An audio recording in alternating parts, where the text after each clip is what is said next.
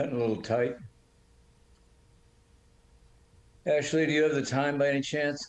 Mayor, I have 4:31. How about that? All righty, then that noted, I will call to order the Carmel-by-the-Sea City Council meeting for January 4th, the year 2022, our first formal meeting of the year with all in attendance. Ashley, can we get a roll call, please? Councilmember Barron. Here. Councilmember Ferlito. Here. Councilmember Tice. Here. Mayor Pro Tem Richards. Here. Mayor Potter. Yeah. All are present. We have a quorum. Lovely. Thank you. Okay, this is a public appearance item. Top opportunity for any member of the public to speak on an item that is not on tonight's agenda. 3-minute limitation on testimony. State your name for the record. I'd appreciate it. Is there anybody wishing to speak tonight?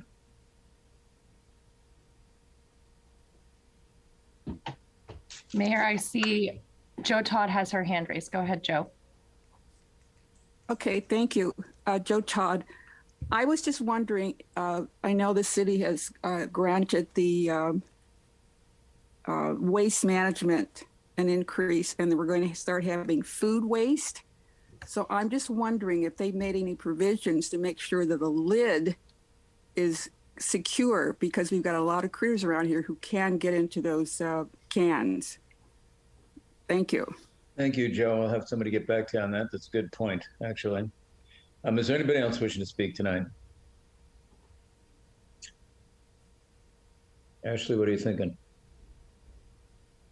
Mayor, I'm not seeing any other raised hands or anybody trying to unmute at this point in time. I'll close the public comment period for this item and then move on to announcements. Chip, what do you got? Yes, sir, Mr. Mayor. Just a couple of things. Councilmember Ferlito had the great idea of giving me a little update on recruitments. So Maxine pulled some stats together that I'd like to share with the public, and I'm going to make this part of my regular, I think, monthly announcements under my comments during council meetings. Typically, council and members of the public, we do about 6 recruitments per year. That's just through attrition, people coming and leaving the organization. This year, so far, this fiscal year so far, which began July 1st, the last 6 months, we've hired 14 new employees. We have a 15th that is starting on Thursday, which is the interim city clerk. We've got 2 offers pending for that would be 16 and 17, I guess. And we've got 20 positions in the queue. So again, we have a backlog because we cut all those positions during the height of the pandemic, and we've been building them back. Most recently, you approved a bunch of positions, obviously, a month ago, December 6th, at your last council meeting. I'm also producing a video through Jeff Burkhart and Nicole Dore, kind of celebrating why it's great to live, work, and play in Carmel-by-the-Sea. But it's really a recruitment video. That'll be a 60-second and a 30-second piece, much like we produce pieces for Visit Carmel. So it'll use a lot of the same B-roll. It will feature city employees at their places of work and doing work and showing what a wonderful institution it is to work for. We do have on our website, obviously, on the front page, a link that says we're hiring. I believe there are 4 or 5 or 6 positions that are currently posted there. I want to remind the public that we do not put ads in the Pine Cone, God forbid the Herald, or the Weekly. Not God forbid the Weekly, the Pine Cone or the Weekly, God forbid the Herald. To try to advertise, to recruit people. There's other mechanisms for hiring municipal employees, making sure that they understand our organizational values and obviously our village values as well. So it's going well, but we'll continue to update people. But again, we've made some great progress. We've got a ways to go, clearly, with rebuilding the team in light of the pandemic. The second note I wanted to share is that it's unfortunately the last meeting we'll have with our Director of Contracts and Budgets, Sharon Friedrichsen. Sharon has accepted a position in another agency. I can't say enough for Sharon's hard work and dedication. to our enterprise. I think she's been with us for 9 years, wearing a variety of hats. She was hired by City Administrator Stillwell to run our Public Works Department about 9 years ago, and I've been working with her for, I don't know, 6 or 7 now as our Director of Contracts and Budgets. You know her as the consummate analyst. She is the one who has spearheaded with the department heads and our executive team and the budgets for the last several years. She's the one who took the lead on at-home letter delivery. She is the one who took the lead on our refinance of our lease obligation bond for Sunset, measures C and D. And she's just been a great asset. I will miss her professionalism very, very much. And I just want to wish her the best, the best of luck in the future. She's going to the city of Berkeley and to act in a very similar capacity, Director of Budgets up there. So I will miss her. The team will miss her. Robin Scatini has volunteered to fill her shoes. Robin will do a great job. She's our finance specialist at this point in time, and we will trundle along here without Sharon, unfortunately, and we certainly wish her the best. Thank you, Mr. Mayor. That's all I have, sir. Chip, well, very well said. I know we're all going to miss Sharon. She's certainly been the consummate professional, very thorough, very detailed, and I wish her the best. I know the rest of the council does also. Is there anybody else on council with any announcements? Bobby? Yeah, thank you, Mayor. Right along those same lines, back in 2017, we hired, or I was part of a group that hired Jenny McMardo, or recommended Jenny McMardo to be hired for the CEO Chamber of Commerce position. And unfortunately, this will be her last meeting with us. And I want to say that Jenny has just done a fantastic job, and she really rose to the top during this pandemic. She kept everybody in the business world so well informed, and she was just a tremendous asset. And unfortunately, we have lost her to Pacific Grove. So Pacific Grove's gain is definitely our loss. As I told somebody over there, I said, well, we got the shoe, but you got Jenny. So thanks, Jenny, and congratulations on your new position. Well said, Bobby. Very well said. Carrie, and then Jeff. Yes, thank you very much. I just want to put a shout out to Sharon. Really enjoyed working with her, and the many, many, many presentations and reports she's done. Always professional, and we're going to miss her. So we bid you adieu, Sharon, but you're going to a bigger city. Talk about from one extreme to another. But we wish you the best, and hopefully you can take what you've learned here and build on it. And yes, we are going to miss Jenny as well for her professionalism in really pulling the chamber together during a very tough time. So thank you. Both very difficult shoes to fill, I'd agree. Jeff? Thank you, Dave. I would echo Chip's comments vis-a-vis Sharon and Bobby's comments vis-a-vis Jenny McMurdo. Thank you both for all that you've done for the community, especially for Sharon. It has been great working with you for these 3 years, and I know you will have a fantastic time, as Chip says, up in the city of Berkeley. Next, I'd like to make my monthly announcement about our climate change meeting on, Thursday, January the 20th. We'll be reviewing where we are with both of our action plan and our adaptation plan. And then finally, as many of you know, I periodically have community meet and greets before council meetings that I publicize myself. And I'm going to have another one next week, but this one's a little bit different. During the past few months, I've been participating as a member of a group of Carmelites who have been discussing the abstract concept of the Carmel community, what it has meant in the past and what it may mean in the future as so many of our homes become vacant. Many residents serving businesses disappear, and the opportunities for us to interact, as so many Carmelites have done for decades, decline in number. It's been a good discussion, and we have, as a small group, talked about strategies to mitigate these impacts. As we are only a few individuals, at this point, we'd like to expand our discussions to include the community at large, where we will explore what it means to be a community in retreat, as well as possible mitigation measures, including ways to make housing available for young families, young people, and those that work in town, including city employees and downtown employees, carrots and sticks to raise the occupancy level in the residential district, and ways in which the city government and the greater community of residents can pull together to encourage community interaction and reverse this decline. And to this end, the four of us would like to expand our discussions with two meetings that we'd like to open to all members of the community. The first is an in-person meeting next Wednesday, January 12th from 12 to 2 at the American Legion. That's next Wednesday, 12 to 2 at the American Legion. Given the current health situation, we'll have stringent mask and vaccination protocols in place. And then the following day, on January the 13th at 5 p.m., we'll conduct an equivalent meeting via Zoom. I'll send more concrete information via my mailing list and my Facebook page, so please be in touch with me if any of you out there are interested in attending, and I hope that we'll have a good turnout. That's all I have. Thank you, Dave. Jeff, thank you for your efforts. I would just caution if council members are going, can't discuss any business there. But I think it sounds like a worthwhile effort, and Jeff, I appreciate your outreach. Karen? Yes, I'd just like to echo what everyone has said about both Sharon, who I first worked with when I was on Forester Beach, when she filled that position of Director of Public Works, I guess it was at that time.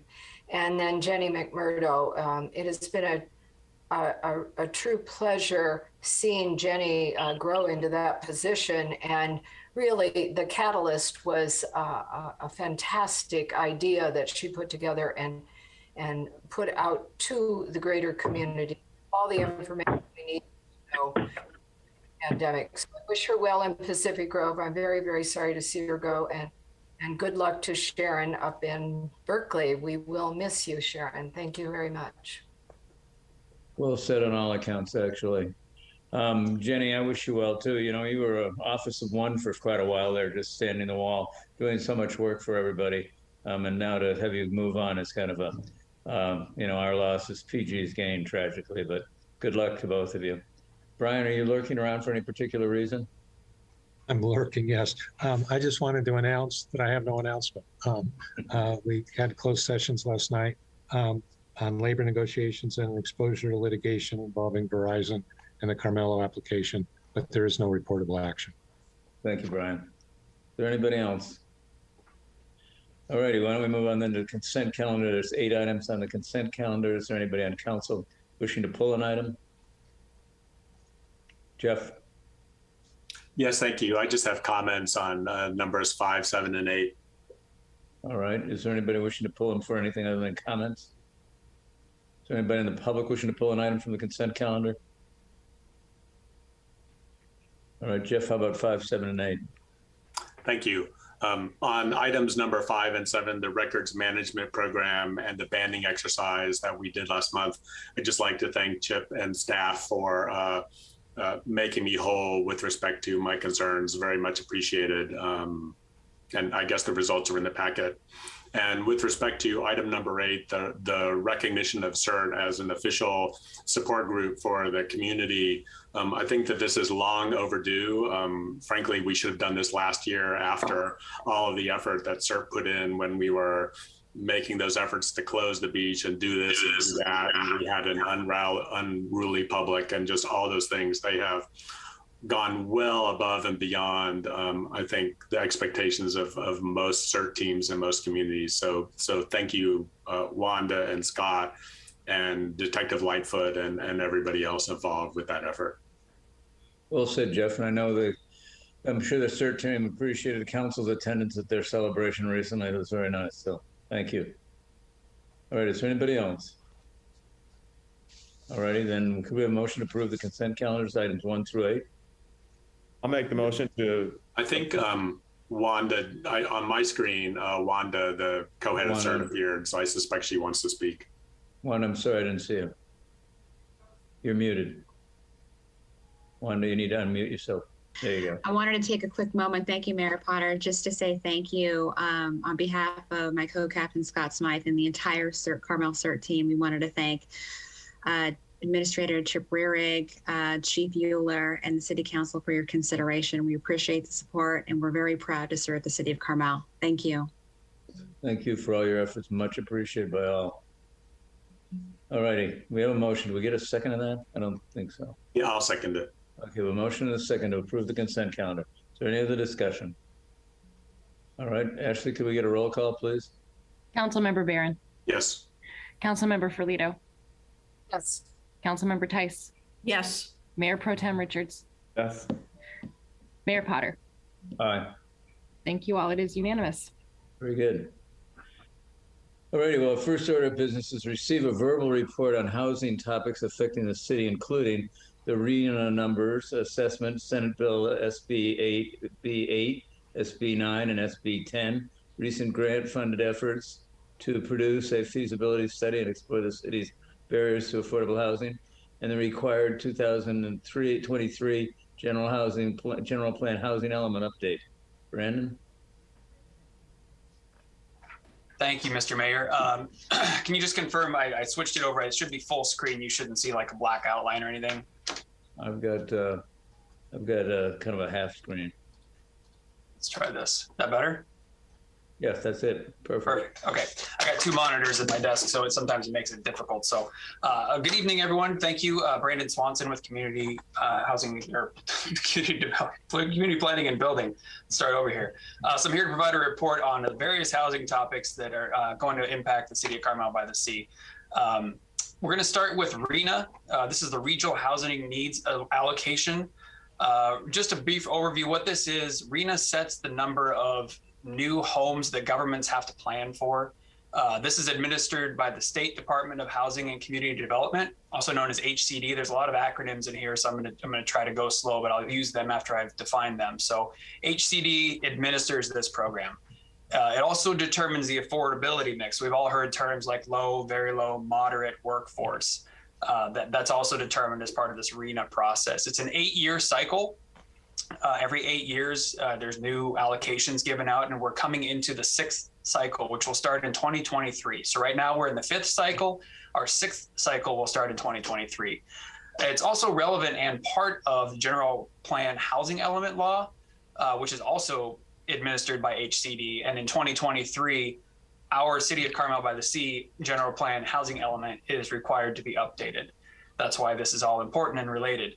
So I want you all to think about this, and everyone in the public to think about RENA as a pie. I know it's a little bit esoteric, but we'll think about it as a pie. It's a little bit easier to think about that way. So each region is given a pie, essentially. That's the whole pie, and that's given by the state.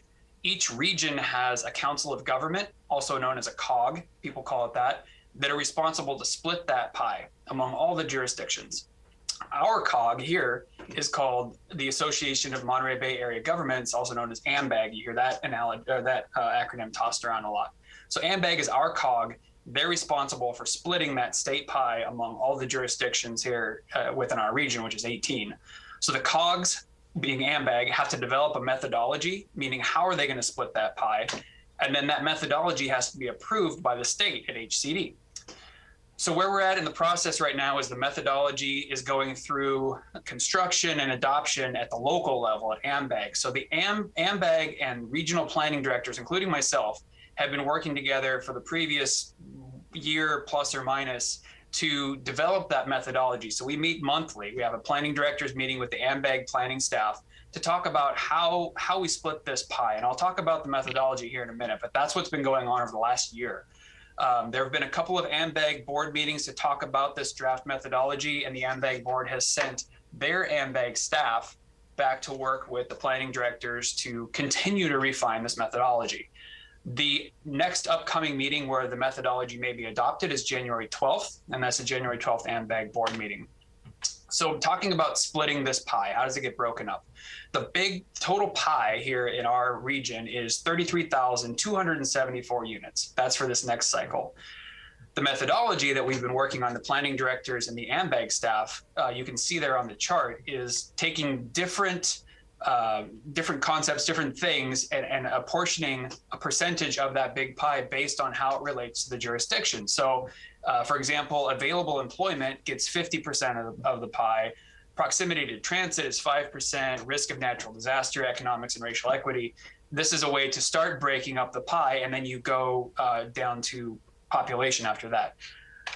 So what you'll see is, I'm going to try to walk you through this slowly. The methodology is then applied in each jurisdiction once the methodology is figured out. Just for some reference, right now, if the draft methodology is ultimately approved, Carmel-by-the-Sea's slice of the pie is the smallest in our entire region out of all 18. If it goes through, we will have the requirement for 139 units to be built between 2023 and 2031. That's out of 33,000. We're going to be required to build 139. For reference, the last cycle, our allocation was 62 units, but it's important to note that in the last cycle, the total pie was 10,430. So it's basically tripled. And so our local has only doubled. So the next smallest piece of the sixth cycle pie, this upcoming one, is 396 units. And that's in Sand City. So right now, Sand City's looking at having to build 396 units in between 2023 and 2031, and we're looking at 139. The largest piece of that pie of the sixth cycle is Salinas, as you might guess, at about 7,500 units. So I got a little animation here that'll hopefully explain how this comes together. So you can see there's the whole pie that we talked about. And the first thing that they do is they take your population. So this is just a base unit that you get. And based on our population, we start with 10 units. And then they move over to the jobs. You can see this is the slice, the allocation that takes 50%. So that 50% right there gets you to 10,374, gives us 97. You move over to transit, it's 5%. And these are all rounded percentages that we got from AMBAG. So it says 0 because it's so small. We go through, you can see each one is done. Resiliency, this has to do like wildfire and sea level rise. And then the economics and the equity thing we talked about. So again, they all add up across. You get back to the 33,274, and ultimately our number is 139, as I mentioned. So what are the next steps in RENA? As I mentioned, January 12th, 2022 is when the AMBAG board will consider the final draft of the methodology. If they approve it, then it'll go to HCD at the state level for review and approval of the draft methodology. Assuming HCD approves that draft, which AMBAG staff has been working hand in hand with HCD to make sure that they're on board with what they're doing. That will be approved at the draft level by the state in January or March. Then in April, there'll be another AMBAG board meeting to approve the final methodology. And then in May, those allocations will be released. That 139 number that I mentioned earlier, whatever that ends up being will be finalized, because the AMBAG board and HCD may tweak the methodology a little bit. They may move some of those percentages around. But once those are released, there's a 45-day appeal period for any jurisdiction. If some jurisdiction wants to say, we don't think these numbers are right, then they have the opportunity to appeal. Assuming no appeals or the appeal gets resolved quickly, June 2022, those numbers will be adopted. And what that means is, coming up shortly on the heels of that, it doesn't look like it's that shortly, but it is, trust me, in December of 2023 is when you have to have our updated general plan housing element. And that's also due to HCD. So the RENA stuff all has to be incorporated into our general plan update. So that's RENA in a nutshell. Now I'm going to move on to the Senate bills. And the purpose of this presentation is to just give everyone information on the housing things that are going on in and around our universe in Carmel. So the first thing we talked about was RENA. These are the Senate bills, the recent Senate bills that were adopted. And the most controversial one that everyone kind of knows about is SB 9. And so I'm going to go through each one individually, but just at a high level, again, these are state laws that were enacted to try to increase housing production. They were actually effective a couple days ago, January 1st, 2022. SB 8 is essentially a cleanup bill. SB 9 is the contentious one that allows for subdivisions and removes a lot of the single family zoning. And SB 10 is an optional one for jurisdictions to adopt ordinances, which increases density even more. Based on my read and conversations with my counterparts, talking to Chip, I think there's likely to be little to no impact to the city of Carmel-by-the-Sea from these Senate bills. I don't think it's a sky is falling situation, and I'll go through and explain why I think that. So I'm going to start with the two least contentious ones, just to try to get through those quickly. So as I mentioned, SB 8 is an omnibus cleanup bill. It does a lot of things with mapping and investing, makes vesting easier. It limits the government's ability to downzone, meaning reduce density essentially. Limits the ability to increase fees for housing projects. It also regulates demolition and rebuilding of controlled rental units so that you have to replace what you had before, and same rental for prior tenants. As I mentioned, this is really just cleaning up existing legislation. SB 10, as I mentioned, is a voluntary bill that's optional for jurisdictions. You can amend your zoning to allow up to 10 units per lot.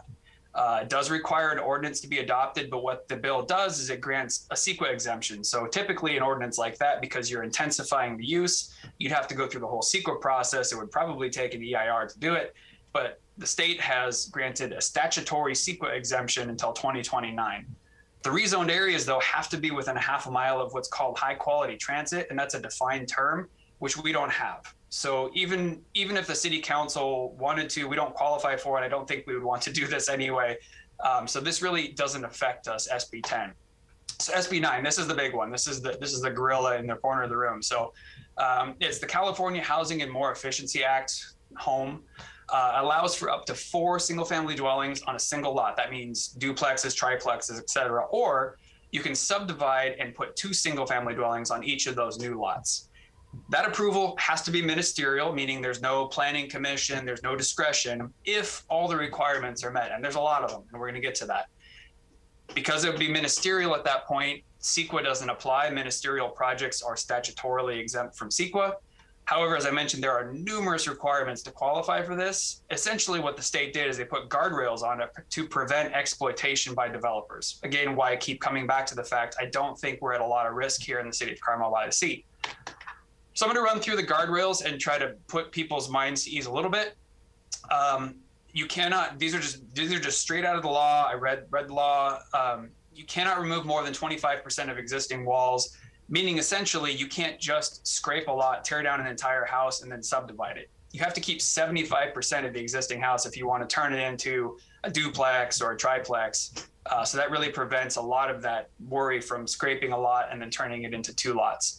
We still have the right to impose objective zoning standards, and this is different than ADUs.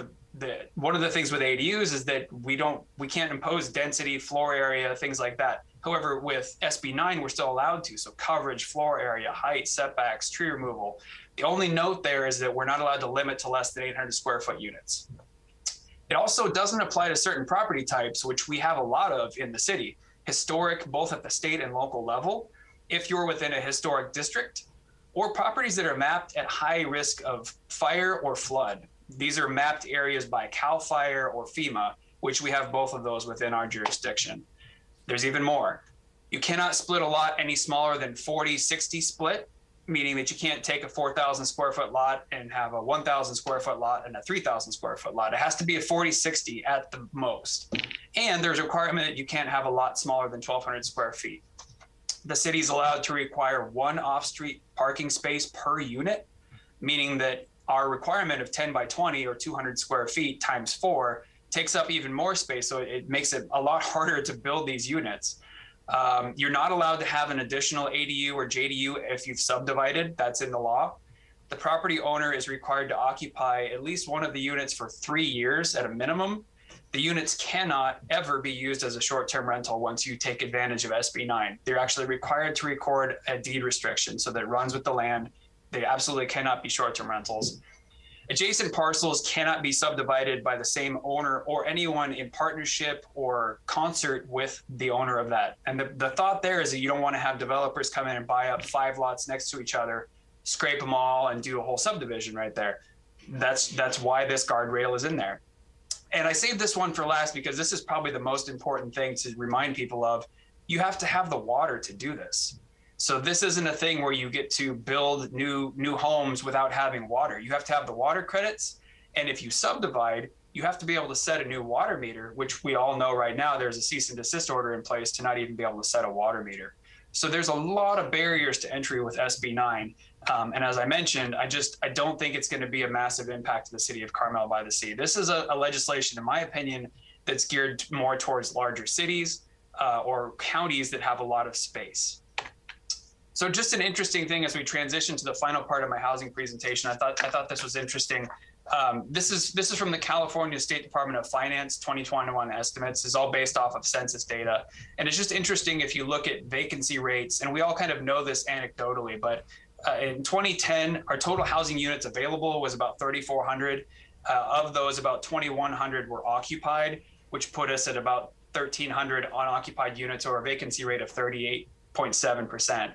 That stayed about the same over the next 10-year period. It did actually get a little bit better. You can see in 2021, we had a total housing units of 3,438.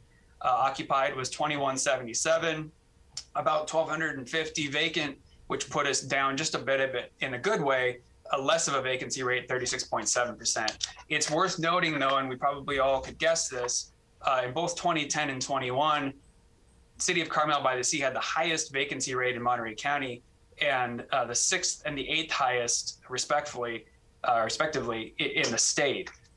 That's just something that we know. So something to keep in mind as we're talking about housing. So last thing I want to cover is the housing feasibility study and where we're going with how do we find some solutions to providing housing here in the City of Carmel-by-the-Sea. We have received, and I think I've mentioned this before, 3 state grants totaling $290,000. And what those are for is to explore opportunities and barriers to building housing in the city. We're going to be contracting support. I've got an RFP almost done. And this is to look at things like where is more housing a place where we're going to go that's reasonable. Think about, commercial districts where we've already got, 2 stories. Maybe you can build more units on top of existing commercial spaces. What are the barriers? Are there zoning barriers? Is water, obviously? So that report is going to inform us on how we're going to try to even come close to complying with that RENA number that I talked about earlier, 139, and what we're going to do with our 2023 housing element update, because the plan that comes out of this study is going to be implemented by that housing element update. So I've started over the last couple months collaborating with other peninsula area cities, talking to their planning directors, and some of them have housing managers, really with an effort to get consistency among all of our general plans, because we're not separated from each other. It's also a good way to share ideas and pool resources, especially with those cities that are really close to us, like Pacific Grove. And so that's on the horizon. That's where we're going with trying to find solutions to this. And with that, I'll end my presentation. I know that was a long one. Thanks for hanging in there, but I just wanted to give a general overview of where we're at with housing stuff going on in and around Carmel-by-the-Sea. Brandon, it may have been a long presentation, but it's very thorough. I really appreciate that. Are there any questions? I'll go to Bobby and then Carrie. Bobby? I thought that was an awesome interpretation of all those rules. Thank you, Brandon. That was really clear. And thanks. And I've known RENA for a long time, but it was never explained to me that clearly.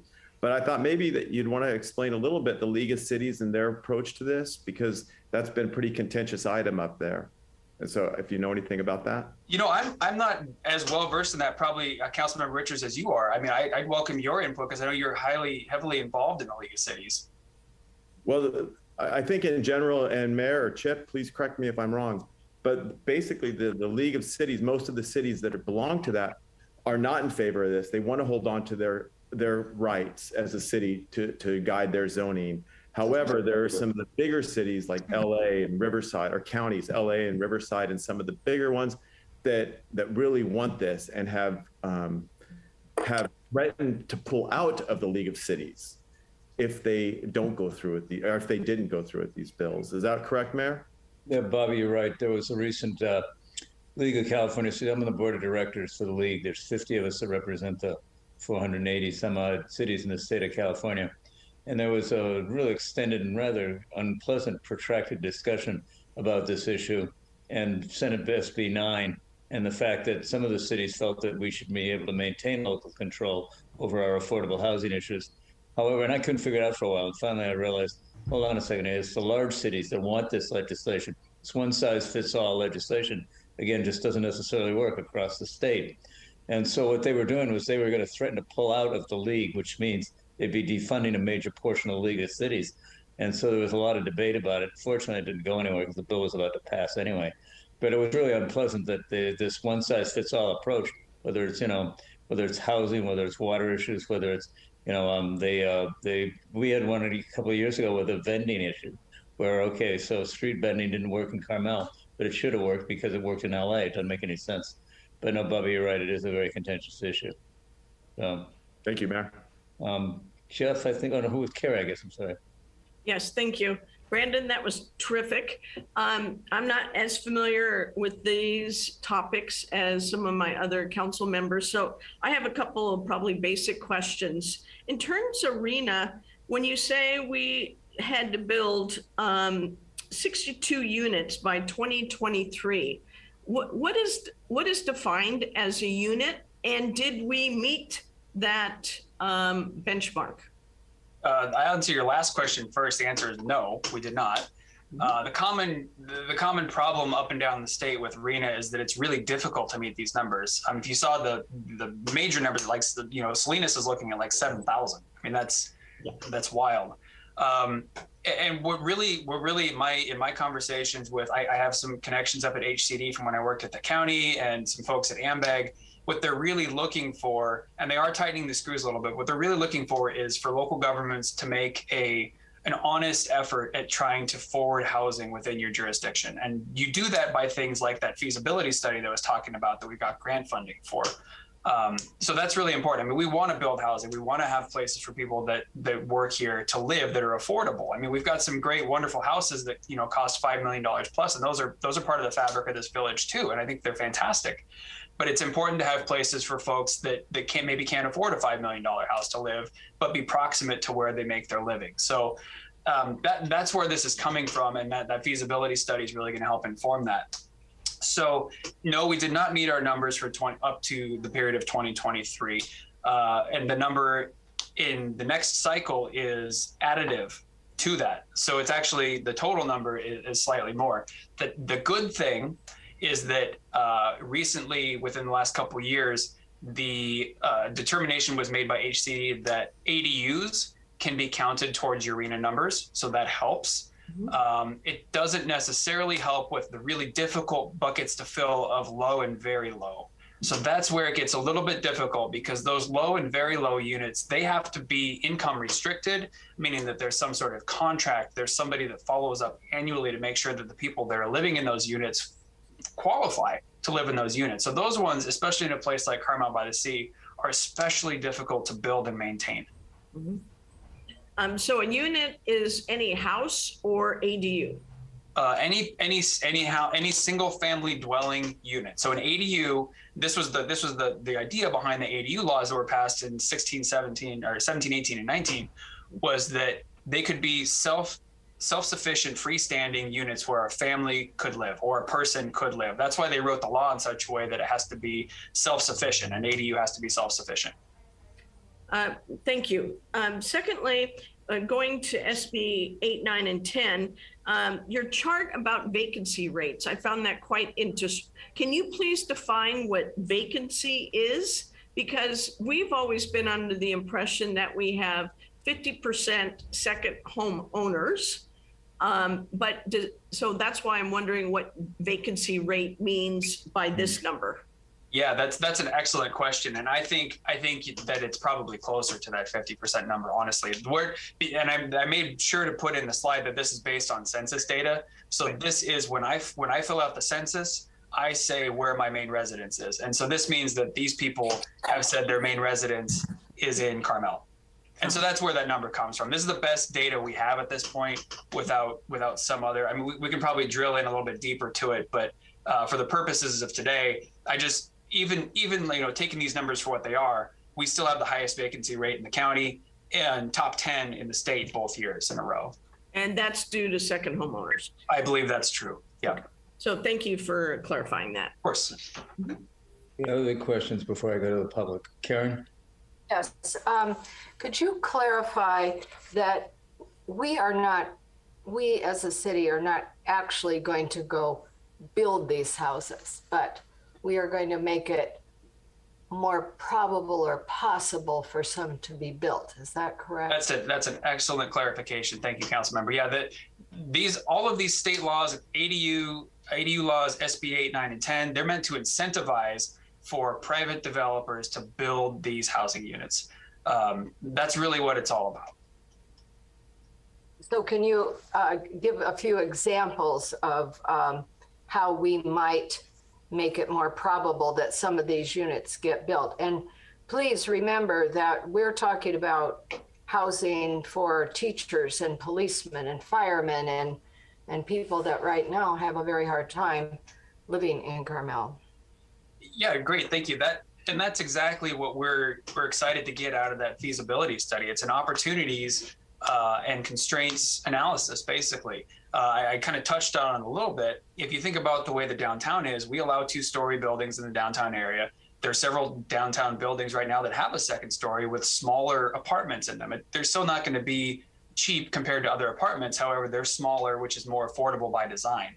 And so the feasibility studies may say, look, you can offer, if you're going to develop a second story that wasn't there before, you can offer, streamlining, you can offer reduced fees. That's what the feasibility study come up with. And there's policy decisions that you all will make as a city council when we get to that point, as we update our housing element, because that housing element contains those policy guidance things that says, this is important to us. Here's how we want to get there. General plan says that, and then we move it down and implement it through our zoning code. Thank you. Yeah, staying with questions. Are there any other questions? So Brandon, I'd ask, is there anything that allows for the city to partner with the unincorporated areas that would be in our sphere of influence?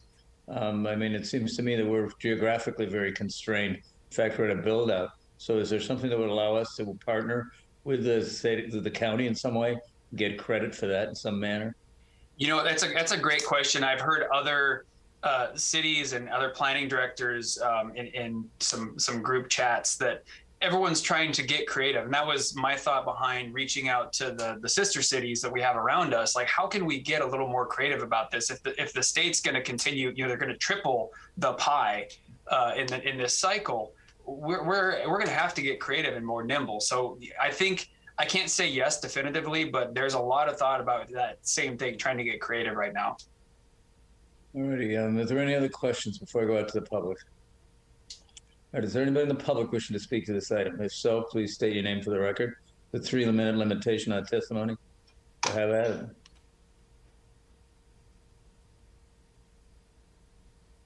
Gadzooks, nobody? I'm not seeing anyone, Mr. Mayor. I do see one hand up. Looks like Toomey and White. Yeah. Gentlemen or ladies? Yeah, I think, thank you, Council. I think Brandon just raised the standard for reports on our staff considerably. So I think you've raised the standard with an excellent report. A couple of things. To me, this looks like a foot in the door attempt to begin to be in charge more on the state's part in city planning or county planning. And as Brandon looked at the ordinance that they're written, I can understand how it doesn't quite have the same importance or feeling of importance that some of us do. The problem is it was not put to the public to vote. It was just assessed on us by the state legislature. And I think that's a concerning thing to me, that we're going to have people starting to put standards on our I think, over 100 years of trying to keep this a very special place.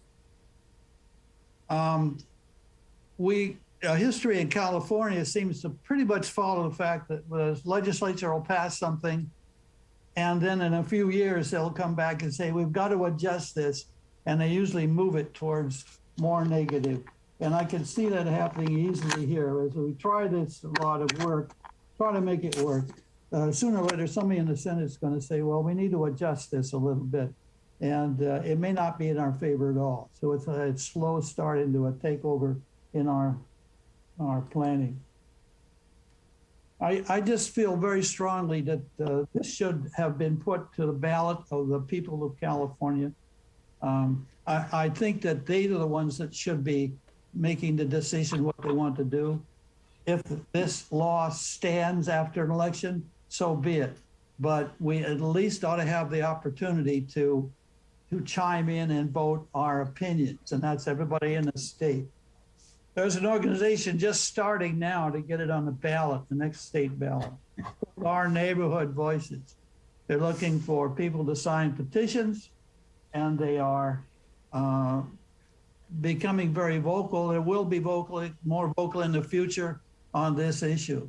So I hope council would take a little broader look at what the impacts are. May fit Carmel today, might fit tomorrow, but when it starts being adjusted through the years, we might not like it at all. And secondly, we've always been in charge of our zoning and our rules on how we build, where we build, and why we build. The other question is spot zoning. And I would like Brandon to, if he could answer it when this is through, how spot zoning fits into this picture. It's against the law in California. How does it fit your interpretation? Thank you very much. Thank you, Mayor. Is there anybody else in the public wishing to speak tonight?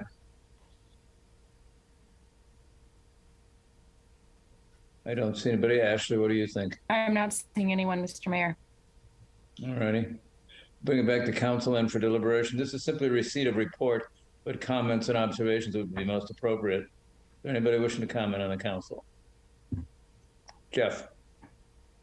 Thank you. I'll just say, obviously, everybody knows that housing is an issue that's pretty close to my heart. I'm really looking forward to Carmel being part of the solution for the state and part of the solution for, as Brandon mentioned, affordable housing, so that the people that work in our police department and work in our government and work in our downtown area and work in our schools can actually afford to live in town. I think that's really important. It's a very important part of having a vibrant existing community, and I'm really looking forward to this discussion this year and next year. Thank you. Excellent. Any other questions or comments? Well, Brandon, I would just say that this is a bit of an assault on our local control from a zoning standpoint. One of the reasons why I've been an advocate for taking a look at the north part of the Sunset lot there. But I do think it would be good if there was a way that we could collaborate and cooperate with the other jurisdictions, so we don't have to go ahead and jam something in that doesn't fit well to the community. It's a very, very difficult situation, I think, because, you know, local control is what local government's all about. And to have a raid on our local control is very alarming in my mind. And it was very, very much a bone of contention at the League of Cities. But the big cities, you know, they felt that it was what they needed. But one size does not fit all, is my observation. So I would hope that we can collaborate and cooperate with other jurisdictions to, you know, share in the need of housing. I don't dispute at all we need affordable housing, but I do think that the ownership is different than housing itself also. So, is there anybody else? Yeah, Mr. Mayor, if I could just comment to that, I totally agree with you, and I didn't mention it in my presentation, but I agree on the collaboration. Actually, the 5 cities that have been working together, we all of us signed on to a letter just amongst ourselves. I mean, it's symbolic, but it's us, you know, promising to work with each other and be collaborative. So I really do think that the appetite's out there right now for everybody to work together on this. Good. Carrie? I think besides the Sunset Center lot, we also have Vista Lobos. Mm-hmm. So I think we've got a couple options if we really want to take the community through some futuristic type of planning when it comes to housing. I'd agree. Anybody else? Karen? Yes, you know, I'm the AMBAG representative, so this has been a real education for me this year. And it was very, very helpful when Brandon and I sat down a few weeks ago and went over all this, which is something that sort of prompted tonight's presentation. I would like to caution people not to fear this as much as look at it as perhaps an opportunity to reinvigorate our community in the future and bring some of our employees that we praise all the time out of the commuting position that many of them are in and into our community.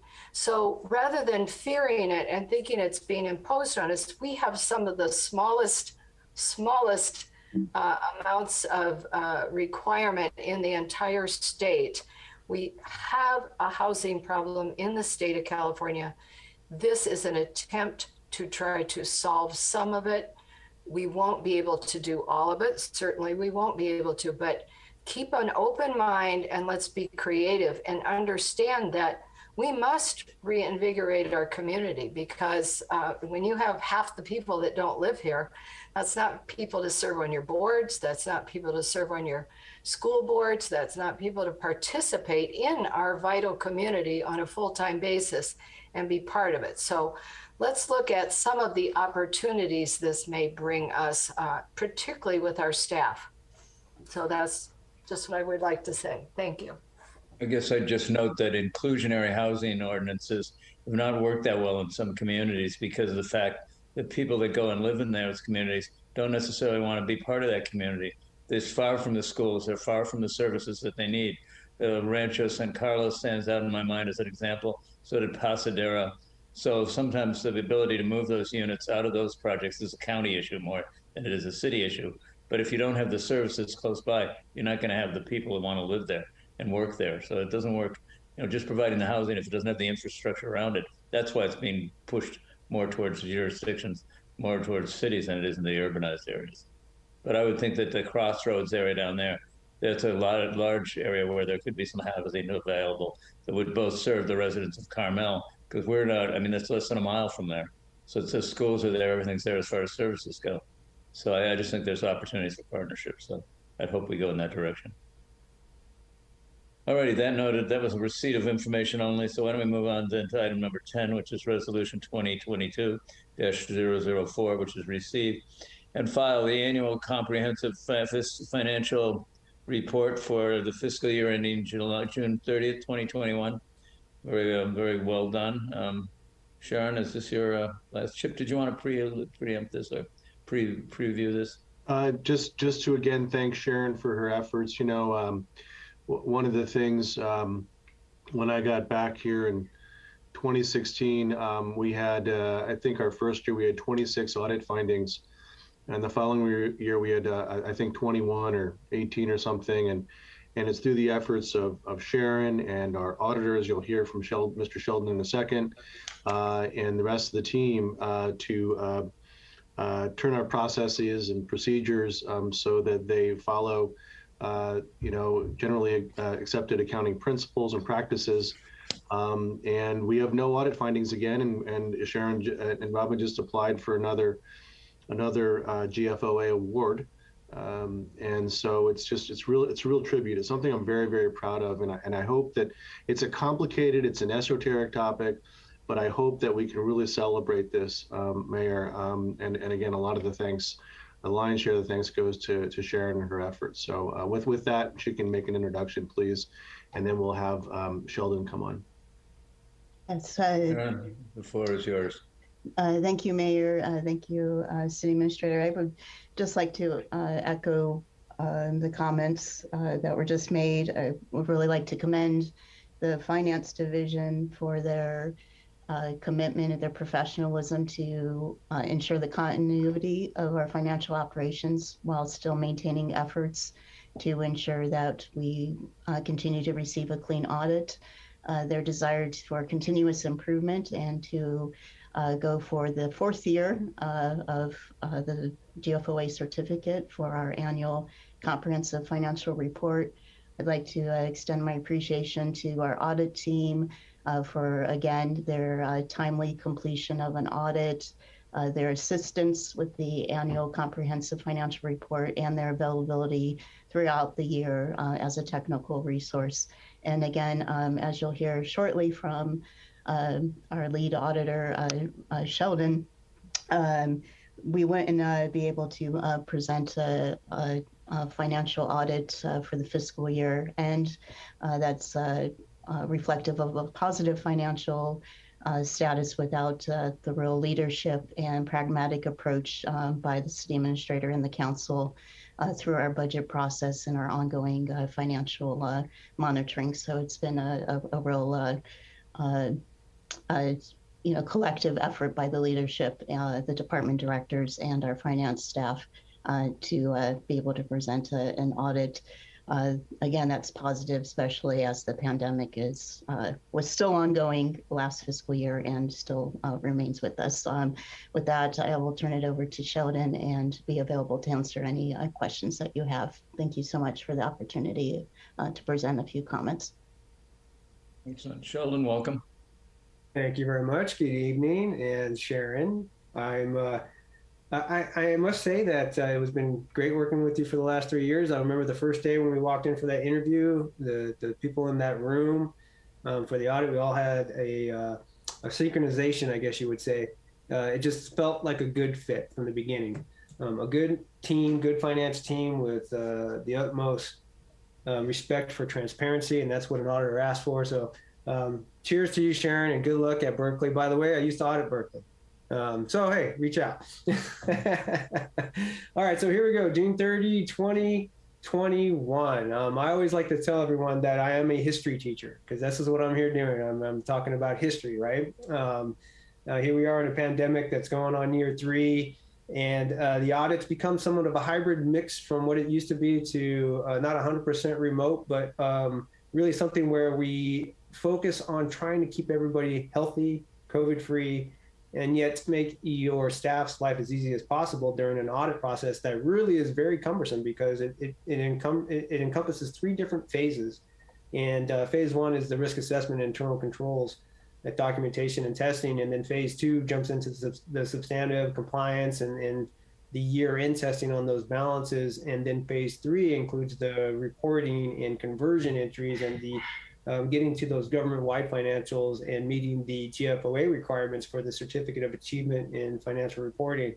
So there's a lot that goes into an audit, and it starts early. We start doing the work in February, and we don't wrap it up until this time of year. So it's a year-round process. And that whole hybrid aspect that we're talking about, and really what we're talking about there is in 2020, when the pandemic first hit, we pulled everybody back. It was 100% remote. The audits probably took about 2 times as long, right? Everything really took longer to get done. So this year we started sending 1 team member out, sometimes 2 team members out, just to make sure that there was somebody on site to help the client along, help get things pushed through. But I will say that your team is one of the very few clients, the 20-80 rule, I call it. 20% of my clients are on time right now because of COVID. 80% are not. And the city of Carmel is part of the 20% that are on time, right? That number's getting better this year. January 31st is the deadline we're looking at instead of March 31st last year. So bottom line is this, it was another successful audit. And what you're gonna see in front of you, if you've had a chance to review the report, is something that you don't get to see until we come and present it to you or send you that report or make it public. And that is the combined government-wide financial statements. And so you get to see those once a year. What we do is we take your fund statements, and when I say we, I mean your financial team, your management team, and then the auditor from the perspective of being independent and objective. We take those financials, those fund financial statements, we add conversion entries, long-term assets, capital assets, long-term liabilities, net pension liabilities, other post-employment benefits, and we consolidate those funds to get to your government-wide statement of net position and your government-wide statement of activities. And you get to see that along with the summary analysis in your management's discussion analysis, which gives you a good overview of that government-wide presentation, and then a little bit of the fund detail and how the fund statements looked at the end of the year as well. And so with that too, it's very important to note that we follow certain standards, and those standards include standards generally accepted in the United States of America, generally accepted governmental auditing standards known as the Yellow Book. And then in addition to that, if you were to hit the single audit threshold, which the city did not, we would follow uniform guidance. However, we kind of follow those procedures and processes anyways for most of our clients when it comes to the compliance aspect. So with that said, there was actually 1 new accounting standard under Governmental Accounting Standards Board implemented this year, GASB statement number 84. And because of that, we did a small reclassification. So there was an agency fund in the past that we reported separately for the city in a fiduciary fund statement. So that's been wrapped up and consolidated into the general fund this year because it did not meet the new definition of what a fiduciary fund is under GASB statement number 84. So you may find and see that there was a prior period adjustment related to that in the balance sheet for the governmental funds. That's not a mistake. That's not an error that the city made. That's simply a new accounting pronouncement. It's a requirement. And so in that sense, what you will see is that they are no longer reporting that separate fiduciary fund because it did not meet the new definition. Next year, looking into 2022, a new standard's coming out, and I'll share that with the city, and we'll work with them on the leases, GASB 87. And so there's going to be additionally some different presentations coming into the next audit. And now I'm very happy to say that they did receive the award from GFOA for 2020. I'm sure that the city will get it again for 2021. And here's the best part of my presentation, the audit results. I'm very happy to say that we did not have any exceptions in the audit.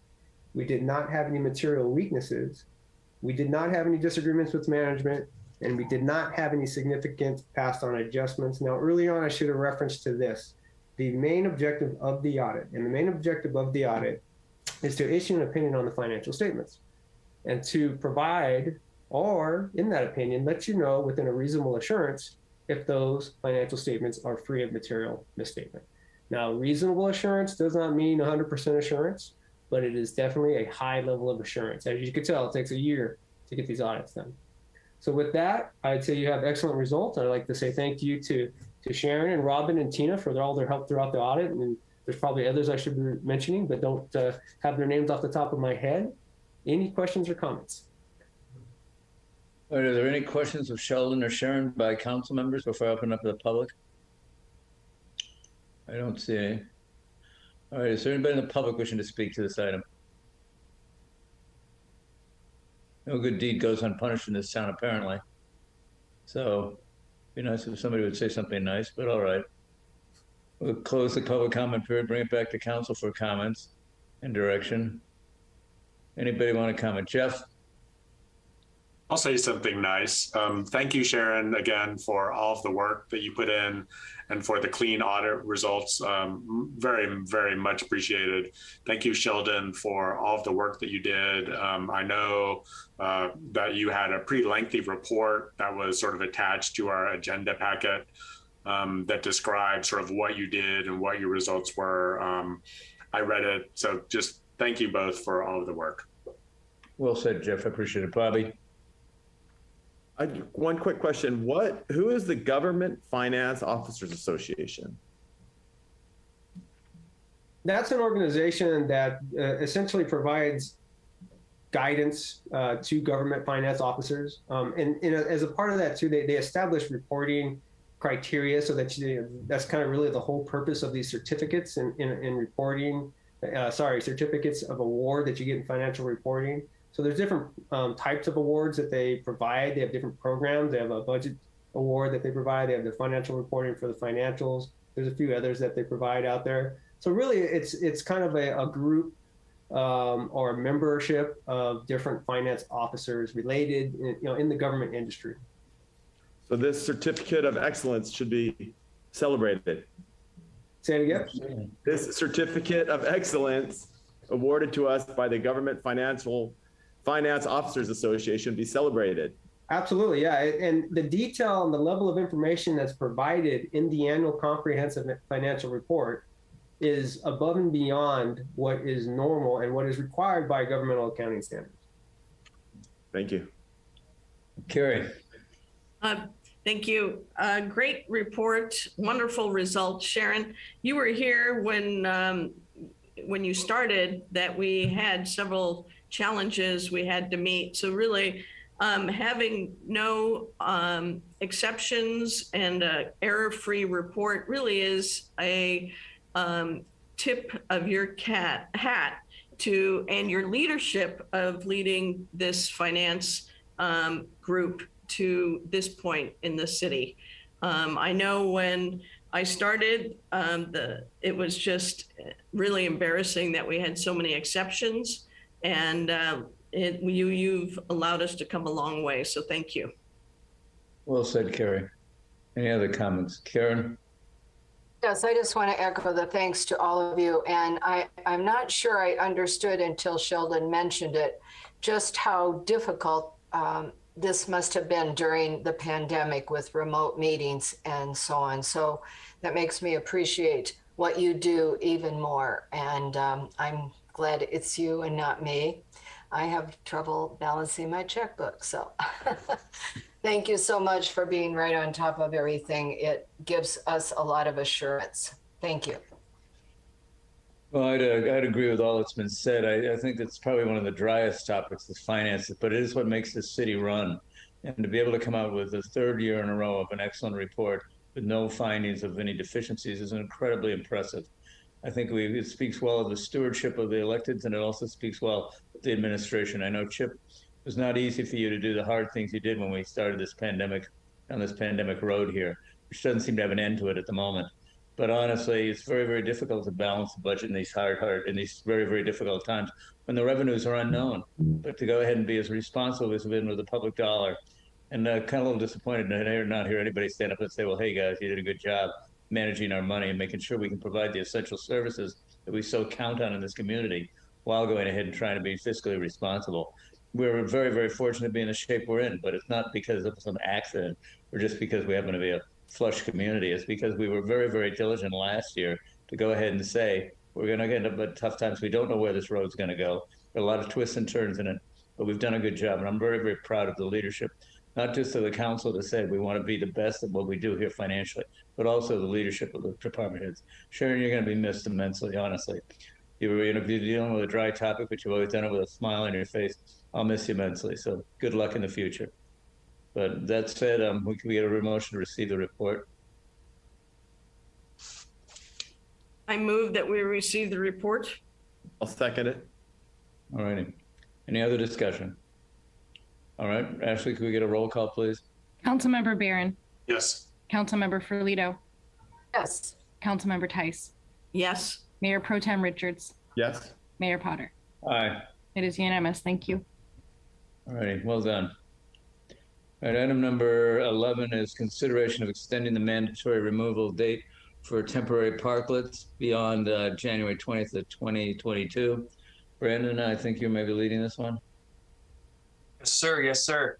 Let me get this screen shared again for you. Chip, did you have anything you wanted to preface this with? Okay.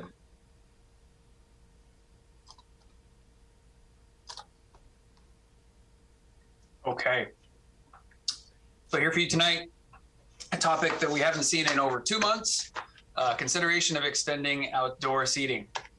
I'm glad somebody laughed. Thank you. So here we are. Overview is really we're considering the extension of the parklet removal date, which is currently at this point January 20th. If the city council would like to extend, staff would like direction on how long and whether or not those that have removed their parklets would be allowed to rebuild. As with before, just a quick overview of the previous 60 days. November 11th, City Council extended for about 60 days, a little bit more, until January 20th, maintaining the $842 monthly per fee parking space rental fee, and also direction to continue wine tasting in private spaces until the emergency order was rescinded. So we're not going to bring that up again tonight. Since we last met, there are now 25 parklets. One more was removed. All the rental fees have been paid on those remaining to date, for a total of about $87,500 for that period. It's just worth noting that since we started charging this fee, the total fee brought in was about $167,500. That includes September, October, November, December, and the balance of January. Those funds, a good chunk of those have been spent on the beautification efforts that we have spent downtown, buying planting materials, irrigation, things like that for the medians, and also some enforcement efforts. So tonight, the direction that we're looking for is, again, should the parklet removal date of January 20th be extended? If yes, how long should the extension be? And should the restaurants that have removed their parklets be allowed to rebuild? You probably also noticed in your staff report that there's an option that you can bolt on here as a secondary thing. Council could direct staff to bring the outdoor seating ad hoc committee recommendations on the permanent program. So this isn't necessarily about the temporary program, but bring those recommendations on the permanent program to the Planning Commission ASAP, because that conversation will include discussions about design and aesthetics, which could possibly inform the temporary ones, depending on how long, if they stay around. Those guidelines could be applied to the ones that exist right now if they get developed. So that is an option for the city council to bolt on at this point if you choose to extend the temporary parklets for a duration. With that, I will conclude my presentation and I am available for questions.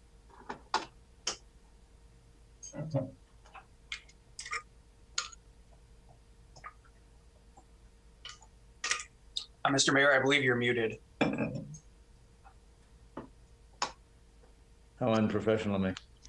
Where was I? Oh, yeah. So I was saying, is there any questions by the public, council members at this time? I don't see anybody. Is there anybody in the public wishing to comment on this item? If so, there's a 3-minute limitation on the testimony.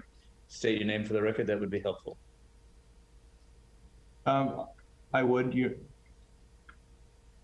Okay. Go right ahead. Hi, my name is Joel Young. I'm reading a statement on behalf of my wife. So, Mr. Mayor and council members, thank you for hearing concerns about the parklets currently in place in our downtown. I'm speaking out of great concern for the appearance and future of our precious city of Carmel-by-the-Sea. We're both Carmel-by-the-Sea homeowners of 12 years. We live down on Camino Real and 13th. And we shared some pictures this afternoon with Brandon that hopefully he can forward to you. They were taken last week of one of the parklets in front of the Carmel Bakery on Ocean Avenue as one example of the disappointment with these parklets. The trash on the tables and ground, discarded masks, overflowing garbage can just seemed like unacceptable for our town and its reputation. Opposed to the parklets for many reasons. One, there's no apparent design standard. They're an interference to window shopping, which affects the success of many of our businesses. Parking has become even more of a nightmare as more former parking spots are now used exclusively by the restaurants. Harder to safely navigate pedestrian and bicycle traffic on the sidewalks and streets. And it's not pleasant or safe from a health standpoint to be a diner or walker to have people and dogs in such close proximity to the consumption of food. In fact, the foot traffic in many areas is so poor, for instance, in front of Bicyclette, that many other residents and I have spoken, we've been avoiding the area altogether. The parklets cause clusters of congestion and cross foot traffic of busboys and servers carrying hot food and beverages. It's a risk to walkers, especially those who are elders and have mobility issues. Having come to Carmel all my life, I've seen a recent regressive deterioration of the physical beauty of the town. I believe the parklets have completely changed the feel of the downtown area. Since the mask mandate now allows for indoor dining, removing masks while seating at tables, I believe the time for the need for parklets is past. The past week, I dined indoors and witnessed many restaurants fill the capacity indoors to what appears to be pre-COVID standards. It would appear that the parklets are thus no longer needed for the survival of the restaurants, as they may have been in the early days of the pandemic. Sadly, I feel the parklets have turned our once jewel of a town into a feeling of a hectic fisherman's war for Cannery Row, and hopefully that's not what we're trying to emulate here in Carmel. The pictures provide proof that at least some parklets are not maintained throughout the day and have become an unsightly trash dump. I strongly urge the city to phase out and remove the parklets so that we can regain the charm and walkability of what downtown Carmel-by-the-Sea used to be. Thank you. Thank you, Mr. Young. Excellent time management. Well done. Is there anybody else wishing to speak tonight? Mr. Mayor, while you're waiting for the hands, I just want to let the council know that the pictures in the letter that Mr. Young was mentioning was the one that got to you at about 2:45 today. All right. Looks like Lucinda Lloyd might have her hand up. Go ahead, Cindy. Thank you very much. I can only say how much I appreciate the former speaker's comments. They are absolutely excellent. I have nothing to add to it except to say that I echo everything and approve what they said. Thank you. Excellent. All right, next speaker, Don Galante, I believe. Hi, can you see me okay and hear me? Oh, great. Happy New Year to everyone. Thank you, Mayor and council members, for taking a look at this for us again. I just have a really quick comment, and that at my tasting room, we still are having a really high request to sit outdoors in the private patio space. I would say 90% of guests today were asking for it, as the news keeps reporting higher cases and, varying information. And just wanted to let you know that that's the feedback we're getting at our business. Thank you. Thank you, Don. Is there anybody else? Amy Herzog, it looks like. Amy? Yes, good afternoon, Mayor and Council. Thank you so much. Amy Herzog with Visit Carmel. I mentioned this at, I believe it was last month's council meeting, and I just wanted to put out another quick reminder that Visit Carmel and the Restaurant Improvement District are currently promoting a 10-day Carmel Culinary Week event taking place from the January 14th to the 23rd. And if you are considering removal of the parklets, I would just encourage you to please consider waiting at a minimum until after that event is over. It would just be a really disruptive time for the restaurants to be removing parklets while we're having an event, and also send probably a strange message as we're inviting people to come and support the restaurants. We want to make sure that all seating options are available. Agreed with cases going up. The outdoor option is probably going to be of increased interest to locals as well as visitors who are coming. January is generally a slow time for restaurants, which is why this event takes place during that month. And we want to help to support the restaurants and the staff that they're trying to hold on to during this time, and provide not just our visitors, but also our locals with a fun and elevated culinary experience from the 27 restaurants that are part of the festival. So thank you for that consideration. Thank you, Amy. Is there anybody else wishing to speak tonight? Parker Logan. Parker. Good evening. Can you hear me? Yep, we can. Thank you. Obviously, the issue at hand is still a matter of public safety, regardless of their unsightliness. Communities all around us: Capitola extended until May 31st, 2022, Sonoma till April 30th, 2022, Hillsburg till November 2022, Santa Rosa are currently issuing 12-month permits to start now for a whole nother year. Petaluma, spring 2022. The list can go on and on and on. Furthermore, many of these communities use the funds they got from the American Rescue Plan funds that our city also receives for a grant program and to pay for the parklets, rather than charging us and then brag that you've got over $150,000 from us when we're the most struggling industry in the entire state, which is still absolutely ludicrous. That you boast about it is egregious. The state of California has extended this until 2024. We're not out of this pandemic, like you just mentioned over the last time you spoke, over the last menu item. We're not through this. If anyone thinks that we're through this, that's absolutely absurd. And there should be no question that these will be extended, and they should be extended for a lengthy period of time, so we can continue to operate our business and not have to worry about all the people who are going to call and complain. I mean, I'm one of the people who wants to complain. I can't wait till the pandemic's over, but it's not. And therefore, we must keep them surviving and thriving and within our community, because there's lots of people who use them. You took surveys, and it was overwhelming response to people like the outdoor dining. So we do what the community wants. We do what the visitors want. We do what the health orders say we should do. And we follow the guidance of the state of California that extends these things. The governor just recently passed 3 bills concerning outdoor dining and restaurants and extension of ABC, licensing permits for outdoor drinking. They should continue, and they should continue without question, and they should continue for a lengthy period of time, so we don't have to have this discussion in another 30 days.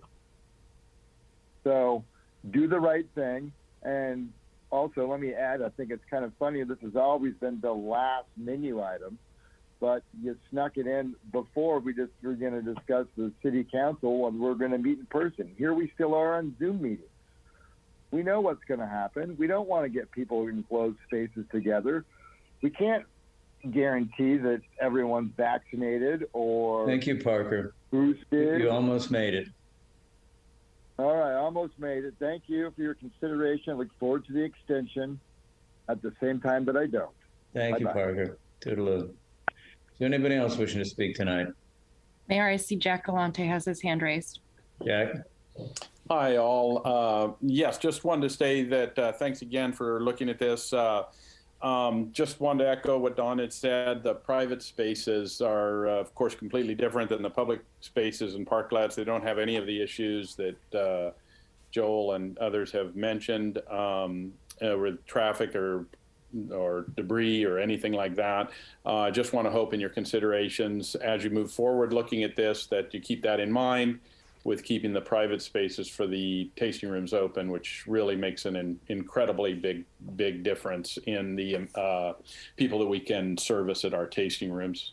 And I do want to just wish everyone there on the council a very, very happy new year. Thanks for all your hard work. And we look forward to working with you on hopefully a much better and safer 2022. Thanks, guys.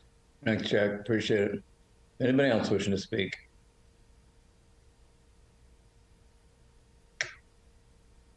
Don't be shy.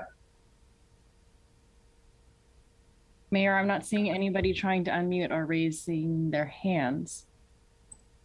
All right, that noted, then I'll close. Wait, take it back. There goes Ken Spillfogle. Let them get it going. And Anthony will go after him. Hello. Okay, right. Kenny and then Anthony. Yeah. Hello. You're on, Ken. I want to thank council and the mayor and Brandon. Been cooperative. I'm grateful and thanking you. We're very happy to be able to have had this opportunity. I think that maybe we're at a time where we should have some kind of compromise or exit strategy that also reflects the survey, which clearly talked about outdoor parking, some type of future. And I think that some of the problems that you do have with a few of the parklets might be accurate. Maybe we can help in that situation. But, you know, I sit and I have breakfast Friday and Saturday sometimes at Bicyclette, and I see the patrons and what they have to do and how amazing what goes on there. Any one of you could have breakfast with me. And what that other gentleman said is so inaccurate. It's unreal. But there is some parklets that are problematic, and I agree. But let's have an exit strategy. Let's have a compromise. Let's honor this survey. Let's talk about a way for it to still work. We did have a million positive COVID just 2 days ago, 1 million. That's 3 times more than the highest amount at any time in the last 2 years. So the thing hasn't disappeared. I mean, it is so exhausting having to deal with our customers every day that insist upon sitting outside. And I have to take, respectfully, I have to take tables outside of the dining room and reduce the exposure there because they will not sit anywhere else than outside. You know, the fact that people bring up that, well, they'll go somewhere else. Well, they want to come here, you know, where they want to go to, whether it's Anthony's or to Bouchard's place or Bicyclette. That's where they want to go. They should be able to have that opportunity to do that. And sometimes we cannot use the inside because they don't want to sit there. And we've had to reduce the space. Come spend the time with us. You'll see. What the first gentleman said, wonderful speech, but it's so inaccurate. It's unbelievable. You know, the truth is that the vote said we would like to have some more permanent outdoor seating. That was our locals. Thank you. Thank you, Kenny. All right, Anthony, I believe you're next. Good evening, Mr. Mayor and Council. Happy New Year. I appreciate you taking the time to once again consider this. I know it's you've all been catching arrows from all directions, and everybody's certainly exhausted of it. I do want to recognize I'm still firmly in favor of parklets for all the reasons described, in particular by Mr. Parker Logan, also Mr. Ken Spilfogel. I also want to acknowledge, kind of on the other side of the argument, I think Ketcha John's name, he was speaking on behalf of his wife. There was one thing that he mentioned, which I do think bears some considering, which is there are there are a few parklets where they're bordering on abusing the privilege, dare I say, at the risk of upsetting some of my neighbors. They should be maintained well. They should be beautiful and in line with the character and charm of this one-of-a-kind little town, which we all love so much. I don't think there should be any argument there. Referencing the study that Kenny just mentioned and Brandon was showed such foresight in putting forward, everybody wants these things. What I don't think anybody wants is for them to be shabby or poorly constructed or not aesthetically pleasing. I think all those things can be addressed. Parker mentioned Brandon's comments about the rather extraordinary amount of money that's been brought in as well. And money shouldn't be the only factor in considering this matter. However, all of those funds, or at least a large portion of those funds, as I understand them, have been directed specifically to beautifying our community. That's wonderful. That's absolutely wonderful. Further, there is some argument that some of those funds, as a number of other communities have done, should be directed towards assisting in making those parklets beautiful. I think that would be a wise use of funds as well. Make it beautiful. Great. But first and foremost, above all these other comments, it's safety, safety, safety. I cannot tell you the number of people that have come all the way down from the Bay Area, so excited to come to my little restaurant, and have walked out, in some cases, cursing at me because I couldn't accommodate an outdoor table for them. And they had made a reservation. We're under the assumption they could sit wherever they want. My restaurant's teeny tiny and only have so many seats. I'm not the only one that's had that experience. It's sad. It's frustrating. It doesn't feel good as a hospitality professional to disappoint somebody who's sincerely worried about their safety. So regardless of what may or may not be the case, I know that the previous gentleman had mentioned, the things all over. I think that's sweetly naive. Us in the industry who are intimately involved in all these regulations see that it's not anywhere close to being done, at the very least not in terms of public perception from the guest side. So thank you for your time. I really appreciate your consideration. Thank you, Anthony, for your testimony. Is there anybody else wishing to speak?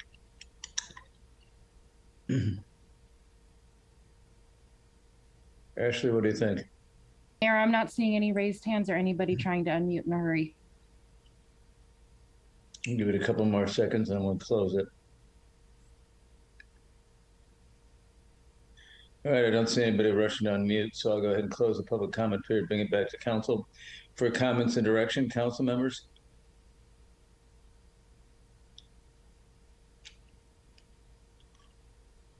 Well, I always seem to start this one off. Here we are again, folks, and unfortunately, COVID has not gotten any better. So I don't know about anybody else, but I have to say in the last week, I know 5 people that have gotten COVID. I am continually checking in guests that are asking about outdoor dining options. I'm worried about the safety of my guests, not my guests, we keep my guests safe, but my employees. And where people are getting it is not from restaurants. They're getting it from their gatherings of family members, unfortunately, is what I've seen. That's been my observations recently, and it's been very recent.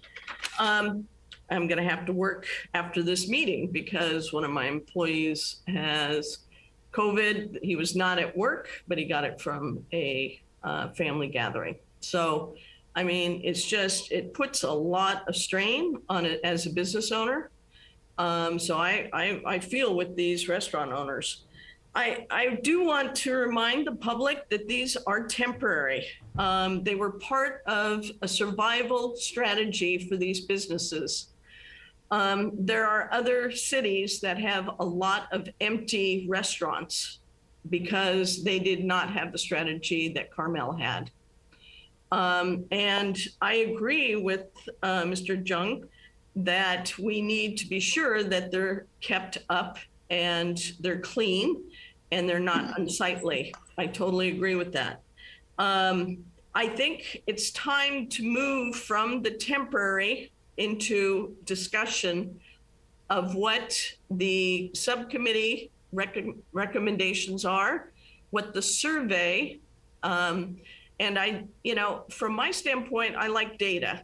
And I appreciate that the staff and the subcommittee took the time to do a survey. And we need to pay attention to the data. And the data says that even with locals, there is a wish to have permanent parklets or permanent outdoor dining as an option in Carmel. That looks right. So I really would like to take this discussion away from temporary to permanent. And, obviously I want to extend them. And I'd like to see what my other council members think about that. But let's take this, what the subcommittee, they spent a lot of time and a lot of meetings. We have a survey that can point us in a direction of where we need to go. And let's have the Planning Commission take a look at this so we can get away from temporary and look at what a permanent solution would look like in a Carmel way. And I totally agree that that some of the parklets do not do us proud, and we need to get on them for that. And so that's where I'd like a discussion on the option that Brandon brought up there to let's get away from temporary, let's move into something more permanent that the survey said, and extend the temporary parklets until we have a permanent solution. So that's what that's what I have to say right now. So Kara, I appreciate you taking the lead on that. I'd be inclined to support what you're talking about as long as we knew that the Planning Commission was going to get on it immediately.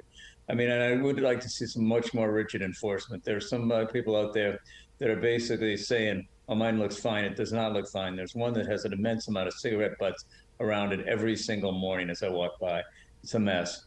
One of the speakers was advocating for a continuance. I'm supporting it, but I'm not going to support the scofflaws that say I'm running a perfectly clean business here and I'm not, and it's not.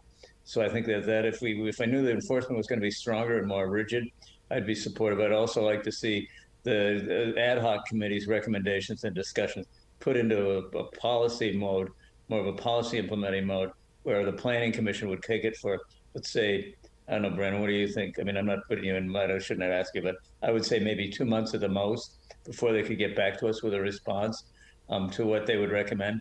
I'm not saying I'm going to permanently bless outside dining right now, but if I knew what the parameters were going to be and I knew what it was going to look like, which I don't know now, I don't think they should look like what they look like now at all. I agree.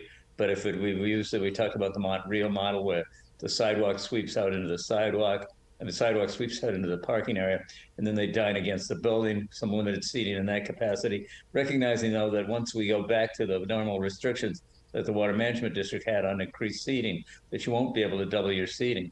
You're gonna have to be able to go ahead and use what you had with an allocation for outdoor versus indoor. So that's my tendency right at the moment. Others? Karen? Yes, well, I received that letter today from the Jungs, and I thought it was absolutely quite appropriate and right on. And I wish the audience could see the photos that they sent in, because a picture tells 1,000 words. It was terrible. And I myself walked downtown a lot to check, and cigarette butts all over the place inside parklets. When it was firmly stated when the standards went out at the beginning of this that there would be no smoking in the parklets, and that is obviously in some instances not being followed. and perhaps not being enforced. So there is an enforcement issue that goes along with this. I have repeatedly talked about the fact that there are many that are not ADA compliant, and I haven't seen the ones that are not make any attempt to make them ADA compliant. There is debris around most of them. The street sweeper cannot get to all of that. Right now, all of our outflow pipes to the ocean are open for the winter storms, which means all those cigarette butts and everything else that's in the street underneath those parklets can wash onto our beach. And that's just totally unacceptable and unsustainable, if you ask me. We've had extension after extension after extension. Many cities are extending them, but many cities are having them removed. They are finally tired of them. They see people eating inside the restaurants at practically full capacity the minute it's a little cold or it's a little wet. So it's, you are afraid to eat until it's cold and wet. Omicron is a serious thing, and it's out there, and maybe it's time for people to just take a little break and stay home a little bit.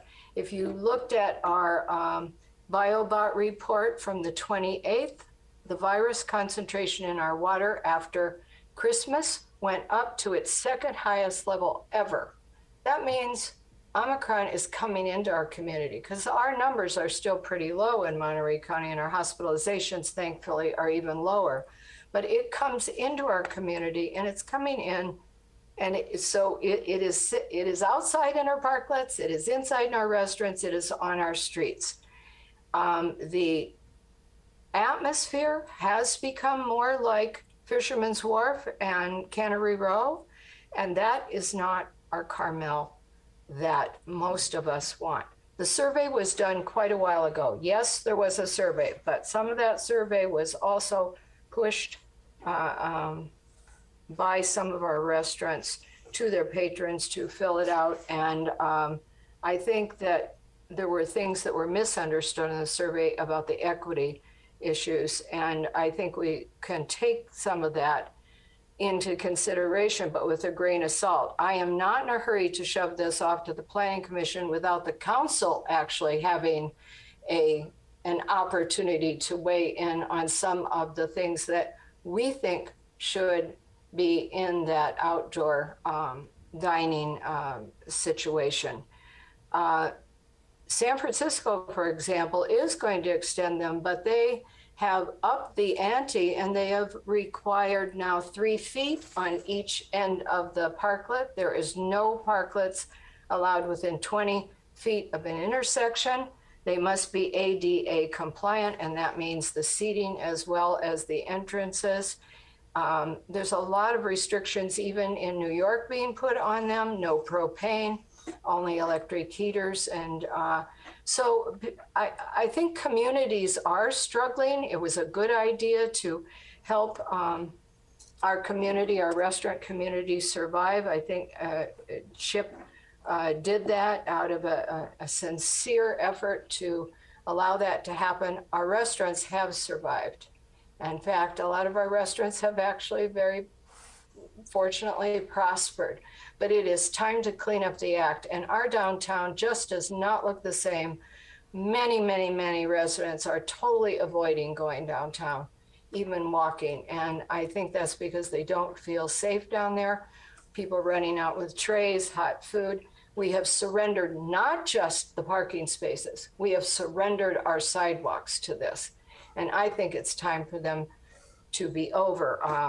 I would be willing to extend it to the end of the culinary week, although I see that I look today and the people who are participating in culinary week, at least half of them have private spaces that they can use anyway.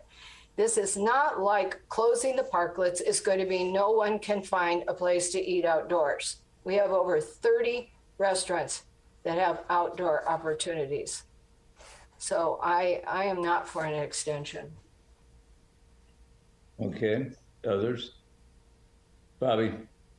Yeah, boy, here we are again.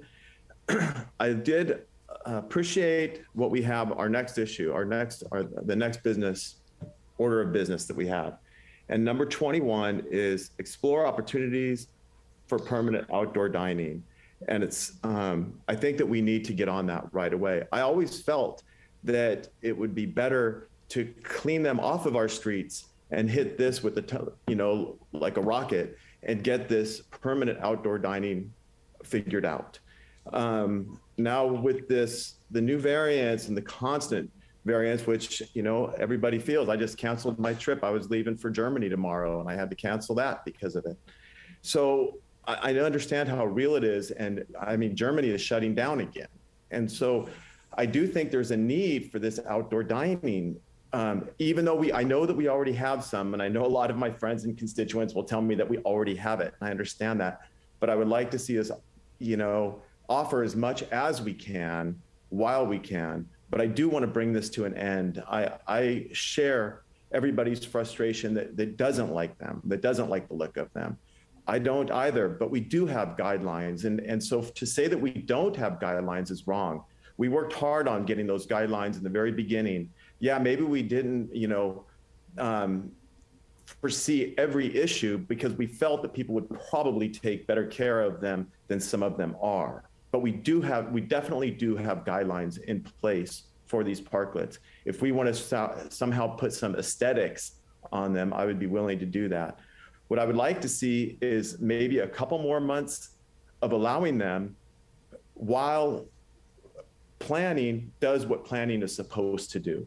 And it's supposed to go to planning first and then come to us. And I think that that's what should happen. So if it were my druthers, I would say a slight extension for the outdoor dining. In the meanwhile, planning, figure something out that is cohesive to what that very well done, what am I looking for? The survey that Brandon did and the ad hoc committee which I was a part of. And so that would be my hopes tonight, that we put an end date on the current ones and hit the permanent ones like a rocket. Thanks. Jeff, before I go to you, could I just ask Brandon a question? Is that okay? Jeff, okay. Brandon, what kind of tools do you have for enforcement right now? I mean, I'm hearing a lot of concerns about, beat up heat lamps and cigarette butts all over the place. Do you actually have the ability to go in? Do you have the enforcement authority to go ahead and clean those places up? Yeah, thank you, Mr. Mayor. I was gonna make a comment. If the council wanted to give us the blessing to essentially, go hard at the enforcement, we can. We could institute a very strict, call it a 3-strike rule. And we would be very diligent about that. I'm looking at the conditions of approval because when we granted these temporary encroachment permits, there are conditions of approval on these. Things like providing a trash receptacle, sanitizing and disinfecting, cleaning up, keeping it in good repair, things like that. So if we wanted to if the council felt that it was important now at this point that, we've helped people along and they wanted to take a really hard line on this, we would absolutely have the tools to be able to do that. Strikes 1, 2, and 3. And then we can use our own resources, Public Works, to go remove these and charge the restaurant or property owner for the cost of removal. So we can go that route if that's the desire of the council. Yeah, thank you. Jeff, I'm sorry, I didn't mean to cut in front of you there. Go ahead. No worries, thank you. So to echo everybody else's comments, here we are again. I'm pretty much mostly with Karen's position. I think one of the things that's frustrating me, with respect to the enforcement is, Carrie, and I know Carrie remarked that some of the parklets don't do us proud. And I know Mr. Spofogel remarked the same thing.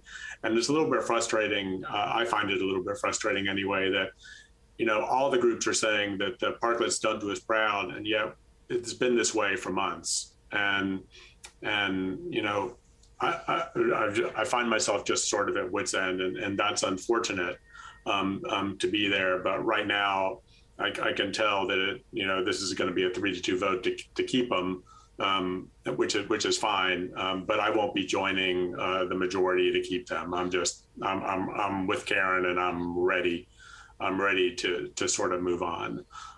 With respect to sending it to the Planning Commission hearing, one thing I would ask of the council and especially of the ad hoc committee is I would in fact like to have a council hearing before we did that. So I feel like, you know, there are some parameters that we should set. You know, I have some concerns about how this thing goes related to rents and noise impacts and allowable streets. And I would, you know, I have to admit, I'm a council member and I would like to have my say in terms of molding the sort of instructions that we deliver to the Planning Commission to come up with a plan. We could do that tonight. I'm not sure I'm ready. I know I'm guessing that Carrie and Karen have concerns of their own. So I would ask for a 1-month delay so that we could have a council hearing on that, where we could flesh out some of those details before it got sent to the Planning Commission. But other than that, I'm fine sending it to the commission. Well, I tend to agree with you, Jeff, about getting some parameters on. I just didn't want to protract the process any longer. That was my concern. That's why I thought if we could get some preliminary discussions going, at least at the Planning Commission level, then maybe we could get weigh in later on. But go ahead, Jeff. Yeah, so we'll do a little back and forth here. I'm okay with that. I think that the things that you know. The problem I'm having, Dave, with that is I would a little bit like to give staff some instructions before the council hears it, so we can hear staff's view on some of these things before we send them out. And I would like to know what Brandon thinks. So, for example, about general plan amendments that we need to make before we can make this thing legal, or municipal code changes, because I know the general plan, I believe, just outright prohibits using public space for private purposes. And so we would have to make a general plan modification to do that. We haven't really talked, about the noise impacts to the residents that live downtown. We had a discussion earlier today about housing, and it appears that there's going to be I'm guessing that there will be new housing in downtown. And a lot of times we forget that people live downtown, and I would hate for something to go to the Planning Commission and come back, for example, without those impacts sort of understood, without a sort of a coherent, concerted effort to reach out to the downtown residents. We haven't heard about, it's just stuff like that. We can all, in our individual updates, give staff a list of the things that we care about and have them write a staff report for next month. That's just my feeling on this. And I don't disagree with you, Jeff. I think that it would be better that way. I'm just trying to bring the debate to an end sooner, but I don't know, Brandon, it seems unlikely that the Planning Commission would then have a fully baked recommendation to the council back in another month or so.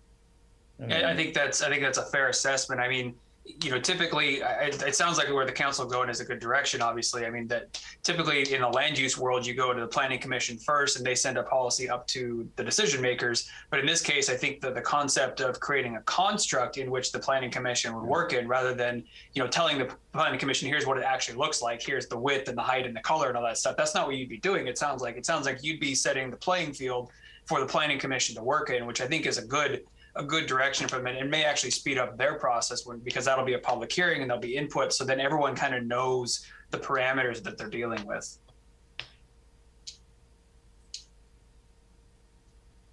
All right. Well, I mean, my tendency was to say 2 months, but are you saying 2 months doesn't work and it'd have to be 3? It would probably bolt on another month. Yes. All right. But what it might do is it might forego having to have 2 meetings at the Planning Commission because you would have had those parameters set up front. I don't know. So maybe it ends up being the same in the long run. All right. Well, all right, Karen.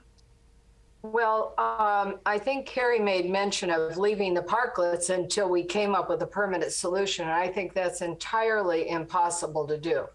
This is going to take a lot longer than people think due to the land use amendments, which would have to be changed, probably even Coastal Commission things. So I don't think we can say that we're going to leave these temporary deteriorating parklets until we have a permanent solution. That is I what I said. also think that we need to realize that not every single restaurant that wants an extended outdoor dining will necessarily be able to have that because of the particular locations they are, the buildings they're in, etc. We have a brouhaha over an historical building that we're going to deal with later tonight. Imagine what we are going to have to consider when extensions to historical buildings with regard to awnings, heaters, et cetera, that is going to bring up another issue that may take longer than we think. I do not want to commit to having these parklets until the entire thing is solved. It's just unsustainable and unacceptable to me, and I think to a lot of the residents. Okay, Bobby. I would just second that with Karen. I would absolutely second what Karen just said. We can't have them feather into the permanent solution. I think there's going to have to be a break. That permanent solution is going to be a little bit more time consuming than just a few months. Well, my thought was to go for a 3-month extension of the existing parklets and then go ahead, have it brought back to get the parameters defined by the council before we send it to planning commission, then have planning commission deliberate, make a recommendation back to the council as quickly as possible. And if it gets done in 2 months, that's great, it'd be better, but I don't want to be, haste makes waste, and so I don't want to go ahead and have a rush to a bad decision or force us into a condition. But I do think, to Jeff's point, there is some reasoning behind or some sense behind going ahead and giving them what we would prefer the direction be early on. So I think that does make some sense. And I am supportive of that as well. After this discussion, I am supportive of that. I would just, again, like to see a hard stop at some point. With increased enforcement specifically. Okay, Carrie, I'm sorry, go ahead. Thank you. I agree with the 3-month extension, having us come back in February for the council to take a look at this and make some general considerations or recommendations. And so what was my third one? So I think that would be a good start. So I appreciate everyone's consideration of taking a look at what we feel should at least get the planning commission started with some guidelines. All right, so let's see if we can get this into a motion.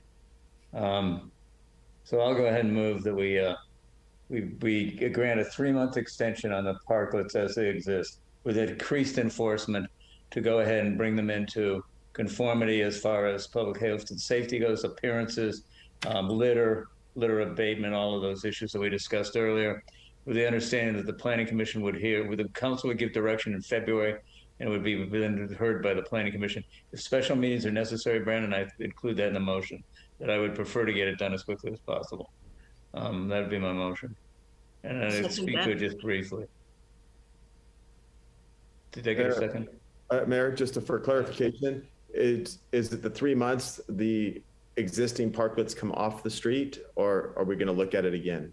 Well, that'll be the intent, was that after 3 months that they would be done. So, and then let me just speak to that issue for a minute. I think that, as you talk about the ones that there's enough outside dining for the people out there, well, what about the restaurants that don't have outside dining? Are we going to put a death knell on them and say they cannot continue to operate because they don't have outside dining? We're going to take it away from them because they're parklet dependent now? The numbers have gotten worse. I checked it today. There's 2 times as many cases out there, and there's a 25% increase in hospitalizations. This is not trending in the right direction. So I don't want to go ahead and put somebody out of business just because they don't have the ability of outside dining. I agree that there are some people that are dining inside, and I think that's kind of reckless. But the fact of the matter is, somebody told me the other day, it's 46 degrees out, and people were sitting out there outside the restaurant, even though it was cold and it was rainy. They were able to sit outside. So if they want to do that, fine. If they don't want to go out, then fine. But I'm not going to go ahead and say you got to go out of business because you don't have outside dining. I just don't think that's equitable. Do I have a motion? Did I get a second on that? Mr. Mayor, could I clarify just real quick? I'm sorry. Let me just see if I got a question. Second on it, Brandon. I seconded it, and I think if you're looking at 3 months, we're looking at April 20th. Yeah. All right, Brandon, clarification on the motion. Yeah, I think Councilmember Richard asked the question, but I missed the answer. So 3 months is coming back to the council, or 3 months is they're going away regardless of where the solution is at? They'll go away. Okay. What do you think? I'm not, based on what you just said, Mayor, I'm not sure they're going to be able to go away in 3 months. Yeah. I would, if you made that though, I would second that motion. If Carrie doesn't want to second it, I would second it if you say 3 months. That would have to be a substitute motion. I'm not going to agree to making them go away in 3 months. Well, I think that there's always a possibility that if the conditions get worse, we could change our minds. Mm-hmm. Am I wrong, Brandon? No, you're not wrong. It just, what we're setting up here is either it's a planned to come back in 3 months and we'll schedule that, or if you say they absolutely go away in 3 months, the council would have to direct staff to bring it back. So it would just take the council keeping an eye on it and saying, we want this to come back now, rather than it going away in 3 months. I just want to get some sense of finality to this issue. I'm getting tired, just like everybody else, is a bust in our chops every meeting about this issue. I mean, we just keep going over and over and over again. I understand the frustration of my colleagues that don't support the motion. I understand that entirely. But on the other hand, I don't know what this is going to look like in the future. I'm just trying to say, I'm committed to, if we get a good recommendation and we can go ahead and go where we want to go, then we should go that direction. So, Jeff, did you have something? Yeah, I was just going to say, I won't support the motion, but I will say I'm very, very appreciative to you, Dave, and you, Bobby, and you, Carrie, for agreeing to bring this back to the council next month. If we had two separate motions, I would absolutely vote no and then yes, but I'm okay with where it is, but I won't be supporting the motion for that reason. I appreciate that clarification, Jeff. All righty, why don't I call the question then, unless there's any other discussion? I'd like to make the same comment that Jeff did. I support coming back so that we can give some parameters. I cannot support the motion to continue this anymore, so you can call for the vote. Okay. No, but before you call for the vote, Mayor, I won't be supporting it if it doesn't have the caveat that it comes off in 3 months. Well, I think what we said was it can come up, that can be the conditions now. If conditions change, we can change it again. I'd just rather not do that if we don't have to. Brandon, are you clear? Yep. Yeah. I think, Dave, that's the sticking point that Bobby may be referring to. We just keep extending. We say they're gonna come off, and then they don't. And this has been going on and on and on. And I think that Jeff and I, and possibly even Bobby, want a clean stop. So maybe I'm putting words in Bobby's mouth, but you just said two things, Dave. You said you want it to come off, but then we'll take a look at it when it isn't. And that is not a clean stop. Well, Karen, the only reason it can't keeps getting kicked down the road here is because we don't know what the future is going to be look like. If I was perfectly comfortable with my prognostications, I'd go ahead and say, I know what the future is going to be. We don't know what the future is going to be. So I'm willing to say right now, if the conditions stay the same or they get better, I'm going to say it's a hard stop and we can move on.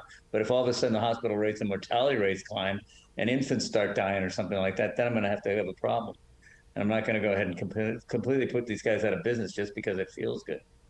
But couldn't we look at it then, Mayor? So put the hard stop, give us the finality that we want, that a few of us on this council want, and then if it's still in the same condition that we're in, that point we can extend it. We can move to extend it, but at least give the residents and a few of us on council a hard stop in 3 months. That's what I'm saying. Mayor, maybe I can make a suggestion that you do bring back the discussion about the general parameters at your February 1st meeting. Good idea.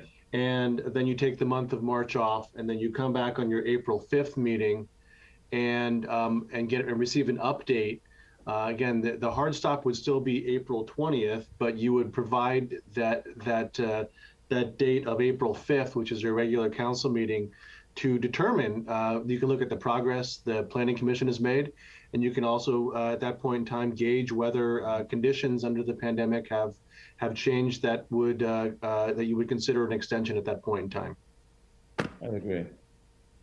I want want to discuss one more thing here. We talked about more enforcement.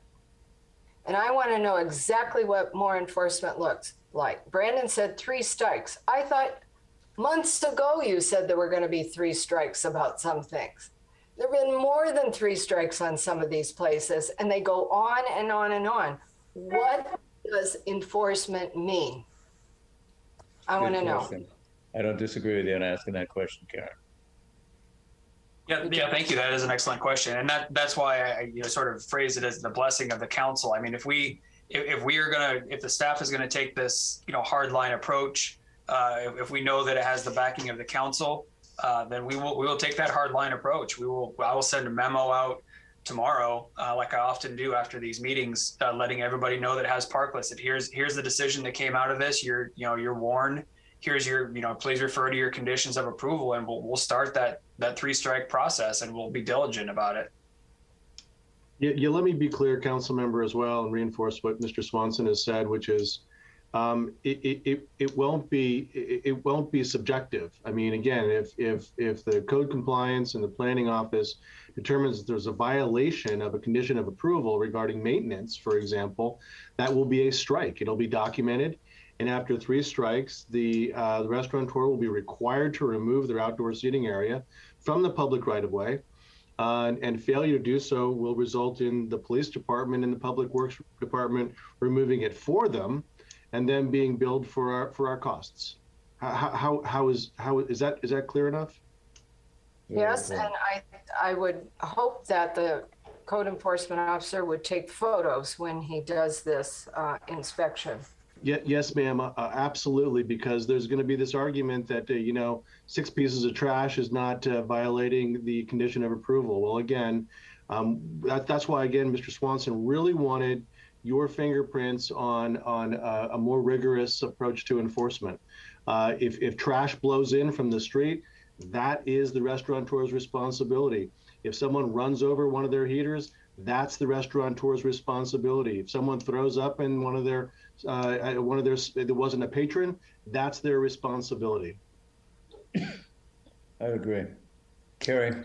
So Dave, can you please, maybe we should break this up into 2 motions so that we can clarify the will of the council to bring it back in February, and then the extension, and that it's a hard stop. So I just want to make sure it's clear to everybody, because now I'm a little unclear on your motion, and I second We can bifurcate it. Go ahead and make the motion in 2 phases. Okay. I'll withdraw my motion. Okay. So I move that the council takes a look at permanent the results of the subcommittee on parklets and the data that was received on our next council meeting in February to give direction to the Planning Commission on taking a look at a permanent solution. I'll second that. Very good, Carrie. Any other discussion, Jeff? Quick question for Chip, actually for Brandon. Brandon, are you okay? So given that we're going to have this meeting in February, about the parklets, are you okay with me transmitting my sort of general outline of the things that concern me to you sort of offline, and just having you bring those concerns back to the whole council? I'm sure my other council members have the same list of concerns. This is not the same list, but an equivalent list of concerns, and that we can just do that offline, and that total will come back to us next month. Yeah, I saw Chip raise his thumb. He's my boss, so I got to make sure he's okay with that. But yes, that seems okay. Thank you. Absolutely. That's what I would hope would happen. Yes, yeah, absolutely. Go through me or go directly to Brandon. Give us your bullet points, and we'll coalesce them. And we won't share, obviously, before the meeting, Councilmember Tice's with Councilmember Barron's or anybody else, but we'll coalesce them, and that would be actually very helpful and actually streamline the conversation in February. Thank you. I'd agree. All right, any other discussion? All right, Ashley, could you call a roll on this one? Councilmember Barron. Yes. Councilmember Ferlito. Yes. Councilmember Tice. Yes. Mayor Pro Tem Richards. Yes. Mayor Potter. Aye. It is unanimous. Thank you very much. All right, now the second half. You go ahead with the second issue there, Mayor. All right, so the second issue is, do we put a hard stop on this in 30 days, 90 days? Is that correct, Gary? So April 20th. Yep. Mm-hmm. Okay, I'll move. And also, I think included in the motion is added enforcement. Yeah. I'm sorry. Yeah, no, definitely added enforcement. And I don't know about 3 strikes, frankly. I mean, people are aware of when they're pushing the limit, but Brandon, if you can get aggressive, that's my concern. Is that the people just, I mean, it's not that hard to tell when your heater looks crummy. I mean, it's profane there, but when it starts to collapse and when the canopy's all rusted and it's crunched and everything, it doesn't look good, and it's not that difficult to replace. Take it out or something, but don't just keep, thumbing your nose at us. Yeah. And Mayor, would you like to add to the motion that we'll bring this back for an update at your April 5th meeting? Yeah, that'd be good. Also, I think that the other thing is that this isn't you don't leave it there till the morning to clean it up the next morning. When you close up business, you clean up the site so that there's not all this litter on the streets when you go out for a morning walk. So I'd want the sites cleaned at the end of business. So there's not this, again, thumbing your nose at the authority. All right, did I get a second of that?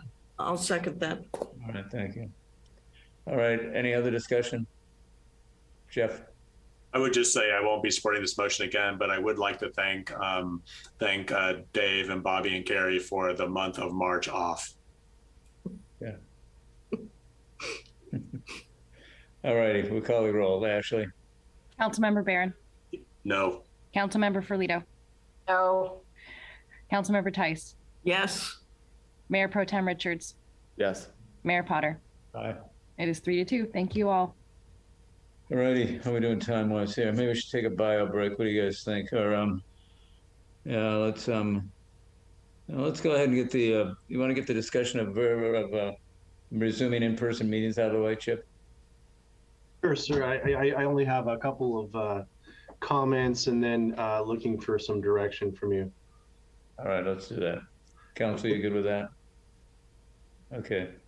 Thank you. Yeah, thank you, Council. As you know, it's been all of our objectives to get back in person for some time. I've looked at off-site venues, Carpenter Hall, and other larger spaces, and it was logistically just not really feasible.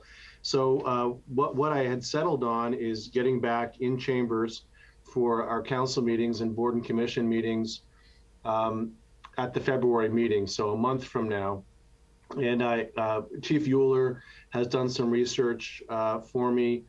He's ordered some more N95 masks, the thick masks, for us.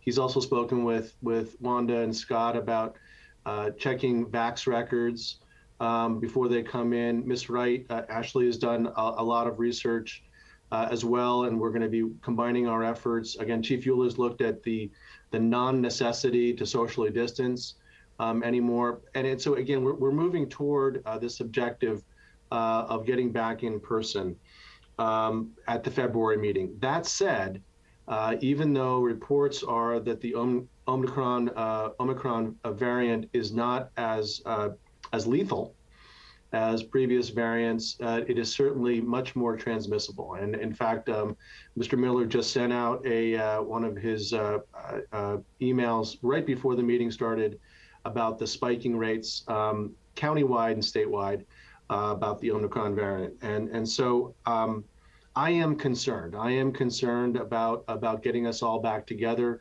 One of the suggestions that I did receive is having the staff and council members do a rapid test prior to going in, and that would be for boards and commission members and staff members as well, prior to having an in-person meeting.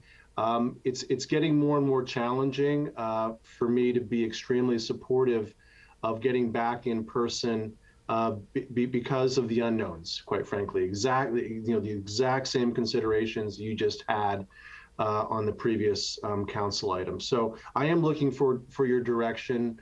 We've got this good virtual methodology working. Again, if you told me to try for the March meeting or the April meeting. It wouldn't be breaking my heart.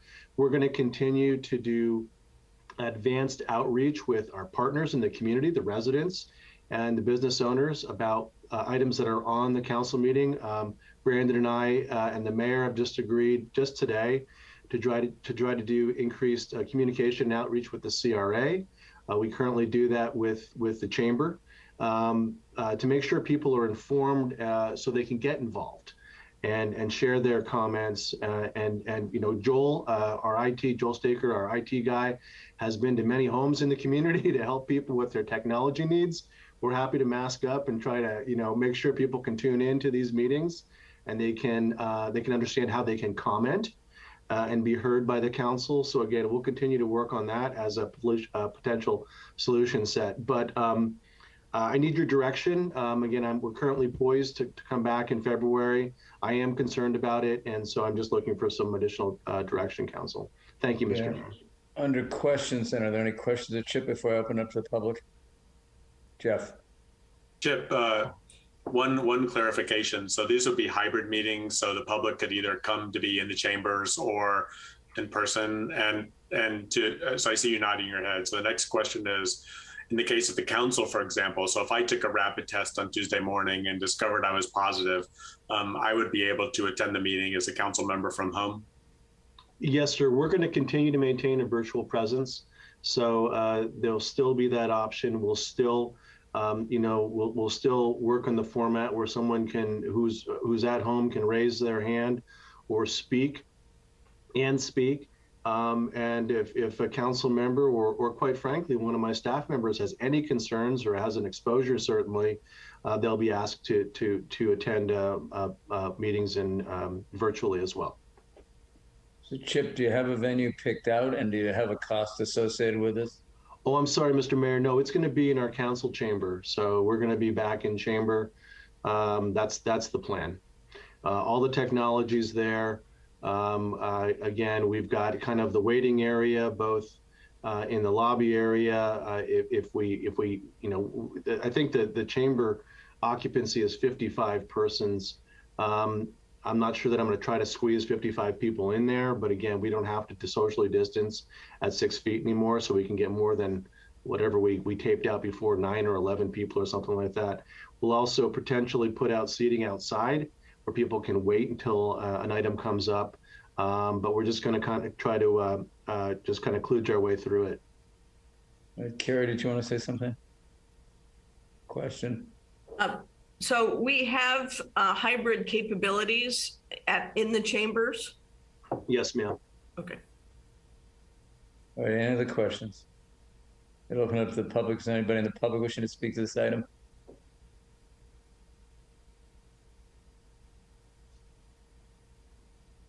Ashley? Mayor, I'm not seeing anybody unmuting themselves or any hands raised. All right. I guess I'll close the public comment period and bring it back to the council for discussion and direction. My concern as a parliamentarian is that if we get one bad apple coming forward and it deliberately comes in and says, I'm not wearing a mask, and then I got to shut the meeting down, it seems to me that I don't want to be rewarding bad behavior. That's why, and I think that happened with another public body recently in the greater Carmel area, didn't it? Yes, sir. Yeah. So that's my concern. Yeah, Bobby. Yeah, Chip. So the rapid testing so they would have to have that test before they could enter the chambers, and so that might alleviate that situation. Maybe. Well, the testing that I'm thinking of, council member, would be just for staff and for the council members. So we would not.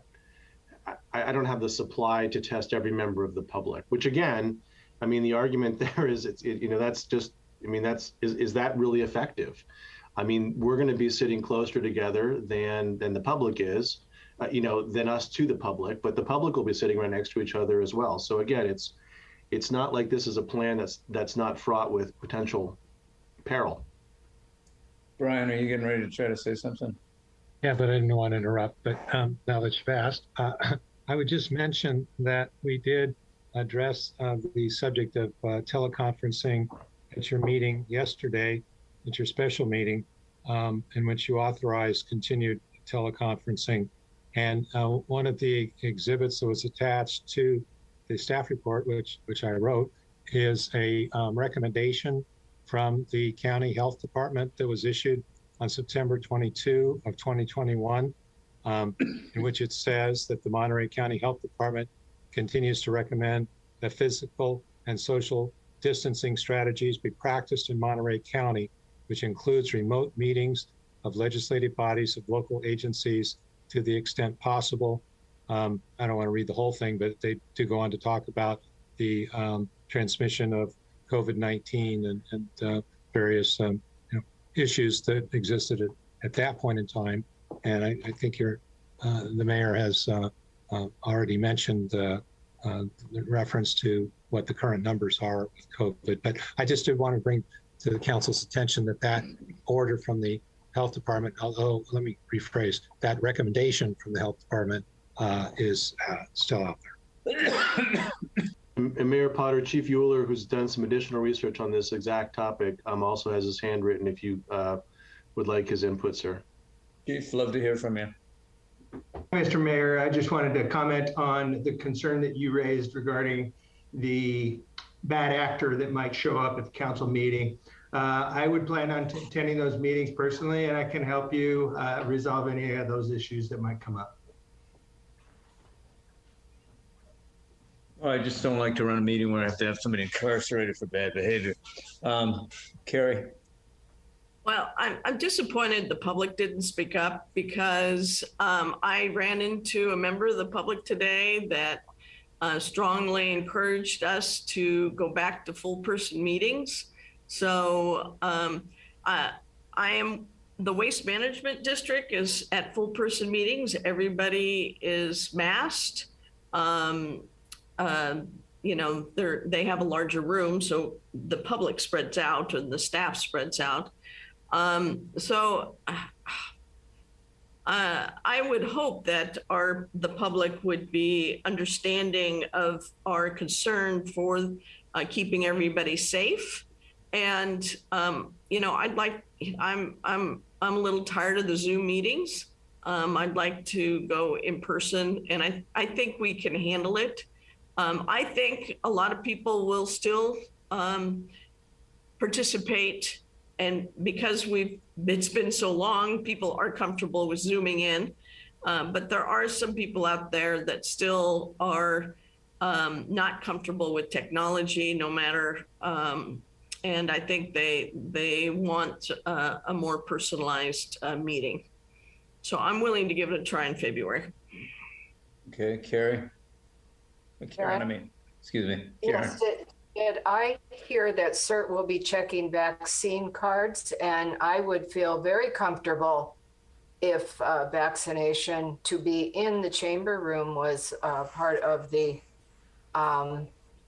parameters, because I think that that's something that is missing in our Carmel restaurant area, is anyone volunteering to ask for vaccine cards like San Francisco, New York, and other places are doing. So I would be very comfortable if we added that requirement.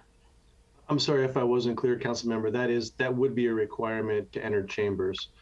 Okay. The proof of full vaccination and the wearing of an N95 mask through the entire meeting. Thank you. Jeff. Would that include a booster shot? Almost everybody, I believe everybody at this point, is eligible for a booster shot. So we would be checking to see that someone has had a shot in the past 6 months.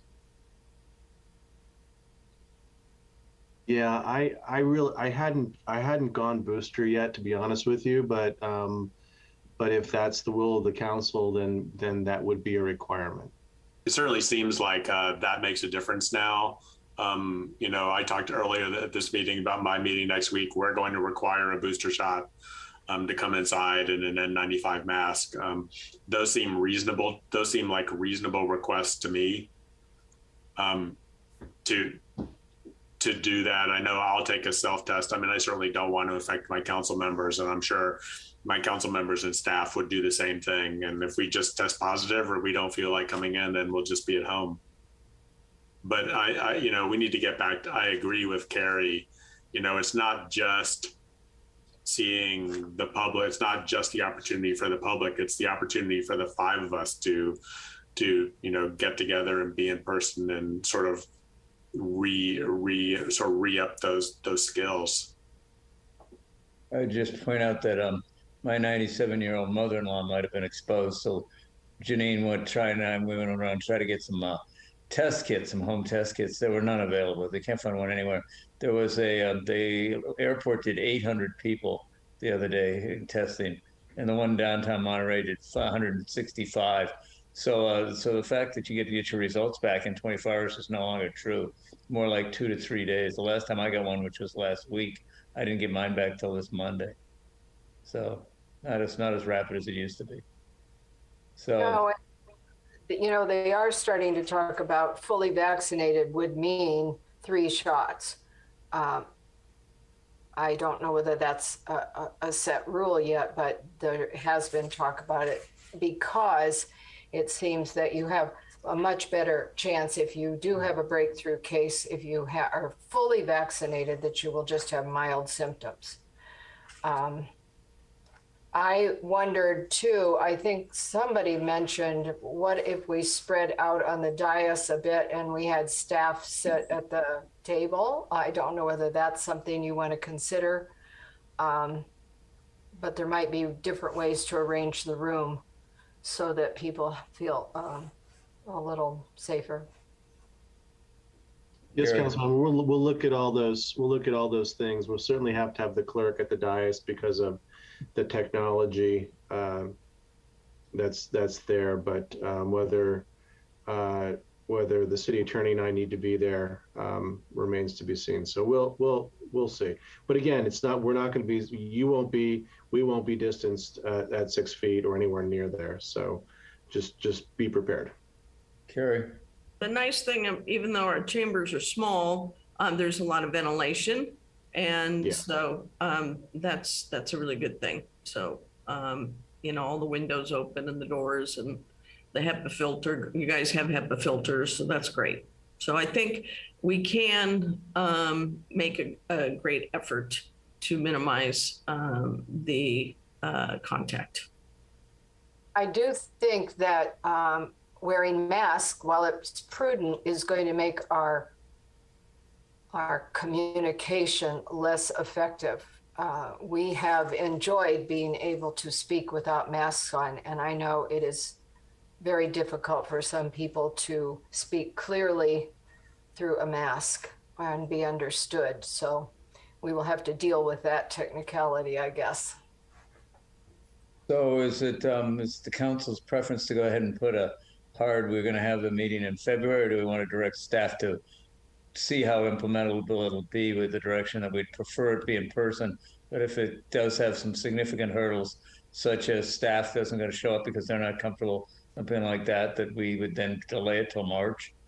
What do you guys think? I'm a little uncomfortable giving them a mandate that's got so many variables to it from a health standpoint. I would agree with what you just said, Mayor. Let's hopefully do it in February, but if we can't, I understand. Let's hopefully try to do it. Yeah, the biggest challenge I have, and I'm sorry to interrupt your discussion, is the biggest challenge. We burned through a lot of the I bought 10 cases of rapid tests, and they're all gone. So we've put a couple of another order in. Again, Chief Euler has put in a separate order. But as the mayor said, those rapid tests, which are 15-minute tests, so I'll give them to you. You take them at home 15 minutes before you come here to test negative, or you don't come, obviously. And we'll do the same with the public. They'll be tested either in the basement or outside. I'm sorry, not the public, the staff. Then they, so just if I can't get those tests, then we'll have to delay. All right. What do you guys think? I think that's a good strategy. Karen, in terms of two versus 3 shots, a lot of the staff got the Johnson & Johnson, so they only had 1 booster. So I don't think we want to put that in, the fact that you have a shot and a booster, I think should be sufficient. So right, correct. So I'm just clarifying that statement. I don't want Chip putting out a statement that. Thank you. That's correct. So we'll go with shot and booster, N95 rapid test for staff and council. And again, all members of the public will have to have again be vaccinated with the booster, 2 or 3 shots. And we'll leave it up to your discretion if it's not implementable. Yes, sir. I'll keep you well apprised. And we'll have N95 masks for members of the public that show up with a surgical mask. Yes, my preference, correct. you know, I would take a little harder line, I think, than Dave. And I would say I really want to be in the chambers in February. I mean, if you can't get the rapid tests, that would deter me. Like, I don't want to sit next to Karen if she hasn't had a test, for sure, because I know what she does in her spare time. But I think that's the only exception I'd really be willing to make. I mean, we've been going to this for a number of months now, and I think I would really prefer, personally, that we leave the goalpost where it is and we don't start moving it around. Okay, thank you, Council. Good direction. Thank you. All right, Brian, are you looking to say something? Yes, I was. I wanted to mention that the resolution that you adopted at your meeting yesterday in section 2 provides that the city council and other legislative bodies may, in their discretion, continue to meet by teleconference in accordance with the government code. So what that means is that if for some reason one of your other legislative bodies, Planning Commission, HRB, whatever, wishes to continue, I'm not sure if those bodies are meeting by Zoom now or not, but the point I'm getting to is if they wish to continue to meet by Zoom, the action that you're taking tonight would not require them to meet in person. All right. It just pertains to us, right, Brian? Yes, but I wanted to make that clear that the point you just made is that it just pertains to you, that the other bodies have the opportunity to continue with Zooming. Jeff? Yeah, I guess this would be a question for the lawyer and for Brian and for Chip. Who makes that decision? Like, how are you going to decide? How's the, you know, so go back a couple of months, you know, there was some reluctance on the part of the Planning Commission to meet in person. At least that's what we heard from Brandon. And there was a willingness or you know, for the, I think it was the Community Activities Commission to meet in person. So do they get to decide themselves? Are we going to have a city policy? Should we just make all the meetings hybrid and let each commission member decide what they themselves are going to do? Well, I've got the answer. I've got the answer to that, but somebody else wants to give it. Well, my intention was to allow the boards and commissions to work with their staff to determine whether they'd like to remain virtual or return to in-person meetings. That said, the council could dictate that if the public has the opportunity to speak to the council in person, then the boards and commissions should be required to do the same. So again, you know, it's up to your direction and discretion. Well, the way the resolution reads is that the other legislative bodies may, in their discretion, continue to meet by teleconference. And what I read that to mean is that it would be up to the individual bodies. So Planning Commission would decide what the Planning Commission is going to do, et cetera. But we could change the resolution, right? I mean, we could just have a different resolution next month. I'll just give my own, you know, I asked this question, so I just give my own opinion on this. And this is only me, obviously, not the council. I think that some of the commissions benefit from having in-person hearings. And I think the situation is different for each of them. I think that my own sort of view is that hearings where people show up, like what we're going to do at the end of the evening tonight, you know, appeals and planning commission hearings, I would think that those would benefit from being in person. So my own preference would be to sort of let this go for a month and sort of see what the commissions decide and what happens and sort of evaluate. But I think we should look at this again next month or the month after that and decide how we want to proceed. Brian, is there any liability for us as far as exposing the public goes if it proved that one of us was contagious and infected a member of the public at a public meeting? I doubt there's any case law about that yet. No, you're right. There haven't been any cases that I've heard of that have been adjudicated in that regard. So I'll look into it, but I haven't heard of any. All right, well, Chip, you've got direction. Yeah, good luck. All right, we're going to take a 10-minute bio break and come back at, what time is it now? Come back at 7:10, and we'll move on then to status report of various council priorities. Okay, see you in 10.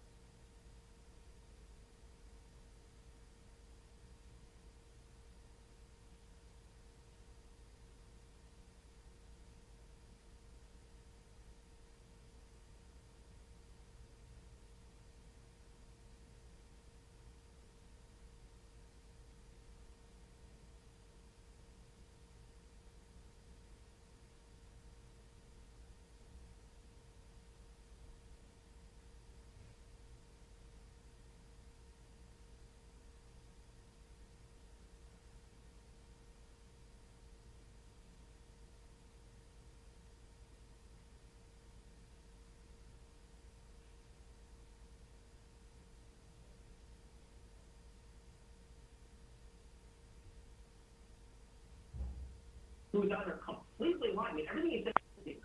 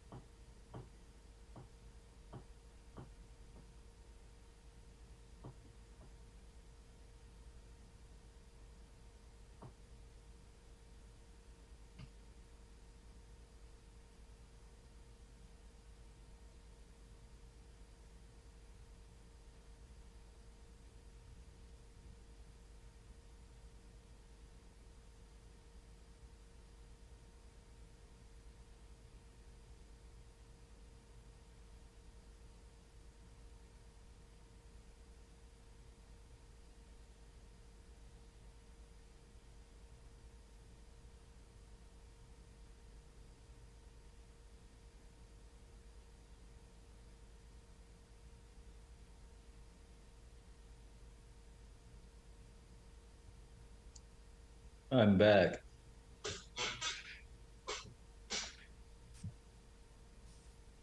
So is Karen, so is Karen, so is everybody. Alrighty. Ashley, can we resume? We can resume, Mr. Mayor. All right, so item number 13 is receive a status report on the various city council strategic initiative projects assigned city council's October 12th public workshop.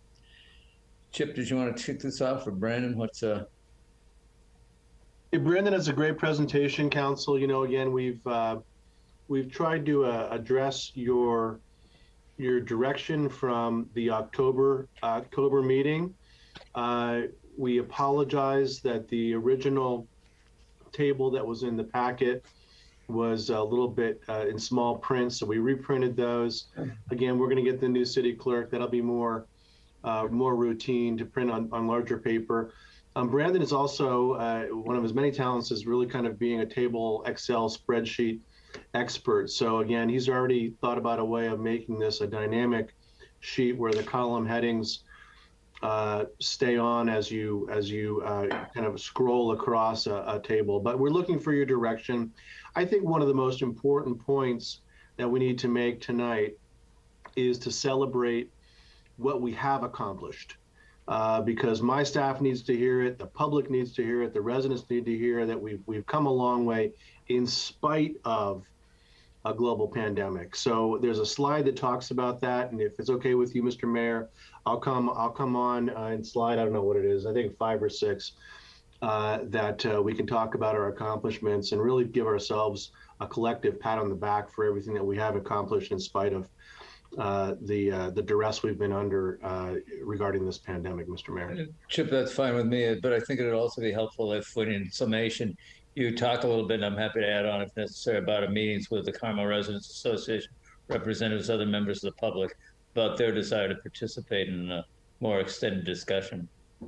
Yeah, and I can speak to it later, Mr. Mayor, but you know, we can certainly have another in-person strategic planning meeting. You know, the question is, well, why would we do that? But we would do that so we could get additional public input on the council priorities. It's not a town hall meeting, but again, these weren't just drummed up. This is something you've been working on now since for 2 years.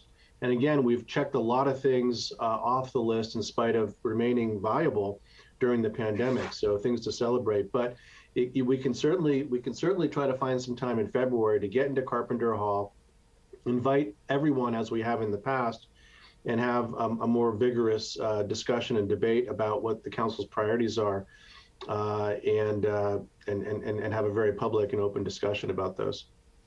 Well, hopefully with more than 1 or 2 people in attendance from the public, which I think the Residents Association was very clear on. They would like to participate. They just weren't aware of the for open nature of the meeting. Yes, sir. Okay, fine. All right, thank you. Good evening again, everyone. Just to confirm, you've got the full screen, not the half black screen in front of you? Yep. Okay, great. Thanks.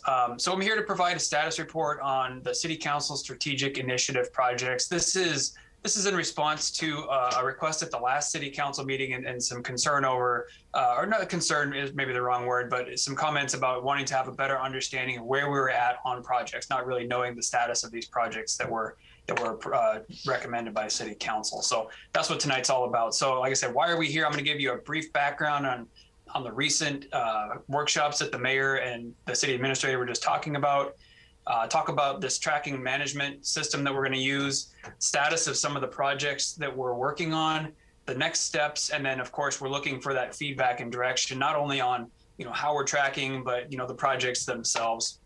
So just a little bit of background here. You probably recall October 12th, we had that City Council retreat over at the Carpenter Hall at Sunset Center. We discussed priorities. Staff brought a list of about 60 projects. There was a great discussion, and we reduced that to 30 by taking out things that really weren't in strategic initiative projects like CIP projects, contracts, things like that. So that got reduced down to 30 projects. It's more accurate of what our actual strategic priorities, and it's a more manageable list. As part of that discussion, what came up was the resource constraint issue that we've talked about already tonight. The direction to staff was to assess the needs at the department head level and submit a cohesive request to City Council for additional positions or bringing back positions one way or the other.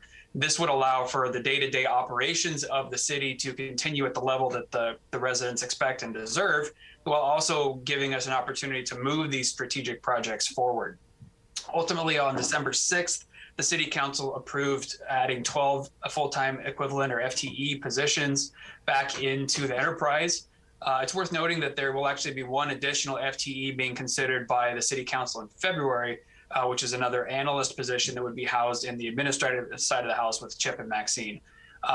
Several recruitments are in process. The HR team has been doing a wonderful job led by Maxine with Jane, and we've actually brought on a HR consultant to help because we received the message loud and clear that the City Council and the public generally wants us to get back to full capacity. So with the wisdom from the City Council to add the positions, the city staff has taken that to heart and is going full steam ahead on recruitments. So as Chip mentioned, we created a tracking management tool. It lets us look at the projects individually. It allows us to look at them monthly and provide a status report, completeness, and it's something that's shared online between all of us departments so that we can see what's going on and plan our workload accordingly. It does two things, really. It's for us at the staff level to work with Chip among the department heads to manage our workload month by month, understand where we're going, but it also is intended to give Chip a tool to work with all of you at the City Council in your weekly updates, and then to come back at a quarterly or about that amount of time and give an update to the public too as well. So this document I'd like to show you, I think I have this set up so I can just click on the, this in the, oh, come on. Let me do this for you. Okay, can everybody see that? Mm-hmm. Great. Yep. Okay.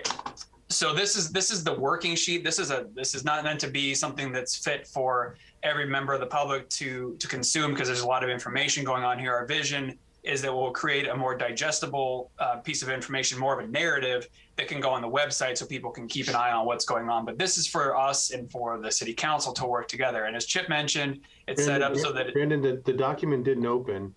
Oh, how about now? It didn't open? Okay, hold on. No. How's that? There it is. Okay, yeah, there it is. Thanks. Sorry about that. So as I mentioned, so this is meant to be a working document. As you scroll down, as you can see that the headings stay in place. As you scroll across, those stay in place as well. And the concept is, Ian, if you want to mute yourself, that'd be great. And the concept is, this is meant to be a month-by-month tracker. So you can see here in the first column, we have where we're at now in 2021. And then each month, January is where we're currently at. And then each month after that allows for some forecasting. And it's project by project. We have columns here with completeness where people can change the completeness. And what this also allows us to do is celebrate and show those projects that are now 100% complete, and we can track as we go along. It also gives us a tool to understand who the responsible department is for each project, what the project is. And we think this is really going to be a helpful opportunity to get these things moving forward. So this is the tool we're using internally. I'm going to do this and switch back over to my presentation. I apologize. I thought I had the tech all locked down, but clearly I didn't. All right, so we talked about that. So I just want to talk a little bit about the status of the projects you just saw on that tracking tool. The majority of them are underway at some level at various levels of completeness, about 70% of them.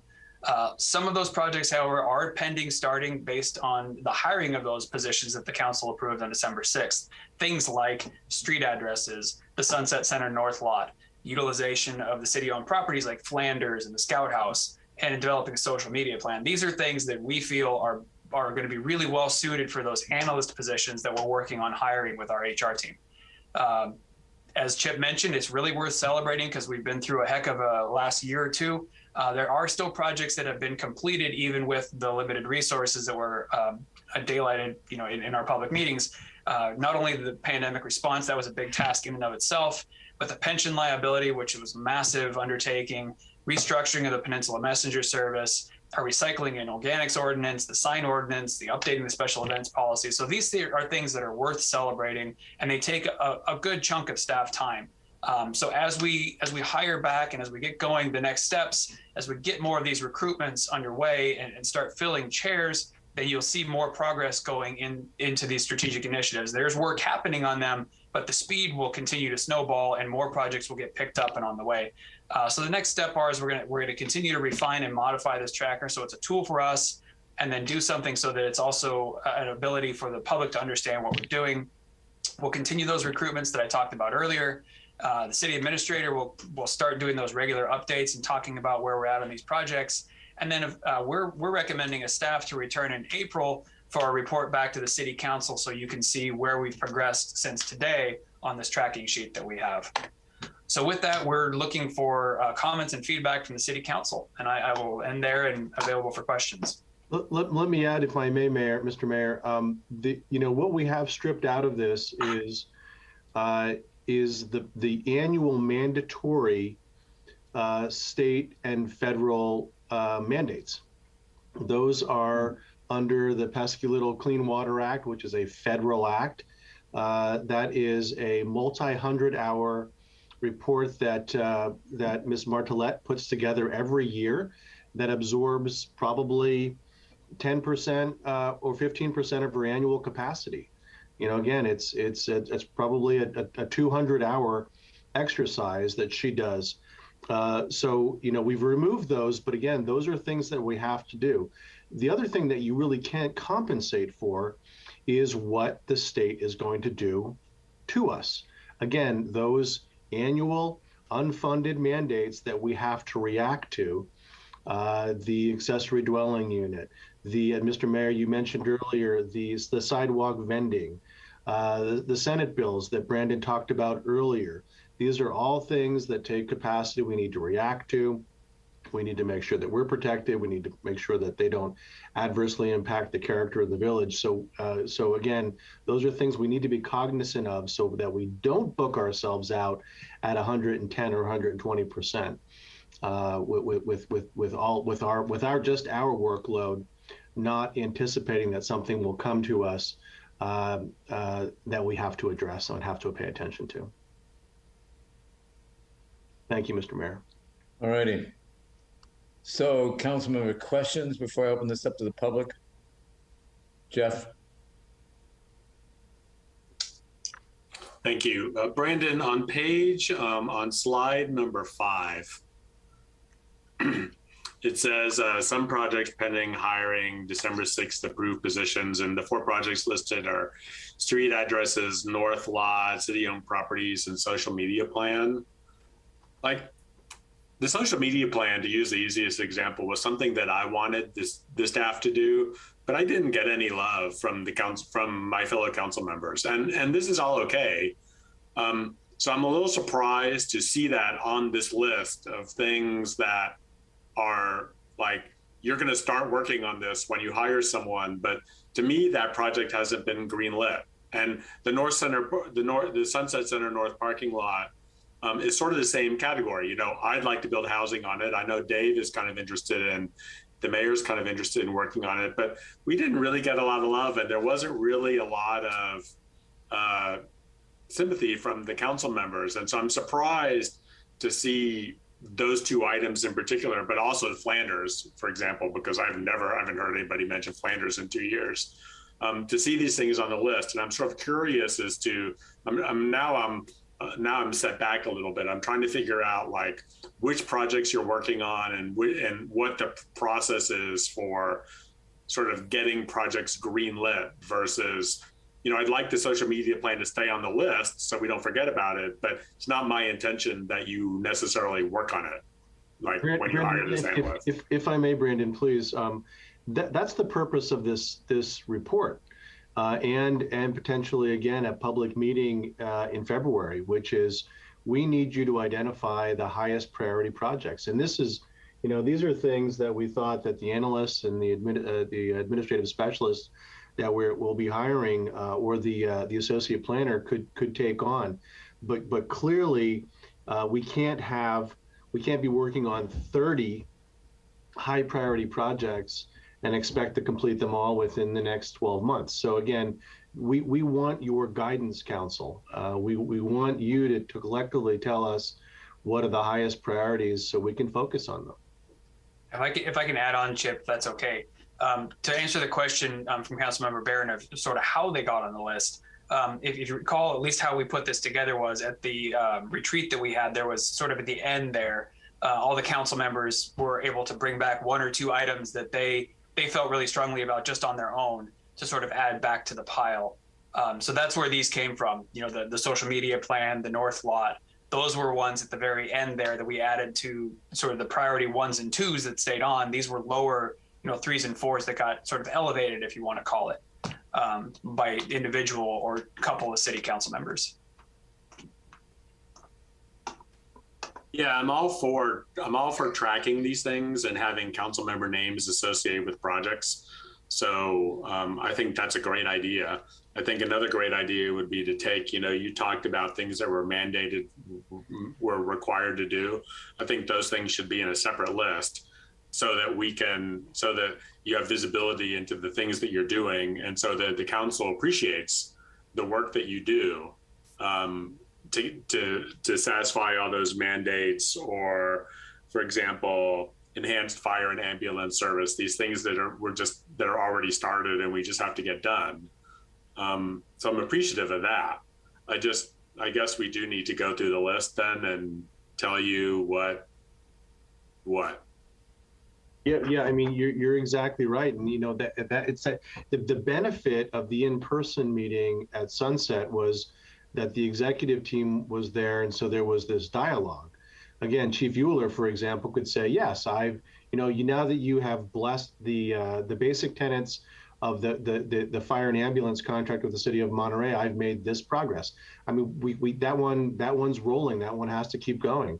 We're dealing with wireless telecommunications. Well, again, you may say, our ordinance is pretty out of date. That really needs to be a priority so we don't get into the same situation that we've been in.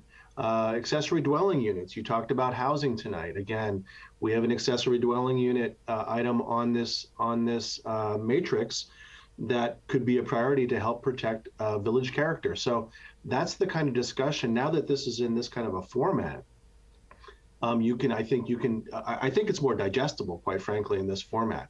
The challenge that I'll leave you with is that when you get something new and you insert it, something has to either drop off the list or go lower on the list. And it's not our intention to get 50% down the road on an item and then to shelve it, because nothing frustrates, because every one of these projects are good ones, and projects and priorities, and they all have advocates, both on the council, with the staff in some cases, in a lot of cases, and then with the public.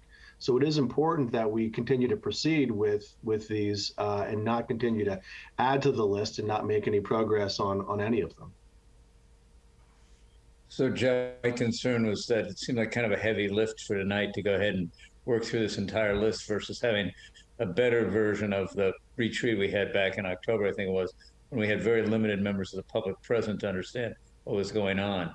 I think what I've gotten from the Carmel Residents Association, some of the business community, is they would like an opportunity to be more participatory in that process that we had started in October. But to go ahead tonight without without the free-flowing dialogue that we could have had, if it wasn't just, I think there was only 2 members of the public present. Wasn't it just Dale Byrne and maybe the Ken White? I can't remember. Somebody dropped by. We had Carol Hall and Neil Owen Cruz virtually, I believe, Mr. Mayor,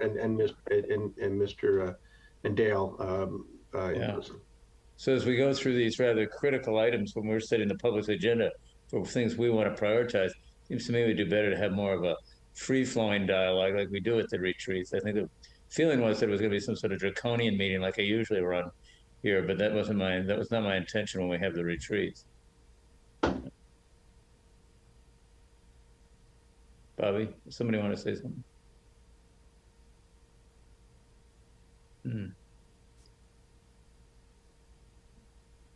Well, so we can either work through them tonight, or we can go ahead and say, I really appreciate the update on where we are on some of these things. I didn't realize we were quite as far along in some of these as we were, but I think that's very helpful. But Carrie? we gonna, I'm willing to make comments, but I don't have any more questions. Are we going out to the public with this? And then I'm happy to make some comments. Yeah, okay, let's go out to the public.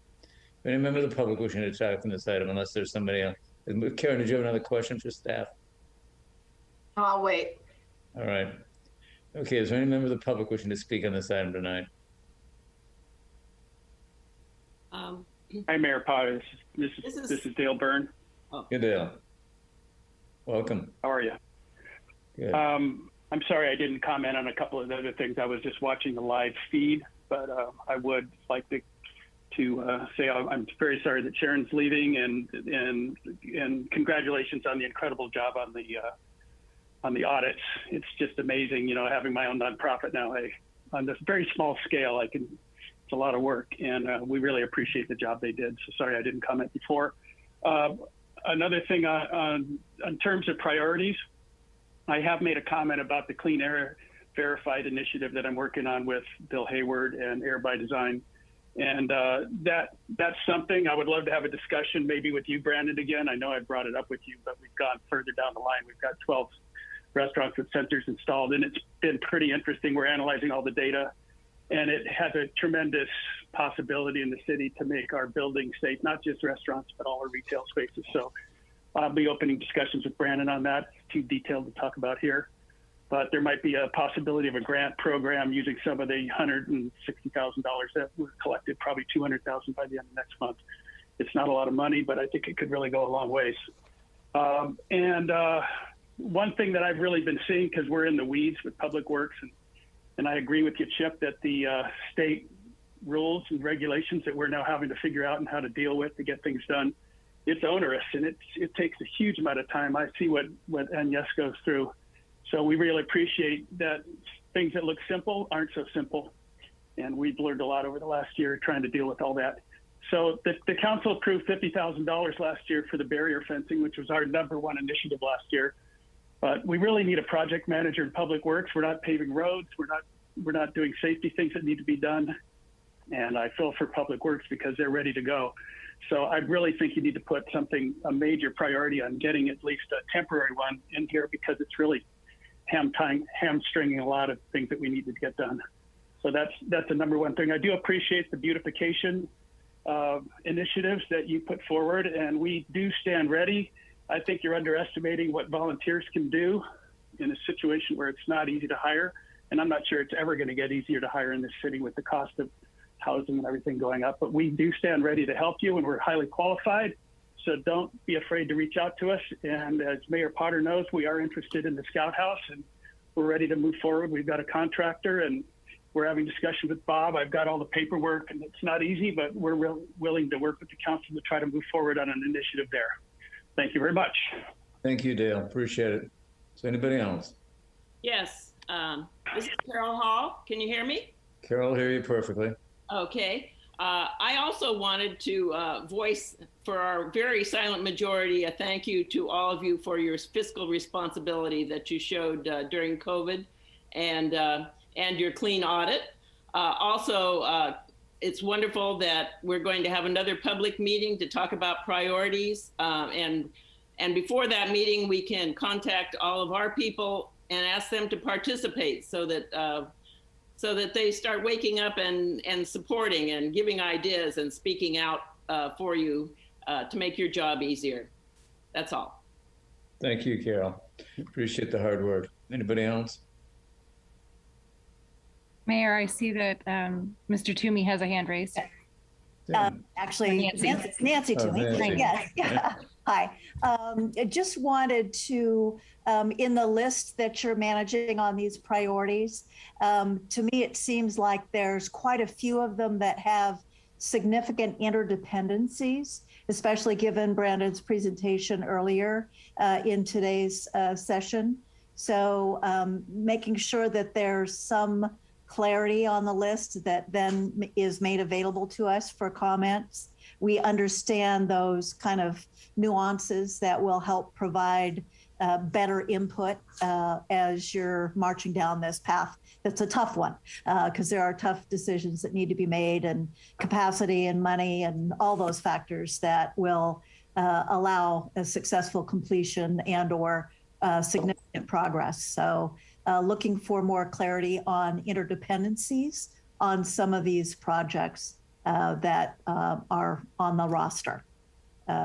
And again, look forward to that public opportunity for more input. And I was at the meeting in October and participated online, or tried to, for a part when I wasn't there as well. So I tried, but yeah, I think having this input meeting also towards the late afternoon and evening is going to get better participation as well. So appreciate that and look forward to it. Thank you much. Thank you. Appreciate that. Thanks for all the Well effort. said. Thank you. Ashley, who else?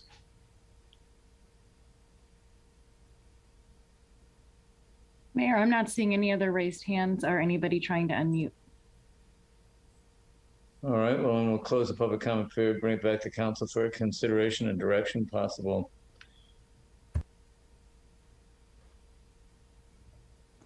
Carrie. Thank you, Mayor. So Brandon, I appreciate your skills in the spreadsheet world. So thank you. It's really helpful to see not only the projects, but more of a timeline. But I have a couple of suggestions. We don't want to discount the accomplishments. So maybe moving those to a different sheet or the bottom of the sheet saying, you know, this has been done, but keeping them on the list so people know what we are doing. So, and that way we can say the list is getting smaller, hopefully, in some ways. And the mandates, you know, I like Jeff's idea of having a separate sheet for mandates, or, you know, the huge audit that you just went through. How much time does that take? I mean, giving the public a sense of, you know, it's not just about streets and forests and beach, but it is about keeping the city running and having to do a budget and an audit and things like that. So, I would like to see the projects that are complete kind of off the list, so we can really focus on the priorities, or move down to the bottom that says, you know, complete or celebration list or something. So the mayor really doesn't, I get the feeling, Dave, you don't want us to give our priorities at this point. You want to wait till February? Is that what I'm hearing? Well, I mean, if we wanted to have the meeting earlier than that, that's fine with me. I just think we do better to do it where we're focused on this very topic, because it is complex. It's got a lot of personal input that I think would be really valuable. So. Okay. You know, we can certainly look for, you know, maybe a Thursday afternoon. There's a calendar over here. That's why I'm looking this way, Council. You know, maybe Thursday the 20th of January or Thursday the 27th. That way we're out of other kind of board and commissions. You have climate action the week before. But I liked Ms. Toomey's suggestion. You know, traditionally we do these as kind of all-day retreats, and maybe that is impactful with people's ability to attend. So with your blessing, and we'll send out a doodle poll if it's your desire to try to find some times other than tonight. We'll look at times from from noon on maybe, or 2 o'clock on, so we could capture a broader swath of the public who wants to attend. I'm sorry for interrupting. Thank you. I didn't interrupt at all. I think that was a good suggestion. No problem. I like what you've developed, Brandon, and I appreciate, because I know it takes time to do this. I've done a bit of spreadsheet work myself. But I like the physical, the look and feel of it, and it's very practical. So thank you. I agree. Other council members, your thoughts? Jeff and Bobby. Thank you. I just have a couple of specific comments to staff about just a few of the items, not priority comments, but just a couple of comments. On the Explore paid parking on the February column, it says plan based on city council feedback, but I don't see a city council meeting, and we're in January. So I'm not sure whether you were planning, I'm not sure exactly how the city council meeting works in there. Like I don't understand that item. So maybe that could be a little bit clarified.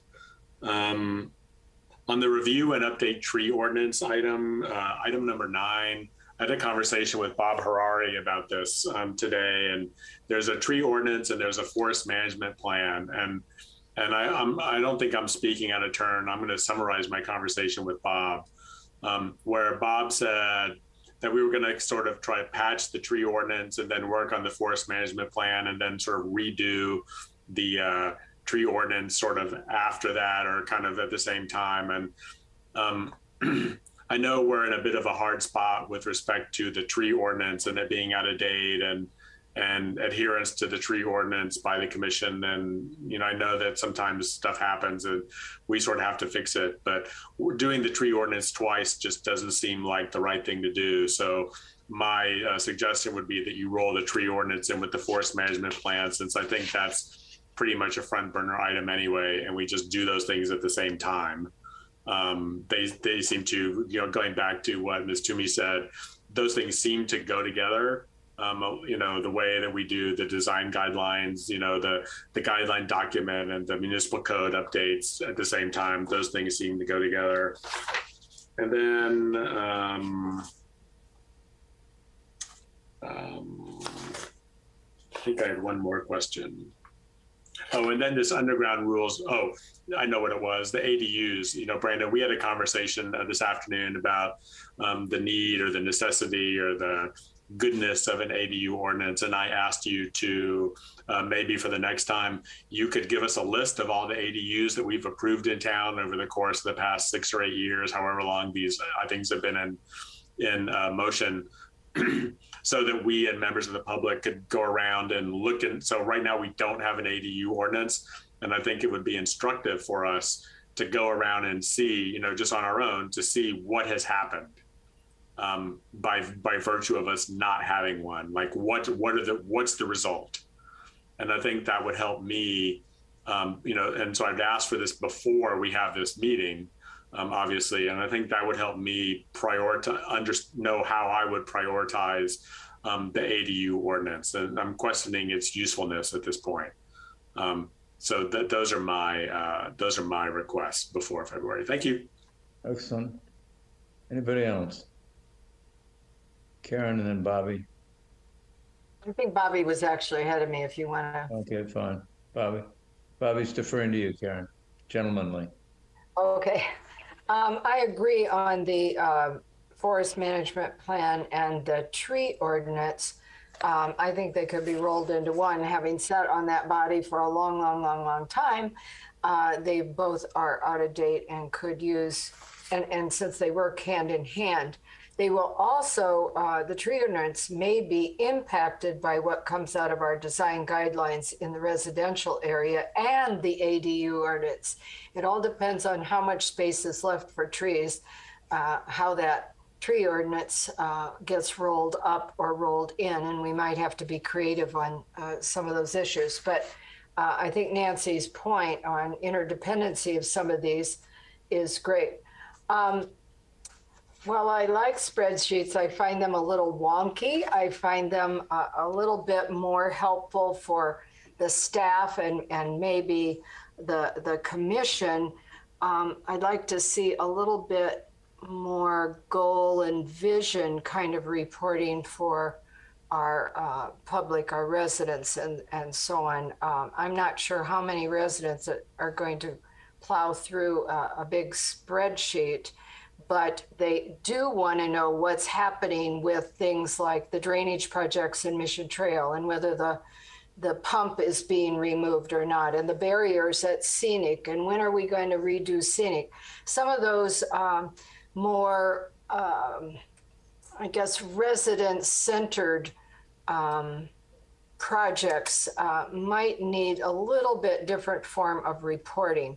I also, I know you took the CIP things out to sort of shorten this list, but I do want to know what's happening with those. So we can, if I can interrupt you, I'm sorry, council member, but you know that, yeah, we did put them on a separate sheet, and we can track those and we can report on them too. that's fine. And I understand that they may be more resident serving, but I think your counsel to us back in a couple months ago was a good one, to remove them, strip them from this list, which are more larger priority project based. So, but we'll certainly be able to tune up in this kind of a format, or any format that you like, a list of the CIP and where we are with those. Yeah, because we want to keep track of where they are. We don't want them to just disappear. No, And ma'am, but they're part of that separate list again, like the mandates that we have to go through, that are part of more routine drum of our typical business. And I think Brandon had a bullet point on that, and I forget what term he used, but it was a good one that I've forgotten. But it was, again, that the things that we do almost on auto, like filling vacant positions, or they're on autopilot. We do those day to day. Day to day. Okay. I did want to also mention that we're looking forward to hearing more about the pandemic relief funds. And I would like to put in a pitch for the police department. Several years ago, I was not particularly a fan of it, but I did take a tour of the police department. And I think it's very important that we perhaps stick that in our priority list and elevate it, because I think in order to attract good staff in that department, we need to really up our game there. And, yes, ma'am. And I think we have that on your February agenda. Again, we've gotten the first tranche of Biden bucks. I think we get about $900,000, a little less than $900,000, and we've got the first tranche. But Ms. Scatini will bring that back to you for direction next month. The Biden bucks. Yes, ma'am. Okay. I'm talking about the police department too. So no, I'm sorry. I think our recommendation, I don't want to tip my hand, but I think our recommendation is going to be to use the Biden bucks, the ARA funding, for the police department. Okay, thank you. And then I would like the staff to, continue to meet and look at this and use this as a tool. But if there are things on this list that we can do with contracts to really jumpstart them, I think that should be part of the equation as well. All right. Okay, Karen, is that it? Yes. Bobby? For now. Now, well, I just want to say that I would definitely recommend, there's been, well, with what Councilman Barron said in the beginning and what I've heard so far, it sounds like there's a little bit of confusion on what was voted on and how it went down. So I would encourage us to have a meeting as soon as possible with, maybe it is later in the afternoon, so we could get more public involvement. And maybe it's a little bit, maybe it's limited to 2 hours or something like that, so that we could get some participation. But I would recommend to staff that we move forward with the meeting as soon as possible to get drilled down into these a little bit deeper. All righty. Any other comments? It might have been a hit on. Brandon, I am a fan of this process that you laid out here. You seem to be bringing a lot of new skill sets to help us get through the decision-making process. I appreciate that. But yeah, I could actually do the last week in January. It would be remote, but that'd be fine. I can't make it in person, but I could do it remotely. So do we have direction to go ahead and task staff with coming up with a date as to when we could get together for a abbreviated study session that would get some direction and then specifics down into these processes? Good. All righty. Thank you. Thank you. All right. Well, that'll move us over into our one significant order of business tonight. Public hearing, consideration of appeal APP 21-415 by Rob Carver on behalf of Dolores and 7th LLC, with the Planning Commission decision to include condition of approval number 27, restricting modifications to the front of the existing building as part of the appeal of a design review and use permit application DR 21-114 and UP 21-226, the conservatory, for remodel and change of use for a historic structure known as the China Art Center, located at Dolores Street and 2 northwest of 7th Avenue in the Central Commercial Zone District, Zoning District, and Downtown Conservation District, CD, overlay APN 0-110-147-006. All right, thank you, Mr. Mayor. Those land use titles are always a lot to read. So I'm going to just give a brief overview. Mr. Evan Court will be giving the presentation, but I just wanted to start because appeals are always a little bit tricky when it comes to the lane that everyone's in, especially because we're talking about a de novo hearing. So we did receive a couple of public comments just talking about what the purview of the city council is. So I just wanted to just give a quick overview on that. I did confer with city attorney today, and Brian can speak to this further if need be, but just a couple of quick hits on sections of our code. Section 17.32.180 talks about appeals for specifically the Historic Resources Board. And it talks about denials of determinations of consistency for major alterations, but it doesn't speak to approvals of determinations of consistency. So that section is incomplete, but there is another section of our code that we have used over and over again, 17.54.040, that talks about appeals in general. It's section C that says appeals to city council. All decisions to approve or deny projects made by the Planning Commission, Forest and Beach Commission, or HRB may be appealed to the city council by filing a notice. So essentially what that does is it says any decision, whether it's a determination of consistency or non-consistency, anything's appealable to the city council as long as that appeal is received within the 10-day appeal period. That includes for city council members too, because we know this, that 2 city council members can call something up.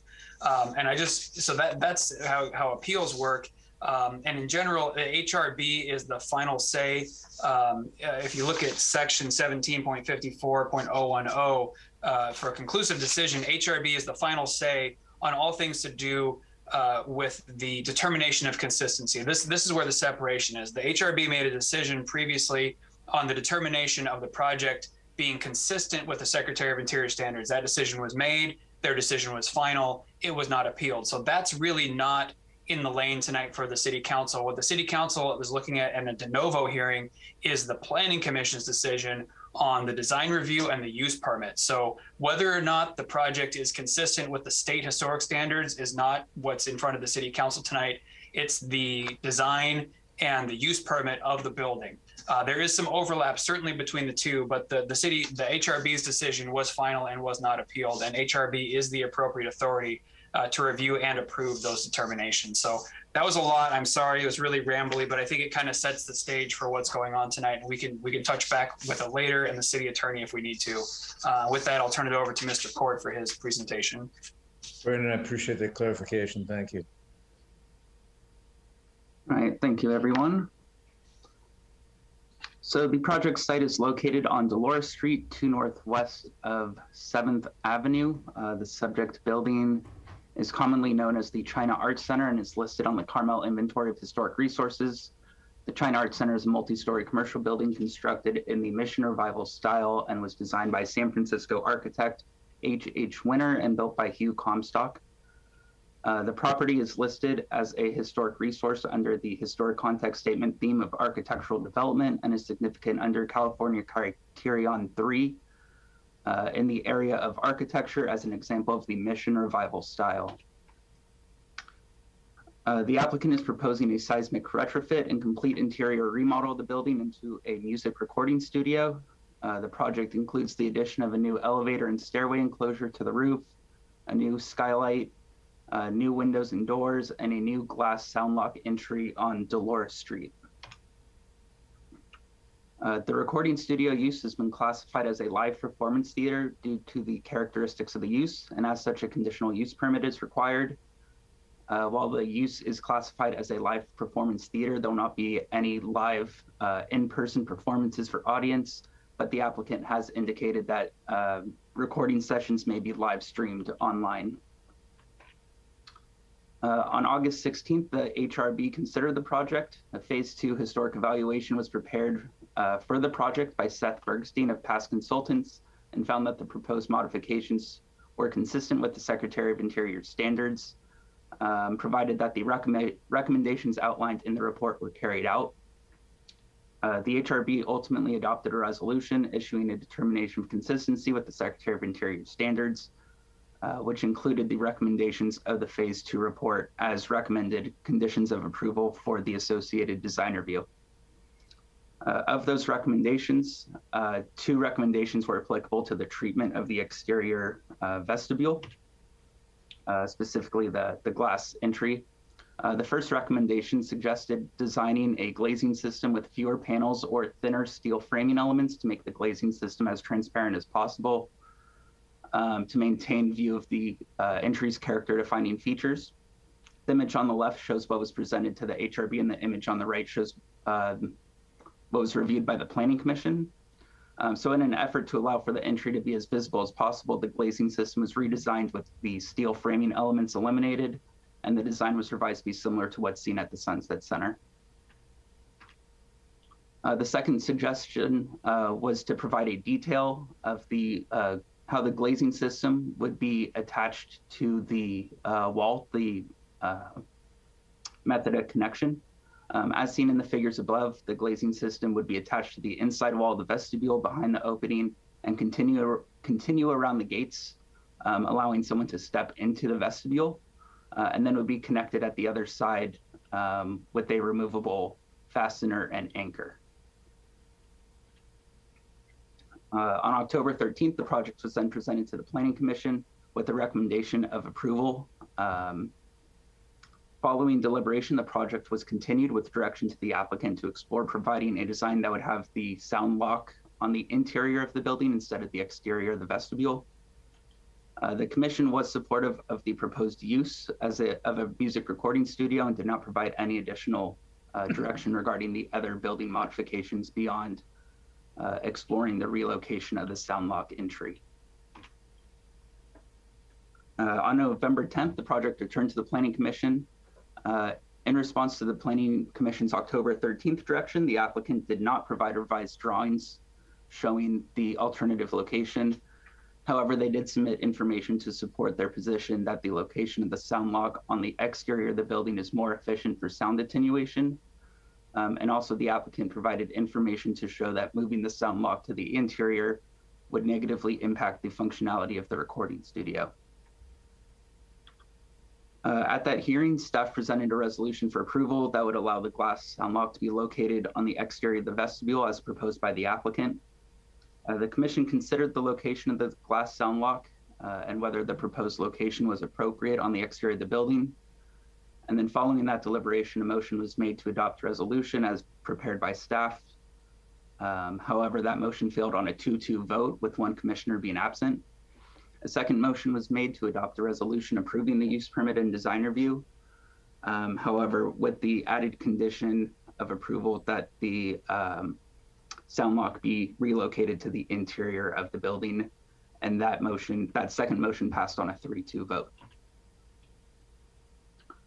So as part of the Planning Commission's discussion about the merits of the project, they found that the sound lock on the exterior of the building conflicted with certain design review findings, and as such, the approval could not be made. With that, they incorporated condition of approval number 27, which required the sound lock to be moved to the interior of the building, as well as consistency, which led to consistency with the associated design review findings. So the applicant is appealing the inclusion of condition of approval number 27. Their grounds for appeal state one commissioner who appeared to be supportive of the project at the first hearing was absent. The city's historian, the HRB, and 2 of the 4 commissioners present and staff all supported the design as submitted, and that the interior sound lock will not work for all the reasons outlined at the hearing. So the City Council should consider whether the inclusion of the glass sound lock inside the vestibule as initially proposed by the applicant is consistent with the associated design review findings. If the council finds that the glass sound lock is consistent with the established design review findings, they may choose to grant the appeal. If council agrees with the Planning Commission's decision that the location of the glass sound lock located within the vestibule would not meet the associated design review findings, the council should deny the appeal. Although staff did prepare a resolution for approval that was presented to the Planning Commission. It's staff's longstanding practice to support the junior body's recommendation to the council on appeal. And as such, staff's recommendation is to deny the appeal. However, should the council wish to grant the appeal, staff would prepare a revised resolution based off the Planning Commission's approval and eliminate condition of approval number 27, or as a de novo hearing, you may choose to grant or deny the appeal with additional modifications to the project. And with that, that concludes my presentation, and I'm available to answer any questions.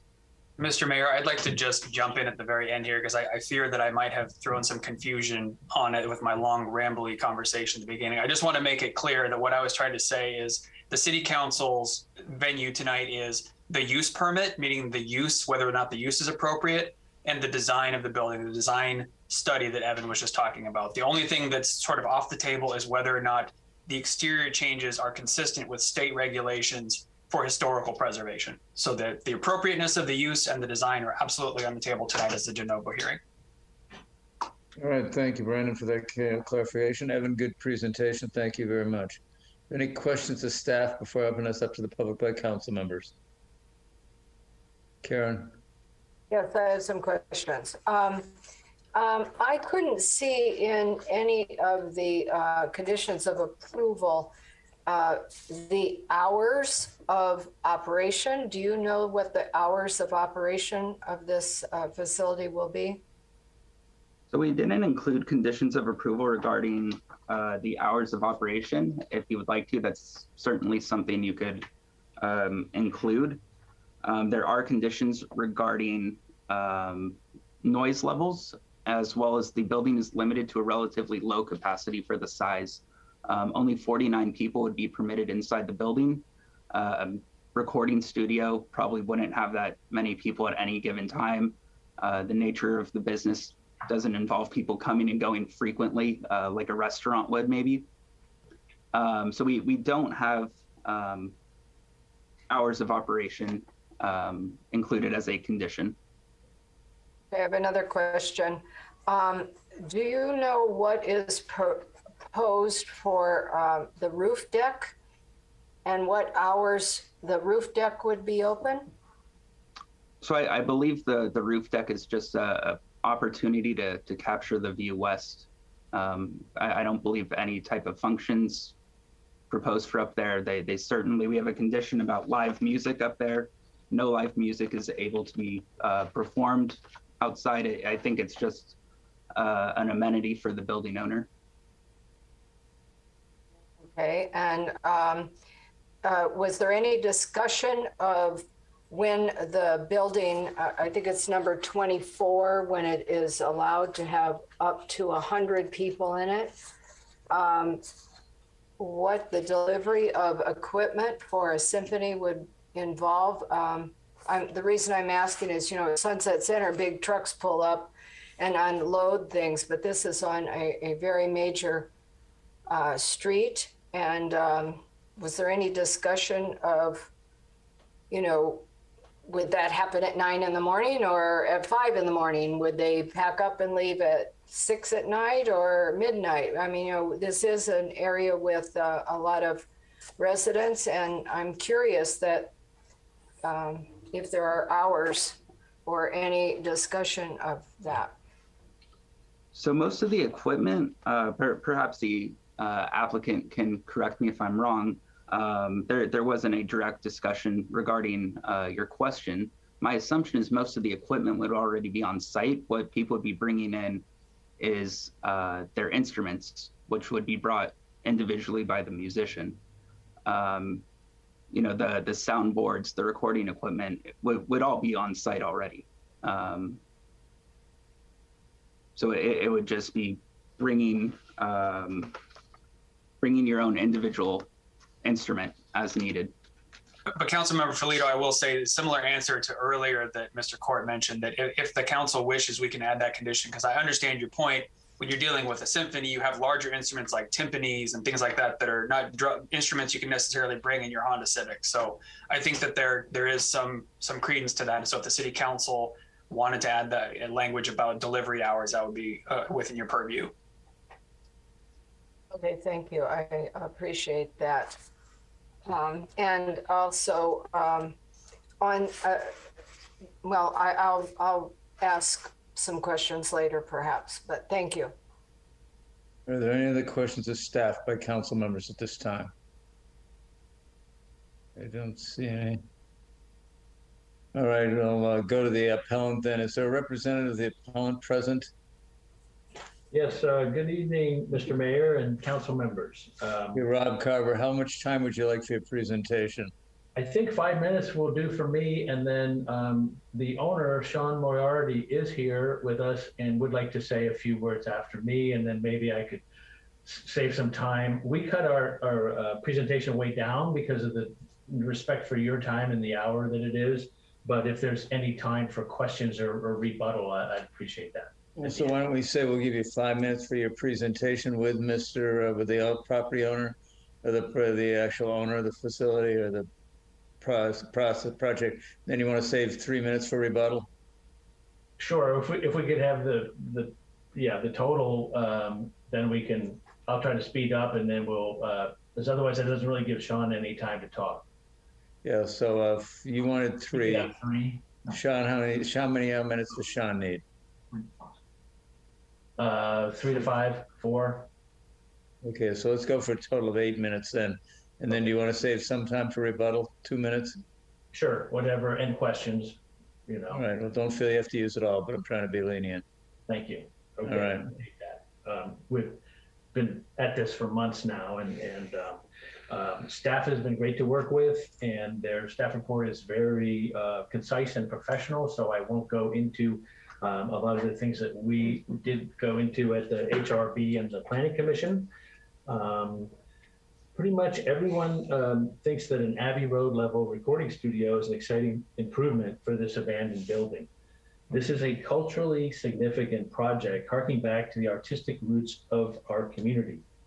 I think we all need to support this studio and make it as great as it possibly can be.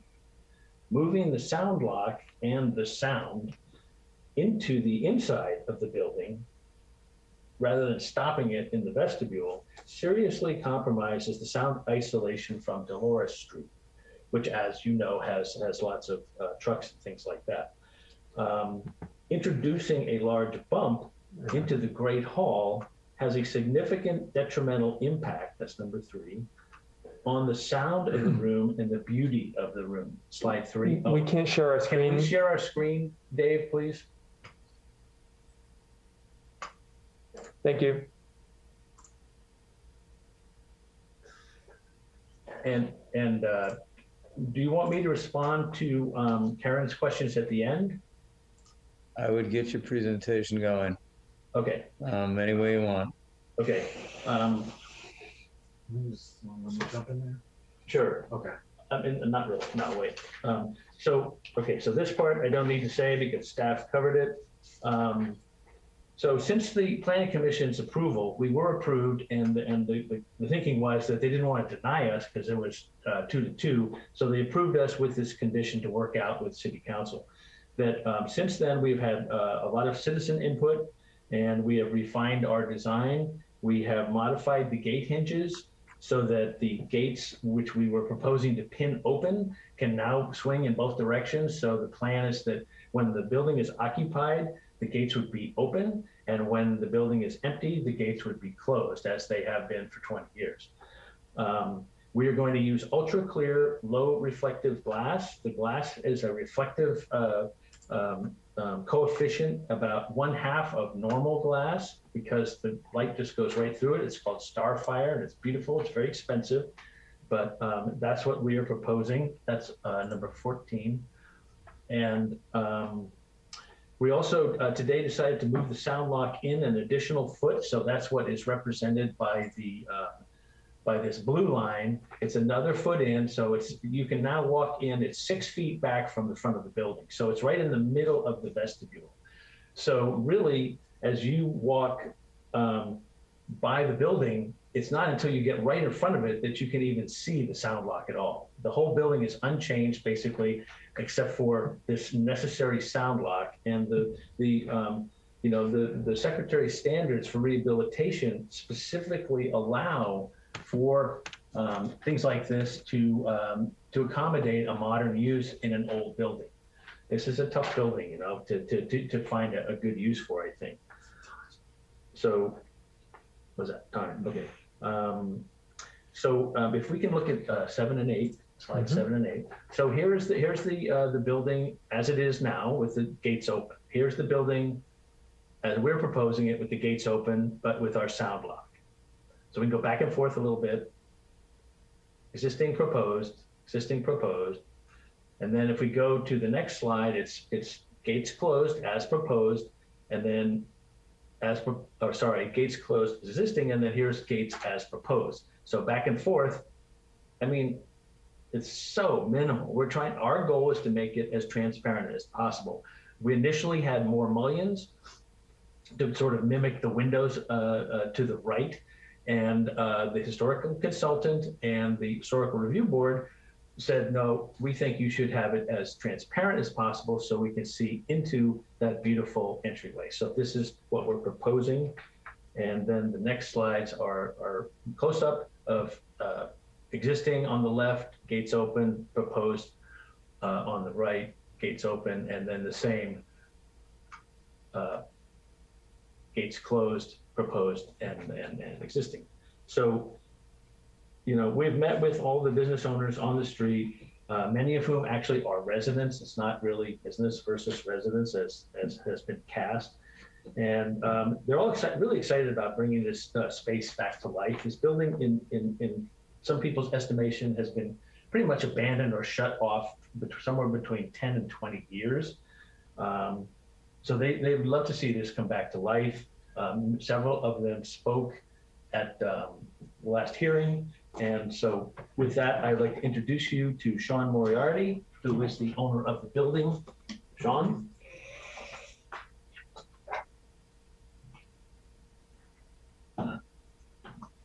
Good evening, Mr. Mayor and esteemed council members. I have a lot to say, but it looks like I have 2.5 minutes left, so I wanted to focus just on first the reason why we ended up with it on the outside. It was kind of misunderstood in the council meeting, but we actually, the commission meeting, sorry. But we actually had the sound lock on the interior from the beginning of the design. And what happened is, as it evolved, I got the proportions right. The main point of this studio was to preserve that great hall to be the size that it could fit a full symphony, because that's the pinnacle of recording. If you could do that, you can do anything. And basically bringing it inside, if you want to see, it creates more issues in the extra corners. But what it also does is now makes an awkward sounding room. So on top of this now being on the inside, I'm going to have to do a lot more just to address the problems that that's now creating. And I believe that this drawing is not even accurate. It's going to have to be 2 to 3 times the size of the space in the vestibule just to do the same job on the inside. And then on top of that, with everything I would have to do to address the issues that it creates, now I'm dealing with an awkward room. It's no longer looking like the great investment that I thought it was going to be. And I think we just didn't get the point across at the commission hearing how pivotal and essential this is for my entire design. I mean, I can't stress it enough, because the proportions are perfect. If I can use the vestibule, then I am motivated to put the amount of money that I'm going to put into this place, which is, if you were looking at, I was joking that I'm a unicorn coming into town, because I'm going to take a building like this and I'm going to improve it 20 times more than anyone else coming in, because I'm looking at it for my own use and a bigger picture than just, here's the amount of money I'm going to put into it, and then here's the rent that I'm going to get. And that's how people have to do it. Someone coming into town like that would put a fraction of the amount of money that I'm going to put into this building. So I really think it's all built upon everything else. And it wasn't an easy decision. I knew this was going to be a problem, but it was so important that I knew that we needed to go and appeal for this. I think I'm out of time, but I would definitely like to leave, I'm available to answer any questions. And I would like to answer Karen's questions if I might. I could also. Okay. So load in and load out. Hold on a second here. So why don't we go ahead and you've used a lot of time, okay? We'll, when we bring it back to council, Karen can ask your questions directly. How does that sound? That way we stay within the time constraints that we set up. Sure. All right. So Karen, you'll be ready to ask those questions directly of the applicant or the appellant. Yes. All right. Okay, so now let's take it out to the public. Is there anybody in the public wishing to speak to this item at this time? Where are you? Yes. This is Carol Hall. Carol? And I had prepared a letter, and I have 4 pages of signatures on this letter supporting the Planning Commission's denial of this project, and they're adhering to the Carmel Commercial Design Guidelines. I did not send this letter in to you because Bobby, and thank you, Bobby, arranged a meeting between Rob Carver and myself. And in that meeting, he explained that the gates, which were part of our issue, Carmel Preservation Group's issue, would no longer be pinned permanently open, but that they could now swing shut. And that's a good part of the look of this building, as you know. And they are actually going to be moved forward a little bit toward the sidewalk, as I understand, to be able to do that. And then Neil Cruz and I met with Sean, and he explained, he seemed very sincere and very concerned about the historic nature of the building, as well as, of course, his recording studio working well. We understand that. He's putting a lot of money into it. And so Neil had the idea possibly of putting maybe wood mullions rather than steel, for example, and possibly large panes of glass with wood around them rather than steel, to kind of mimic what's already there on either side of the front entrance. And there's also panes up in the vestibule itself. And so we toyed with the thought that that might look less modern and harsh, that it might soften it, make it look more like an old world building, which it is. And so Sean said that he would be willing to work with us to see if that would possibly work. Let's see, I have only 36 seconds left, so I can't read you anything.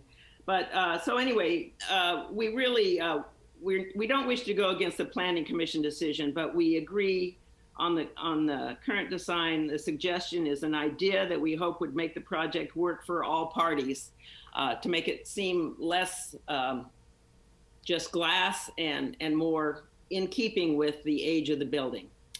So that's what we're about. Thank you. Carol, thank you. Thank you for your involvement.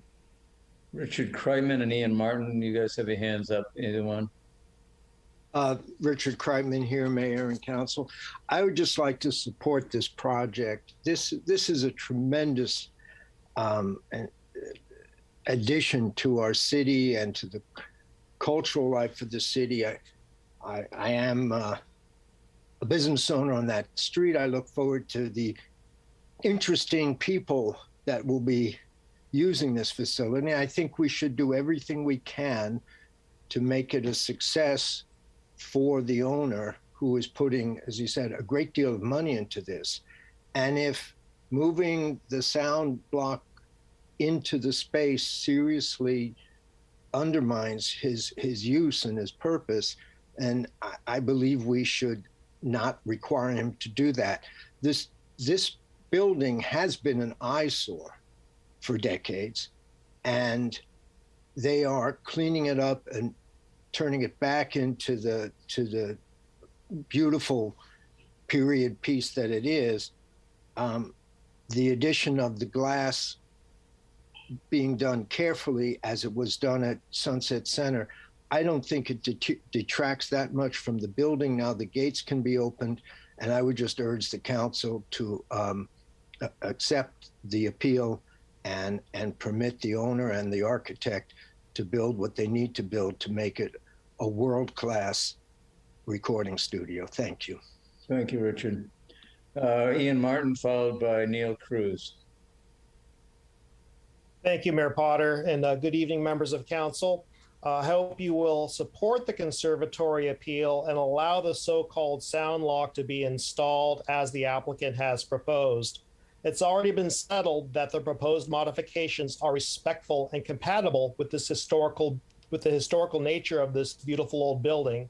What you're being asked to consider is the design of the proposed sound lock, and on this point, I'd like to emphasize that the modification is minor, reversible, and essential if this building is going to be used to its fullest potential as a recording studio, a use that is wholeheartedly aligned with the best traditions of this village, which prides itself on being a place where artists can express their creativity. Any perceived downside to this design is greatly outweighed by the creation of a world-class recording studio in our downtown. The prospect of attracting gifted musicians to practice their art here is exciting and is something that I hope this council will support by upholding the appeal and allowing the recording studio to reach its fullest potential as a powerful creative resource. Thank you. Thank you, Ian. Well done. Neil Cruz, followed by Jack Galante, followed by Nicola O'Reilly, I think. Good evening, City Council. I had the pleasure of meeting with Sean on site, and he showed me the plans, and I saw what others have already said. There is a significant improvement in the use of that building if he does not have to give up 10 feet on the inside of the front of the space. So I empathize with that. We also, this is what Carmel is all about. It's culture and music. I mean, you know, here's a use you don't want to push away. You want to please come. You know, this is what Carmel is. So there's that aspect which I think many of us feel. Our problem in thinking about the Carmel Preservation Society is that we see a lot of glass on Dolores. Dolores is becoming the first modern street in Carmel. And so now here comes more glass right next to an already commercial glass building. And we keep giving in and giving in. And well, you know, why don't we just designate Dolores as the first modern street in Carmel, and then we can not have a problem here. So I don't know about how all the residents would feel, but personally, if we're just talking another sheet of glass, I agree with the Planning Commission. I think the Planning Commission made a good decision on this. It worries me. That's why we suggested breaking the glass up with muntins so that it would appear to be a glass element actually built out of the building itself. But you heard Rob Carver, and this is an issue, and I should have thought of it. Historic is going to say, no, you can't match the historic style of the building perfectly because now you're altering it. It's going to look like an extension of the original building. But you see, from our standpoint, if you can break that glass up with muntins and divisions, which apparently Rob had already done in an earlier design, but have it be wood, have it look like it's the same exact materials as the windows and doors. Now it's not a commercial storefront. Now we get rid of the large sheets of glass. That was the reason for doing that. But I leave this up to everybody to discuss. It's complicated. We do like the use, and I do hope that we can find a way for Sean to get the full volume of space. Thank you. Thank you, Neil. Jack Galante, followed by Nicola. Oh, hi. Thanks, Dave. Yeah, I agree both with Ian and Neil. I think it's a wonderful use. You know, I have a business on the street. I talked to my son a little bit, who is, you know, a sound engineer and designs studios all over, building a second studio right now for himself in Nashville. And he also said that, yeah, you have to put those sound blocks outside because inside it creates a whole nother area, a problematic area for a sound engineer inside.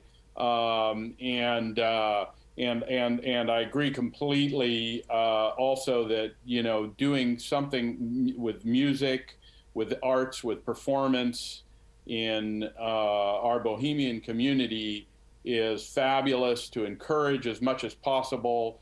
It completely, in addition to just being a building, we also have to look at the history of Carmel as a Bohemian community as well, with artists and all of that. So I think that the addition of this is fabulous. I haven't met Sean. I look forward to meeting him sometime and discussing that with him more as a big promoter of the arts myself. And I just think that his design is wonderful. Working with the historic preservation community on how to exactly make that work within the confines of the sound engineering is extremely important in a studio setting. And I just encourage this. I think it's a wonderful use. No idea how to get there. So thank you. Thank you, Jack. Nicola, I think it's you. Hi, good evening, everyone. Nicola Riley. I'm the executive director of the Monterey Symphony. Our offices are located just around the corner from the proposed conservatory. We're on 7th and San Carlos at Hampton Court. I had the chance to meet Mr. Carver at an initial walkthrough of the building and have received subsequent updates from Studio Carver on this amazing project. I also spoke at the Planning Commission on the same topic. Tonight, I simply want to address the issue at hand about the glass and the ability of the owner to retain as much inside space as possible. Although Sunset Center is the Monterey Symphony's primary performance venue and will continue to be so, the opportunity for a state-of-the-art recording facility in the middle of our artistically vibrant village is tremendously exciting. But the integrity of the space is only maintained with this glass treatment, and the ability to house as many musicians as possible, still adhering to fire code. Pieces of music typically have a required number of musicians, and many of these large orchestral works require very specific numbers of players. So how do you choose who doesn't fit? And how do you cut someone and compromise that artistic integrity? I'd really just like to commend Rob and Sean on their vision of creating such a magical space and beautifying a space that really could use a tremendous amount of love. We should be so lucky to have this space in our town. And I'm grateful to Sean for his desire to invest in this beloved village. I hope the council will allow them to move forward with the project. And I'll just say additionally that the pandemic has taught performing arts groups nothing but how to be adaptable. And we have all turned to recording and the virtual space in order to continue our missions. And having a space like this, if it had been in existence during 2020 and 2021, would have been used by numerous groups in town. So thank you. Thank you. Joe Todd, followed by Rich Pepe, I think.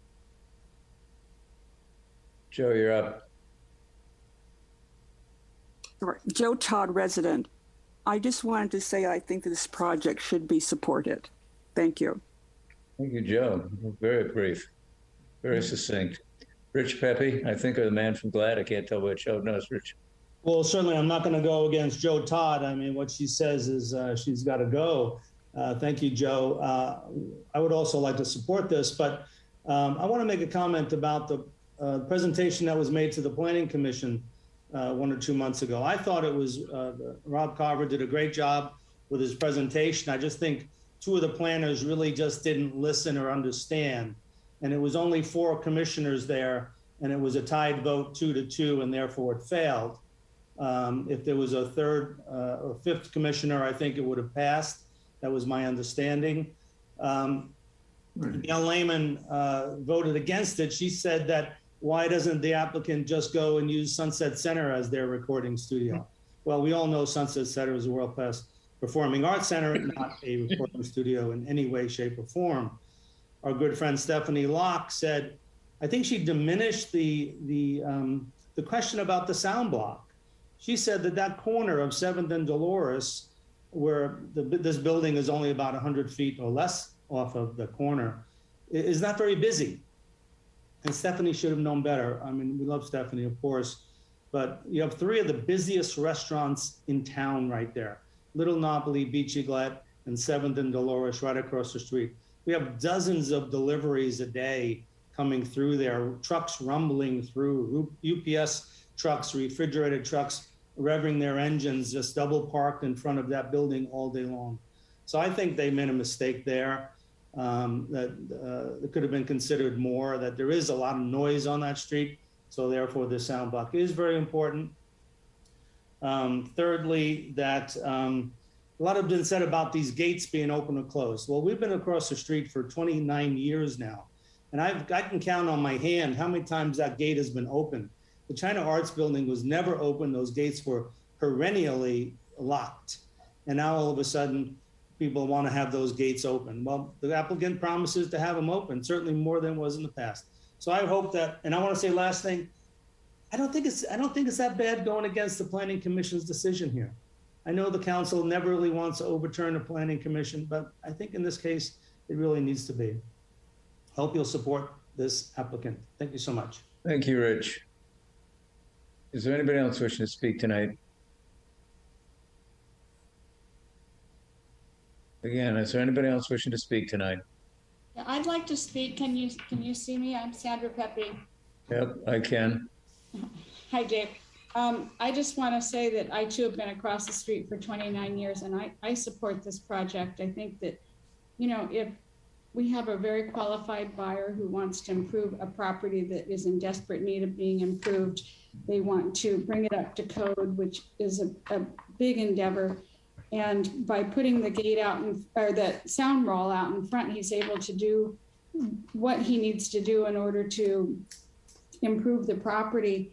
And really, you know, in 30 years from now, or however long his tenure is of owning that property, if somebody doesn't want the gate there or the soundproof glass there, well, then take it off. You haven't hurt the integrity of the building one little bit. And I don't think it's going to look that bad to begin with. And honestly, if you can put some grease traps out on the sidewalk, I think we can put some soundproofing on the outside of a building as well, if that gets the job done. So I support the project. Thank you very much. Thank you, Sandra. Anybody else wishing to speak tonight? I'm sorry, nobody else. Mr. Mayor? Yes. Mr. Mayor? Yes. Mr. Mayor, Michael McWalter, Scenic Road 2 north of 11th. I'm in complete support of the building, the use of the building. I would like the owner to be given his wish to put the sound block where he wants to put it. We're going to have a symphony inside this building doing recording. I mean, what's the flip side of this? If Sean Moriarty doesn't do what he wants to do, which I'm in support of, and he walks away, what happens then? Building just sits there. There's no use for that building. Someone earlier said all of the interesting people that are going to be coming into Carmel. I mean, this is a huge, huge upgrade to that space, to that part of the village, for Carmel-by-the-Sea. I just think it's awesome. We should be thanking Sean Moriarty for wanting to do this. This is awesome. Thank you. Thank you, Michael. Appreciate your testimony. Anybody else wishing to speak? Last chance. All right, Ashley, do you see anybody? I do not, Mr. Mayor. All right, I'm going to close the public comment period, bring it back to the appellant. Rod, you or Sean, you guys wanted a chance to make some closing comments, and then if you wanted to either address the concerns of one of the council people, or you wanted to wait for them to ask you questions, whatever's the best use of your time. I think you had 2 minutes or 3. I can't remember which. If I could just respond to a couple of things from the staff report, from staff's presentation, and then I'm fine to have to answer questions. Is that okay? All right.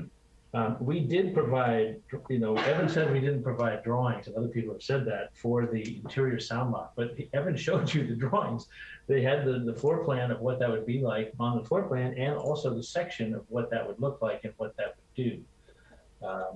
So I don't know if I can share that. We could share it, or Evan can put it up. Okay, so yeah, so that was the floor plan showing it, and then the earlier one was the section showing the difference in the sound when it's on the inside of the outside, which was one of your slides. Yeah. So yeah, that's the one that we presented to the Planning Commission, and that was the floor plan with doors and everything showing how that would be inside. And then the section here is the section on the left, it's what we're proposing, and on the right is where it's inside. So I just wanted to clear that up, that we didn't blow anybody off. We took it seriously, we studied it, we had the acoustical engineer study it, and that's that. And also, I think it's important to note that the PC findings for the approval were exactly the same as the ones for denial. The only change was that the staff added, or the Planning Commission added condition number 27, saying that this sound lock had to be on the inside. So it's kind of interesting that the condition and findings and conditions can be exactly the same for approval or denial.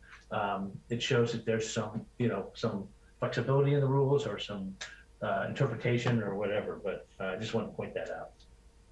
All righty, thank you. All right, bring back to council for deliberation. Questions of the applicant if wanted. Mr. Mayor, yes. Mr. Mayor, I'm so sorry to interrupt. Would it be okay for staff to respond to a couple of things from the public comment first, just for the council? Absolutely. Thank you. I apologize for interrupting. No just a couple of quick points. There was a mention about adding wood mullions to the front of the building. I just want to make it clear that if that were to happen, the HRB reviewed a project that did not have the mullions, and actually stated in that finding that because it was all glass, it didn't affect the character defining feature of the building. And that was the reason that it was consistent with the Secretary of Interior standards. So if the wood mullions were added, it would change the project, which would then have to go back to the HRB to determine whether that new project was consistent. So I just want to put that out there so you know. The other thing, I just want to talk about that gate swing. Building code section 3202.2 states clearly that doors and windows shall not open or project into the right of way. So if the gates were to swing outward, they cannot project at any level, inch or two, into the public right of way.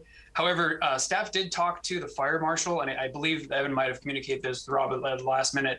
The fire marshal determined that as long as there's less than 50 people, it's Carmel Fire Code 1010.1.2.1, the outward swing is not required. So for the 4 or 5 events per year, when there was more than 50 people there, they would just have to be required to be pinned open, so there was safe egress. When you have less than 50 people, they don't have to swing outward. So unless they can move the gates far enough inward that they don't project into the right of way at all, staff would recommend not supporting any projection into the right of way of those gates, because it would be in opposition to the building code. So those are the 2 points I wanted to make. Thank you.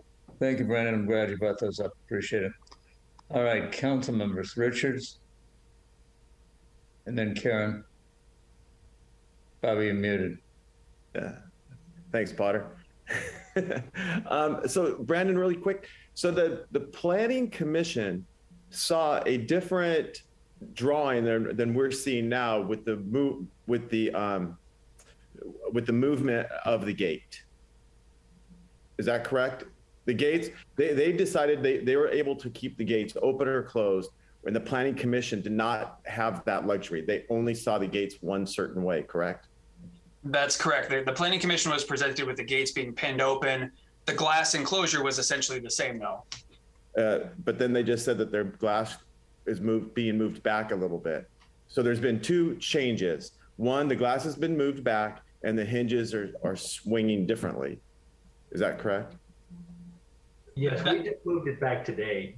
Rob, hold on a sec. So so basically that's correct. However, what the applicant is presenting are coming out, those are options for the council consider coming out of their conversations with residents and people. So the project that was reviewed by the Planning Commission is still the project, but the applicant is presenting with options that may assuage some people's concerns. So those are options after the fact, but the project from the Planning Commission is still the same. That's what's under consideration. That's the de novo hearing. That's why I wanted to mention, as you're considering those options, to think about the swing out into the right of way, the building code and the fire code and all that. Thank you. Thank you for clearing that up, Brandon. You're welcome. Karen? Yes, I want to go back to my original questions, and I do want to tell you that I'm very supportive of the sound block where the applicant is asking for it to be. I don't want to be in the position of designing a sound studio, but while I was reviewing this, I did come up with a few questions that I think it might be better to deal with now so that we don't end up with complaints at a later time.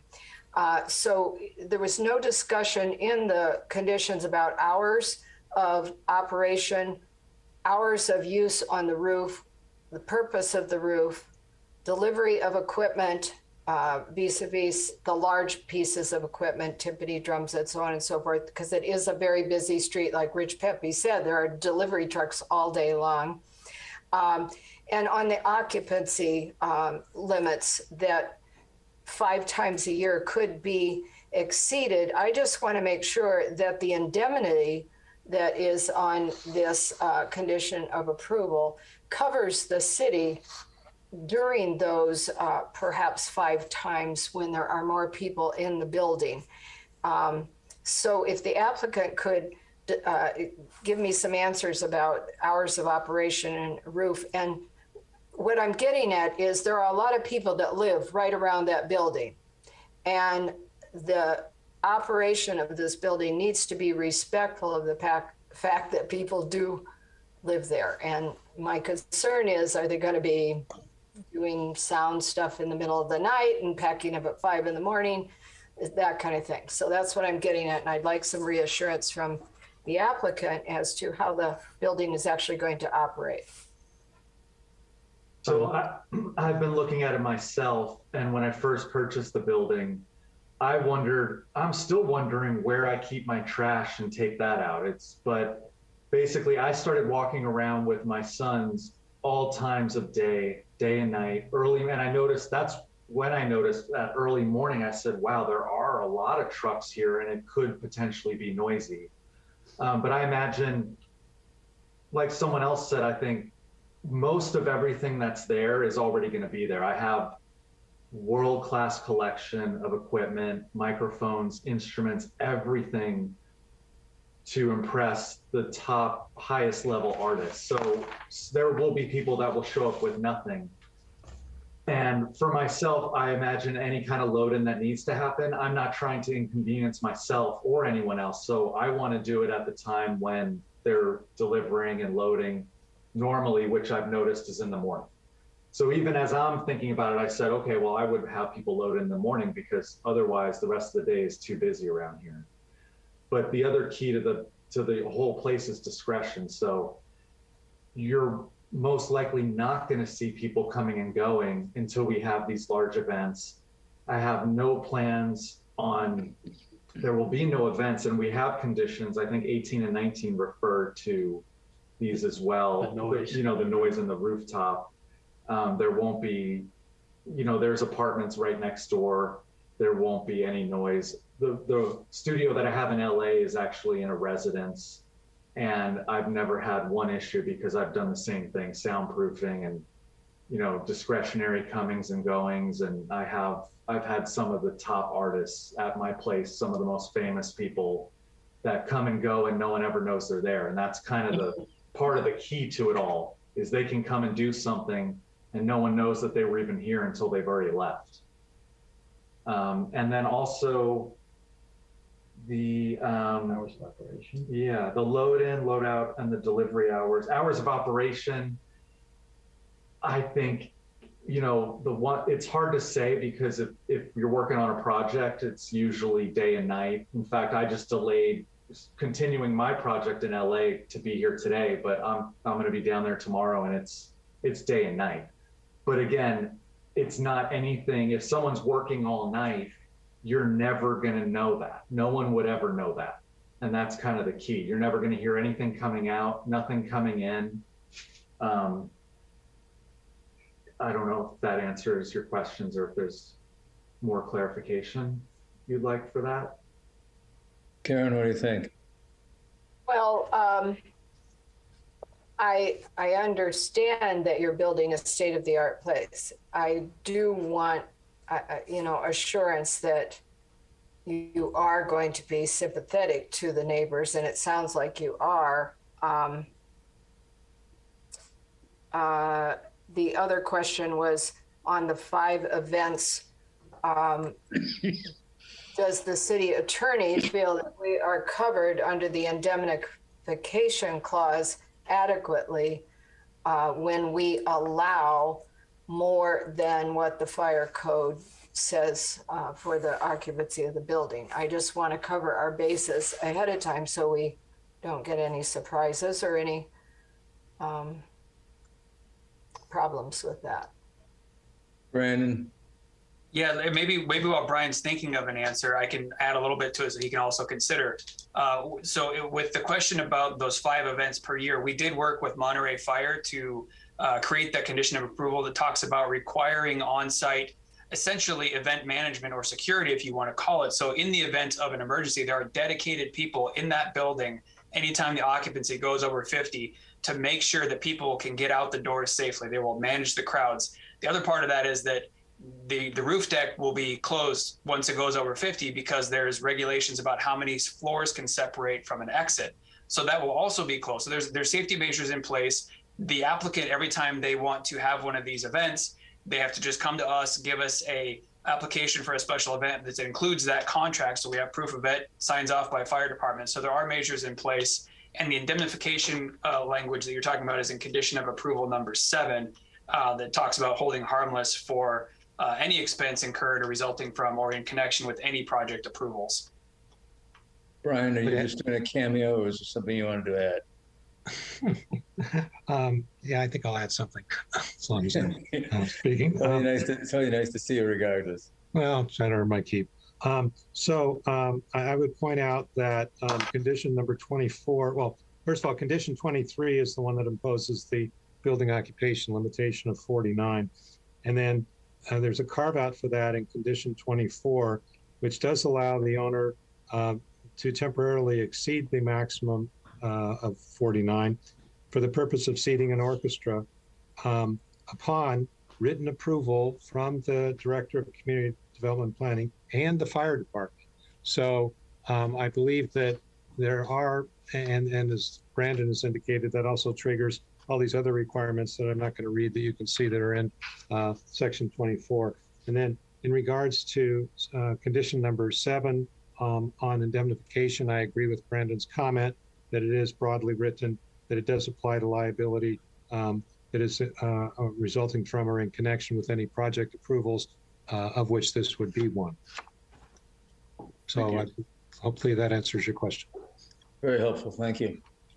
Yes. Right, so I Karen? guess my question now for the council, and I do want to repeat, I am supportive of the sound block. This is over and above that. Are we comfortable with the answer that this may be operating day or night or both? Or would we be more comfortable setting some sort of hours? Feels like that's a question to council. Carrie, did you have a hand up? So the whole point of a sound studio is not only preventing sound coming in, but sound going out. Right. So the one thing nice about sound studios is what they do is they record music and then they have to work on the mixing of the music. And that could take place, but that's not going to be, because you're in a sound studio, you could work there till 2 or 3 in the morning and nobody would know it. My son was in the music business a little bit, so I understand a little bit about sound studios, not as much as Mr. Galante, but so you mix the music, you have to arrange the music, I'm not concerned about the hours of use because the nice thing about this project is it's soundproofed. I don't even think the neighbors are going to know that people are in there. If it was a restaurant, I totally agree that we would need hours of operation, but it's not a restaurant. I love this project from the standpoint, it's a different type of use. It's not retail. It's an experiential type of business that we need in the downtown area. And so I'm feeling comfortable. What I really appreciate is that different people in our community made the time to talk with the people about this project and understood the project. And I think that's really key to communicating what projects like this are and how we can address people's concerns. So I really applaud Neil and Carol for meeting with them. And I applaud Sean that he is taking on this huge project and really wants to improve that building. I appreciate that the glass door is recessed so that, when I look at the pictures, I can barely see a glass door there. And the other thing I like about it is that it's removable. It's not permanent. So I really appreciate what they're trying to do.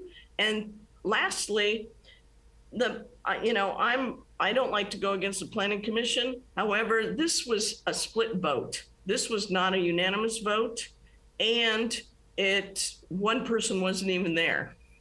So I'm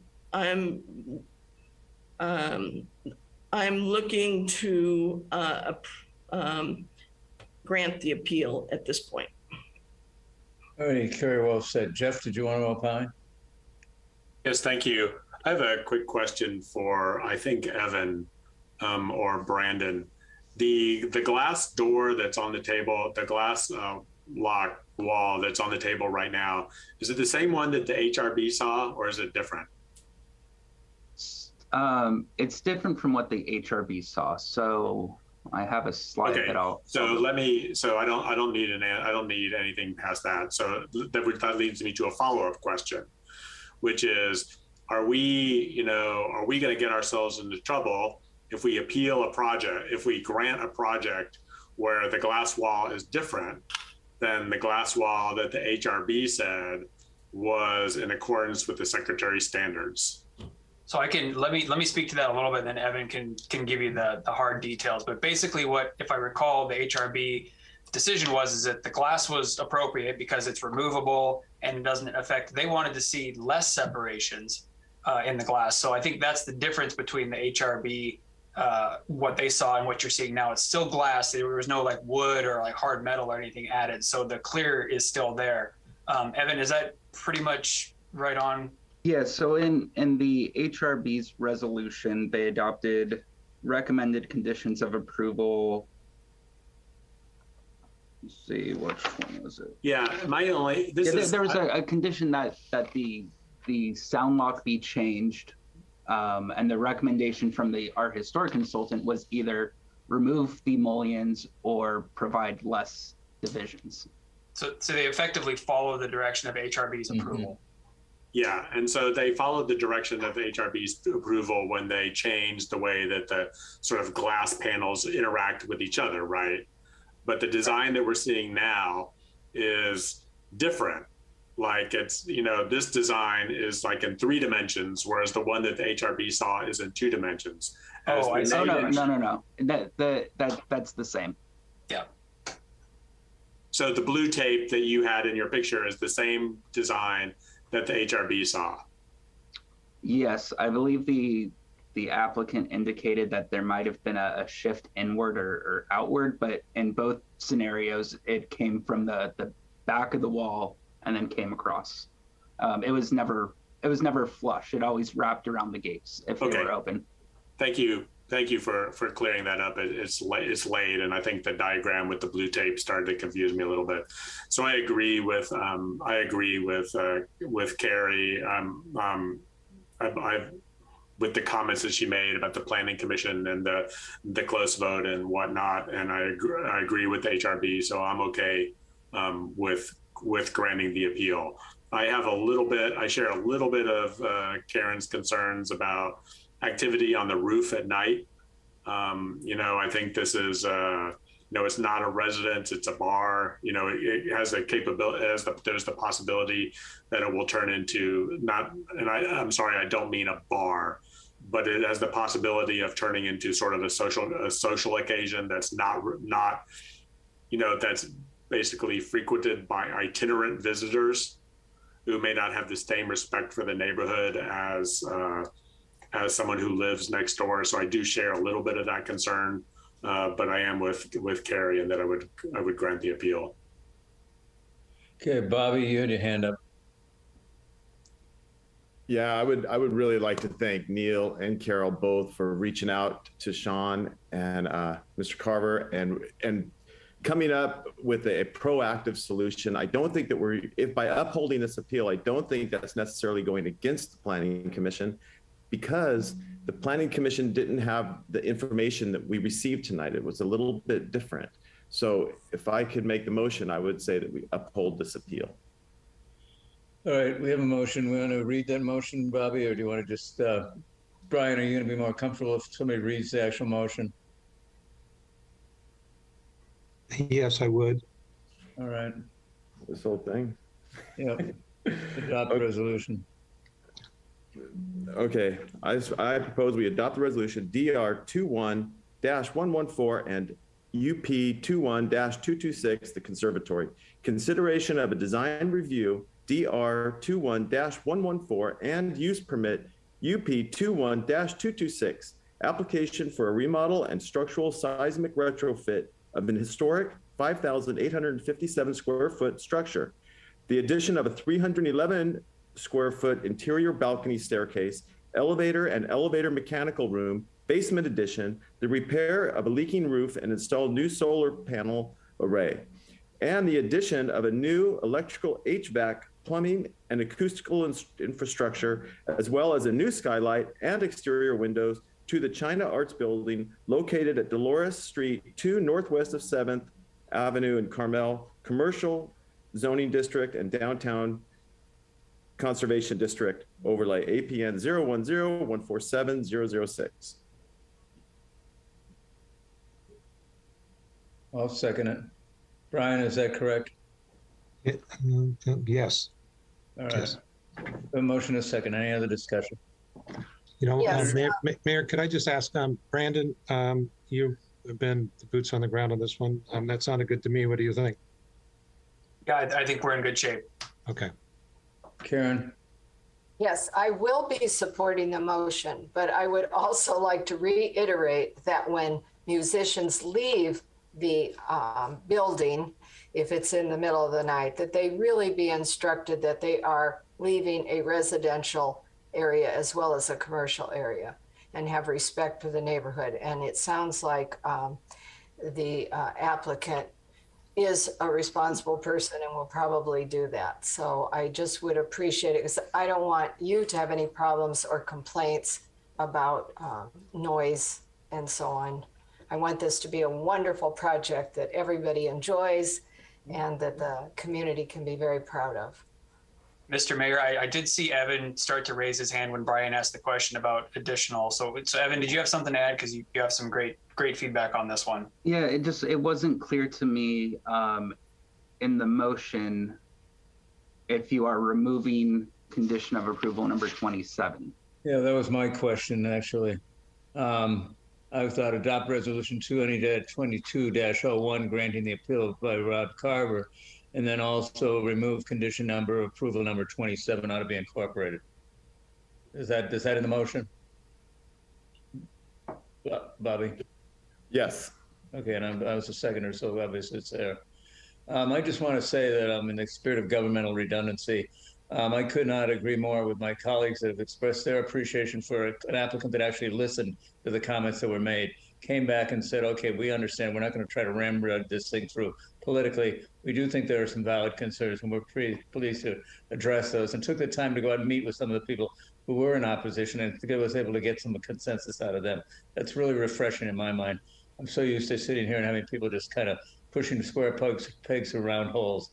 Well, I want to thank you for your time, your patience, and I do hope this project works out to everything it's promised to be. So, Thank we have you a all motion, we very have a second. And any other discussion? All right, Ashley, would you call the roll, please? Councilmember Barron, Yes. Councilmember Ferlito, Yes. Councilmember Tice, Yes. Mayor Pro Tem Richards, Yes. Mayor Potter. Aye. It is unanimous. All righty, well done. Good luck, gentlemen. Don't screw up. All right, so now under future agenda items, is there anything else for the future that we'd like to consider tonight? I don't think so, is there? We do have a closed session, but I don't think it's going to be long. So we will adjourn to closed session. If there's anything substantial to report out, we will the next time we meet, but I don't know whether there will be or not. So thank you all for your patience and your good work tonight. Thank you. Mayor, did you want me to announce the closed session? Yeah, why don't you? That'd be great, Brian. Yeah, it's a conference with labor negotiators, Government Code Section 54957.6. Agency designated representatives are the city attorney. The unrepresented employee is the city administrator. Perfect. With that noted, we will now go to closed session. Have a pleasant evening, the rest of you, and we'll see you at a later date.